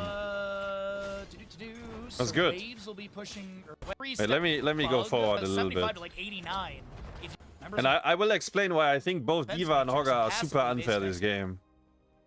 We need to get a little bit into the mid game though, because the early laning phase is nothing happens. The winner of that series will be going into France in the grand finals tomorrow. And that'll be a best of 7. Tomorrow, 1 best of 5, 1 best of 7, and Germany will try and take down Sonya bottom lane. Winky Aria face! Tries to get the gems, and she does get 10 of the 16 dropped. Does manage to get another one right there, up to 20. So only missing out on 5. But Zul'jin, he's getting up there on those stacks. Dino currently sitting on 63 of the 75 for the 1.1 range increase. Hogger main's win rate decided by the RNG of spinning. 45 in the map. Life Miner was still better. Checking to see what number I predicted. Maybe. Alexstrasza got the kill. Got a flame buffet over the wall onto Mephisto. Was that the kill? It was. Oh, Death Knight! 39 overkill over the wall. Geil. Death Knight, full flame buffet build, by the way, with the heat exhaustion. Slows by Okay, so we get the first payment. Sorry. And soon you will see why. Maybe you already. Okay, we can already talk about it. Hogger did hard camp, Hogger did easy camp. Hogger is now on top against Mephisto. The Mephisto is about to uninstall on top lane, and then Team Germany faster, and they have the red weavers pushing into mid, bottom, and top with assistance. Actually, mid looks really scuffed as well. This is going to be I guess it's the dragon right now. Pushing into mid. We didn't even mention it, but it is going to be Taunt Varian, as kind of expected. So we get mid fort and probably like half on top or something. Like Ulli is probably bullying top really hard as well. All right, still 4 minutes on the gamble. Like if he's we want to try and hit inside their base. Over 1 million, which I don't know. That doesn't seem like it's going to be happening. But and we got bot wall. And very good first thank you payment. Everyone for hanging out today. It has been a blast of casting. We're Am I stopping after this game? Yes, today, I will stop after this map. We continue maybe the rest tomorrow then. Happens to stumble in here and is like, wow, that man knows his stuff. Continue the other 2 best of 5s tomorrow. Best of 5 and best of 7. Casting. Dino grabs bottom lane siege giant. Hogger on the hard camp again. Right Look side. at Ulli spinning. And we'll see your mid lane HasuObs getting damaged a little bit by Mephisto Lightning Nova, but he won't be able to. He's still spinning. Did you not press D? What happened to your D? Leading heavily for the side of Team Germany. Thank you for casting. Thanks for being here. Watching the best MOBA ever made. Bunny Hop D.Va. Actually, we are full level up. Actually, this is disgusting already. We are full level up. Breathing for the Alexstrasza. Sorry, cleansing. Time dead. Why is this stat not in Stormleague? It should be. Like when you see how long some people are dead. I appreciate it. Maybe they would change their playstyle. Really doing my best to be positive and put that energy out there in the universe. However you want to call it. Dramatic energy, whatever it is. On Monday, I'm gonna tweet at them. Very as well. good, very good. Silly tweet. Man, we already. It's a weak boss. Like this is the boss is 6 minutes, right? So it's very weak. While the boss is being grabbed, this is going to be D.Va not able to interrupt the Alexstrasza, or sorry, the Ariel. But as our boss in top lane is going to work on top. It might kill the fort. I don't know. Probably not. From Germany into bottom, but I don't think they're going to be able to. Yo, thank you, Porky. Kill as the web weavers do descend. Mid lane fort has been taken. You did have your D up, but you didn't have rage. Okay, yeah, I see. Zul'jin realistically, that's Mephisto. Leap has to be a legal pick this game. Stalled out a little bit right now on Dinos. He also only leapt my ass, I think. They used a lot of leaps on D.Va this game. I think I died 1 time, and then all the other leaps I didn't die. out Hogger with a little W-shaped. Oh no, the bounce, wait, the this, boss easily killed the fort. Look at this. The boss actually easily killed the fort. Because, I mean, Mephisto D-push is non-existent, right? It's, like, terrible for him. Noise. I'm about to get leap onto my ass. Get ready, guys. Hasu continues with the fusion generator at level 7. Leaping from Sony to follow up the Detainment Strike onto Diva Mech. Hasu does lose that. Big shot goes back. Alex Straza, Cleansing Flame, just a little too late, and Pilot does go down. Divine Shield applied. Get ready, Foley! Sonya Hogger does lose that. Big shot goes back. It was Aurel Whip, right? Alex Straza, Cleansing Flame, just a little too late, and Pilot does Look at Wa Ultralisk. go down. Divine He's considering Shield applied the angle. to the Actually, Aurel Whip is really good here. Sonya Hogger tried to take down this cool Dan, but he missed so many oh my god. He missed a few abilities. Varian gets a taunt onto Mephisto. I think he meant for that to be on the Sonya. And Poland is able to work their way back. Now, here's the thing. Zul'jin did hit his 15 stacks, so he cannot drop below that. Cure ditched us because we lost too many scrims. But for an NA team, this was very difficult to play. Milestone. Like 3 months cross server, like high ping. It's kind of rough. Last literal seconds of the gamble, as Zul'jin at 82 stacks, a couple autos into. I think this is maybe the worst fight we can take. And I think it only happens one time that we do it like this. This Mephisto. But we don't get punished. No, actually, Dino dies. Actually, we do get punished. Low. Oh, wait, hold on. That's going to be a kill on the Zul'jin. Drop back down to 15. I think this is by far the worst we can do. Sonya spins out as well. Yeah, 78 stacks. That's what I was talking about in the draft, about the awkwardness with losing stacks. He doesn't drop back down to 75, even though he should have, but that's going to be Varian still chasing in. Diva losing mech. There's going to be Rinsu trying to spin out. In hindsight, by the way, now that I see what I did, I think what I need to do is to stop my team from fighting. So I'm dead, right? I respawn. I think I should instantly go top and tell them, stop it. So we stop fighting. Stacks a couple autos but I into think this Mephisto. And it's like max range route. I don't know if I was calling I'm on my way. Maybe I was calling that. He could... I remember Dino said he has Tazdingo. Zul'jin staggering. But he gets bonked and then he dies. Low. Oh, wait, hold on. That's going to be a kill on Zul'jin. Drop back down to 15. And Sonya spins out. But like, this fight is... I mean, Hogger gets stacks and it's fine, but it's like you brawl into double support, not one man down, right? There's no way this is correct ever. But that's going to be Varian still chasing in. Diva losing mech. There's going to be Rinsu trying to spin out. There's going to be we will get a second order pull. Do we get a kill?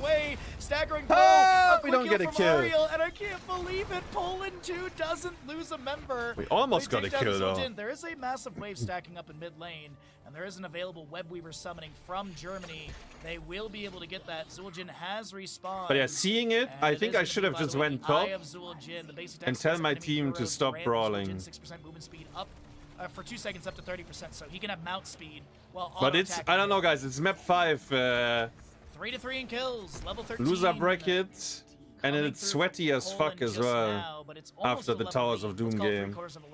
I have to say, when I loaded into this game, I wasn't sure which draft is favored, but after we played a bit, I felt very, very comfortable. Like, I thought our draft is OP. But when I was loading in, I wasn't sure. Looks like it is going to be mid lane Webweaver clear. But after we played like a few minutes, I felt like, okay, this is actually disgusting for the opponents. Poland 2, Diva boosting in, has Mecha Explosion. No, she doesn't.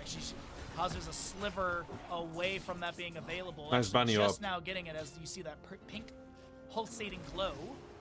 And Diva. Don't bunny up like this, Diva, guys. Freeing Harrison Jones. So the level... Oh, wait, hold on. Bottom lane push. Level 7, the Fusion Generator. Every time an enemy hero deals damage while inside Defense Matrix, Diva's self-destruct charge increased by 1% to a maximum 20% charge gained per use passively while at While You were very confident in the draft. The only thing you were concerned about was Ulli Hogger. Webweaver expires, 39 of 60 on the right side, 73. But Ulli is not wrong. The hero is so unfair. Like he, the level 13, like you have so much map pressure, and they can't gank him. Like you have E and Horda pulled. And their maximum movement speed. Like who can gank him? Like look at these, like Gul'dan, Mephisto. Blind from the Ariel, level 13 with a blinding flash. You do have your Mephisto at Horrid Skull. He's at 30 of the 40 stacks for the extra damage. Has the extra charge already. 65 of 80 for your Silver Touch. Gul'dan done with his.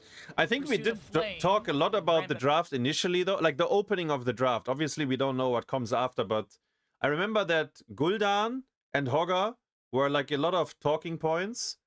And we came to the conclusion that Gul'Daniel is obviously very strong on this map, but they first of all they have no idea we would pick the Hogger, and we were also thinking that because it's map 5 and Ulli is not a Hogger player, but he, you know, he has a few games on it, so he said it's gonna be good enough, kind of like he can only play W build, but he would be in the 4-man kind of. So we did I think we went through a lot of like different openings, and we felt like this was okay if they first picked the Gul'dan, if I remember that right. You have the Banner of Dalaran. You're also looking at your Kablooey for the Hogger. Zul'jin with his Let the Killing Begin. When Zul'jin kills an enemy, his attack speed increased by 5% up to 40% for 12 seconds. Base attacks refresh the duration.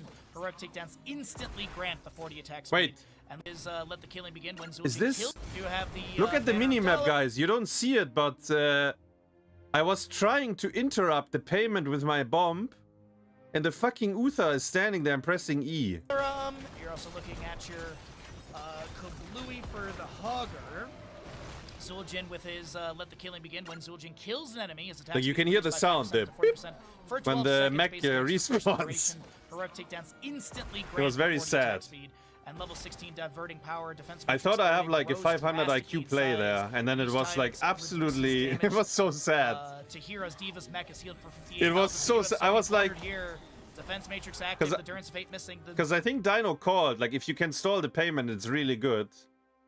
And then I was calculating the bomb angle. I was like, oh, this is gonna be insane, guys. And then the Uther, he bonked it. And he bonked it so the radius was just outside, so they could still pay. They didn't even have to stall, like they didn't even have to stop for a second. And 16 talents here off the incoming wave. Rampant Hellfire, I don't have any Diva games, right? But I feel like I've never seen shit like that happen. Reservoir of Hope for the Ariel, already 1 stack, so it's 55 extra total energy she can store. Even bottom lane is currently, well, Hasu's doing what Hasu does best. He is pushing a lane while 4 of his allies defend. I'm going core, bro. This was such a common play during CCL. Like, you'd literally see the enemy team pushing in, and Hasu, where is he? He's just. I mean, they're on the fort, right? Like, I can hit the keep for free. If they don't react, they lose the game. If they react, we can maybe rotate onto them. Safely. We do have Ariel rotating into Tainment Strike up against the wall. Diva Mech Explosion is there. She's going to get the Bunny Hop. Gul'dan gets a Divine Shield. The Horrify from Gul'dan utilized as well, pushing Dark Wolf forward. No level 20. So I don't know what happened, but maybe Ulli smurfed at this fight. Let me see on the minimap. Because we only see my... Like, they look at me, right? But... Because I'm auto-attacking their keep, they fall back. And I think maybe Ulli fucks them with Horda pulled on the way. Yeah, I see it. He jumped in. Like, I think he's fucking the Mephisto. Yeah. And they get baited to go on me. And I unstopped the leap. Mephisto died. Uther died. Yeah, it's actually a disaster. Yeah, it's kind of crazy. Yeah. My supports are ganking a Diva while my DPS are dying. Yeah, actually, this is a nightmare for Team Poland. Like, mentally as well in this moment. Like, your carry, you have 2 supports, and your carry is dying. Because neither of them was ready to save. Of Germany, they need 14 gems for the summoning. I think they're waiting for waves to push out a little bit and for a camp to be grabbed as well. And then maybe they push this 5 through bottom lane. I don't know if... What were Death Knight and I doing there? What is this? Mephisto. But red web weavers can be gained to the side of Germany. They need 14 gems for the summoning. We saw we called wait for Dino to start the easy camp. That's why we had a bit of downtime. Germany wants to split this, but Germany has a comfortable experience lead, comfortable map lead with 3 forts against the enemy down. Another web weaver summoning is here. 72 of the 80 stacks for Silver Touch, 38 of 40 for Alex Strauss. Okay, let's oh yeah, I remember this. We're trying to go core. Sorry, the Talon bar activation. I think Wolf maybe gets smurfed on. And we are 3 levels up, by the way. Look at this shit. Just entering towards core with 20 talents here. Actually, Ulli is trying to int as well here for a moment. Get ready. Get ready, guys. If you are Hogger main, you will love it. Glory to the Alliance, Dragon. Hey! I don't know if there is a frame. Actually, the Auriel 100% can whip. I don't know about the Uther. Have your Diva with the evasive armor and the Hortipult upgrade with the secret stash. Zul'jin is literally dumping in They damage use because everything on him though. Leap and Horrify. Oh my god, Alex Strauss. Wait, how does Wolf die? Minus 40. Ah, it's the minus 40. Web weavers are cleared away. Defense matrix out. Darkwolf will be taken down. Bro, you were full HP here, but it goes so quickly, right? The minus 40. Alex Strauss, cleansing flame going out. We do and you're in the shit, so you're slowed. have her dropping down from the sky. The core shielding has broken. Web weavers are cleared away. Defense and then Mephisto, Darkwolf will be taken down. And Germany are not going to be able to find fatal damage on the enemy core. Death Knight Skull Missiles, sorry, Skull Missiles landing on the Death Knight. Defense Matrix from Diva active. Mephisto diving forward. Wait, let me see. How much? Death Knight Skull Missiles, sorry, Skull Missiles landing on the Death Knight. Defense Matrix from Diva active. Mephisto diving forward. Diva boosts back in to create a little bit more space.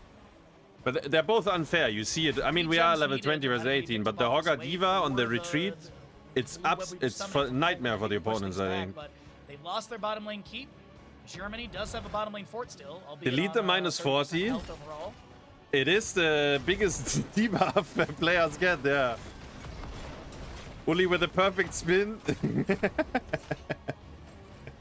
Well, leading game for level 20. But they do have this blue web weaver summoning. 74 health. Diva boosting in. Bunny Hop just now coming off cooldown. Sonya leaping in. Slam coming through. Bunny Hop will activate. Okay, wait, I need to see this again. Wait, so Ulli had already stalled, I think. Wait, let me mute here. I think Ulli had already stalled.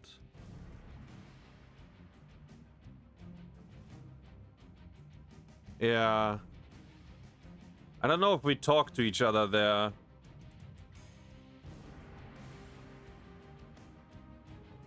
Actually, no. I'm an idiot. I should not do this because Gul'dan needs to pay. They don't even have enough. This is irrelevant.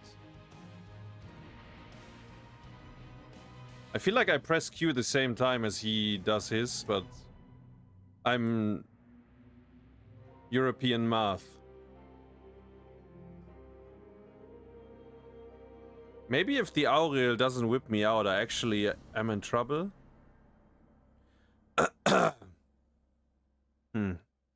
But it became the perfect bait that wins us the game. Not going through no like this shit became the perfect bait and that we win the game. Because they are fighting now Diva boosting in. and they can't kill, right? Bunny Hop just now coming off cooldown. Sonya leaping in. Slam coming through. Bunny Hop will activate. Obviously, I didn't have it planned like that, but a few heals here and there, and Diva pops Mecha Explosion. Big shot going through. No. Ulli is healing so much this fight. That's going to be Alex Horrify from Gul'dan. Somehow Hogger jumped all the way to the last bit of his stacks. There's a resurrection on the Gul'dan. Divine Shield applied to the Ariel right now. Wait, let me see Ulli's stacks. Oh no, you were at 67. Yeah. Alex with a few heals here and there, and Diva pops 67. big shot going through. No nuclear option either at level 4. That's going to be Alex Horrified from Gul'dan. The dragon Augur jumped all the way to the dragon back, is last minute of the really stacks. strong There's here as Resurrection well. Gul'dan, Divine Shield applied to the Ariel right now. Because we are like all in front of her when she Gul'dan's auto gonna die attacks. back from the Zul'jin and Varian defense matrix coming out from Diva, slowing the enemies. The cleansing flame, Varian charging in. That is going to be Mephisto diving out, and he will be taken down. Zul'jin just auto attack after auto attack, and Uther falls. That is going to be GG's called by the Sonya as a will wrap up this map number 5. Team Germany. Like, this game was kind of sad for Team Poland, right? But they really had us. The whip saved Diva, leap baited Poland into taking this fight. Yeah, kind of.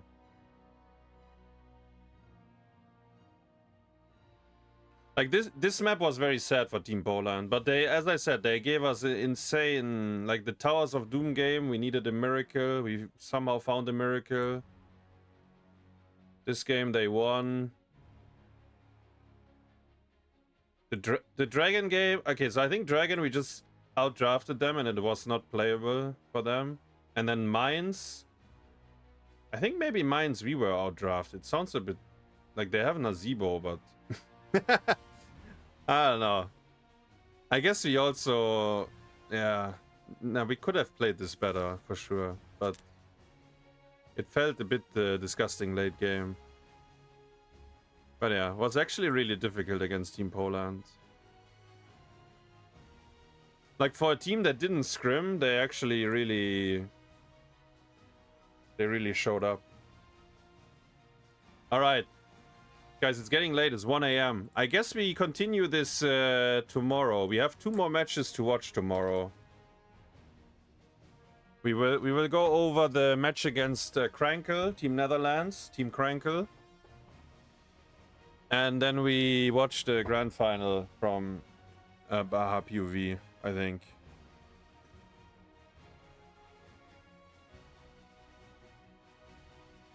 The previous map was probably sadder for the Polish team to lose. I mean, it either way, right? I mean, it sucks to lose, but on Tomb they never had a chance. On Towers they were in a winning position and lost. Yeah.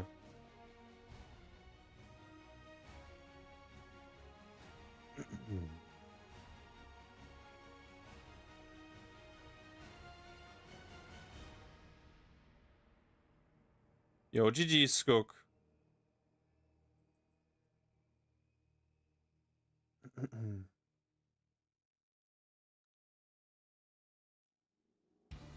Yeah, it was the first and only time we drafted Hogger, by the way, the whole tournament. It was Ulli's specialty.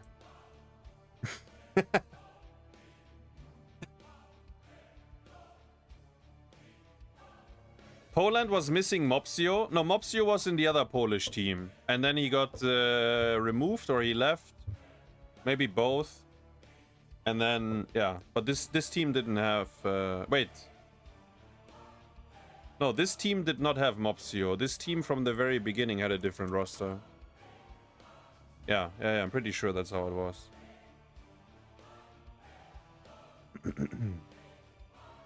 Mopsio got mopsed. Yeah, tomorrow we can watch the last 2 matches, and then we can slowly get back into playing a little bit of Storm League. I'm looking forward, Copium. Mopsio forfeited after our match.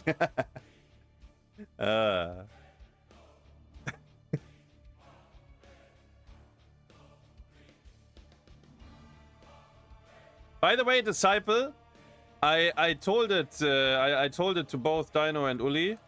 Backbiter div, the raw HP made some difference in our games. Like just having a little bit of extra HP made the difference. Like Orphea would either be very low, or she would actually survive, which in both cases means that the backpiler HP played a role. I think we had 2 Orphea games, one by Dino, one by Ulli. And I think they both went backbiter on 4 to respect your to respect your Orphea, your legacy.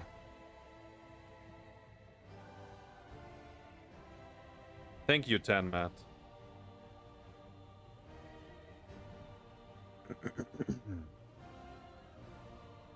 And yeah, if I don't do it now, then I will kind of forget like the specifics. Like if like in terms of like draft and what we were talking about, like now it's still fresh memories. Like draft prep and so on. Like if I don't do it now, then it will be, then I will forget about it. Schlock, 29 months, and Balrog with a 34. All right, guys. Thank you very much for watching tonight. Thank you for the resubs. I'll be back tomorrow. Probably I will come online a little bit earlier, and then we watch the last 2 matches on Bahamut's with Bahamut's cast, I mean, and then I play a bit of Stormleague or something. Like I'm not sure. There's no scrim. It feels like it feels a bit empty now, guys. I don't know, right? There's no scrims. I mean, Stormleague is always there, but it's always it's always the same nonsense over there. I don't know. Maybe there is another tournament coming up soon. I don't know exactly. But right now, it's yeah. After the big tournament, you know.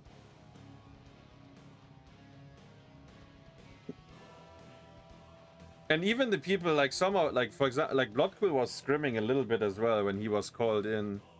But yeah, now it's like waiting time. You see what comes up next. Post-win depression. You already forgot about most of it. That's okay. We will try to work it out together. Ah. But yeah, it felt very good actually. Like we had it's a good run. Up and down, you know, through the roller coaster, but then I don't know, yeah. Everyone played like 50% better. So I don't know how to put it. I feel like everyone stepped up like quite significantly on the once we were in the loser bracket. All right. I'll see you tomorrow again. Have a good night, everyone. GG's. Bye-bye.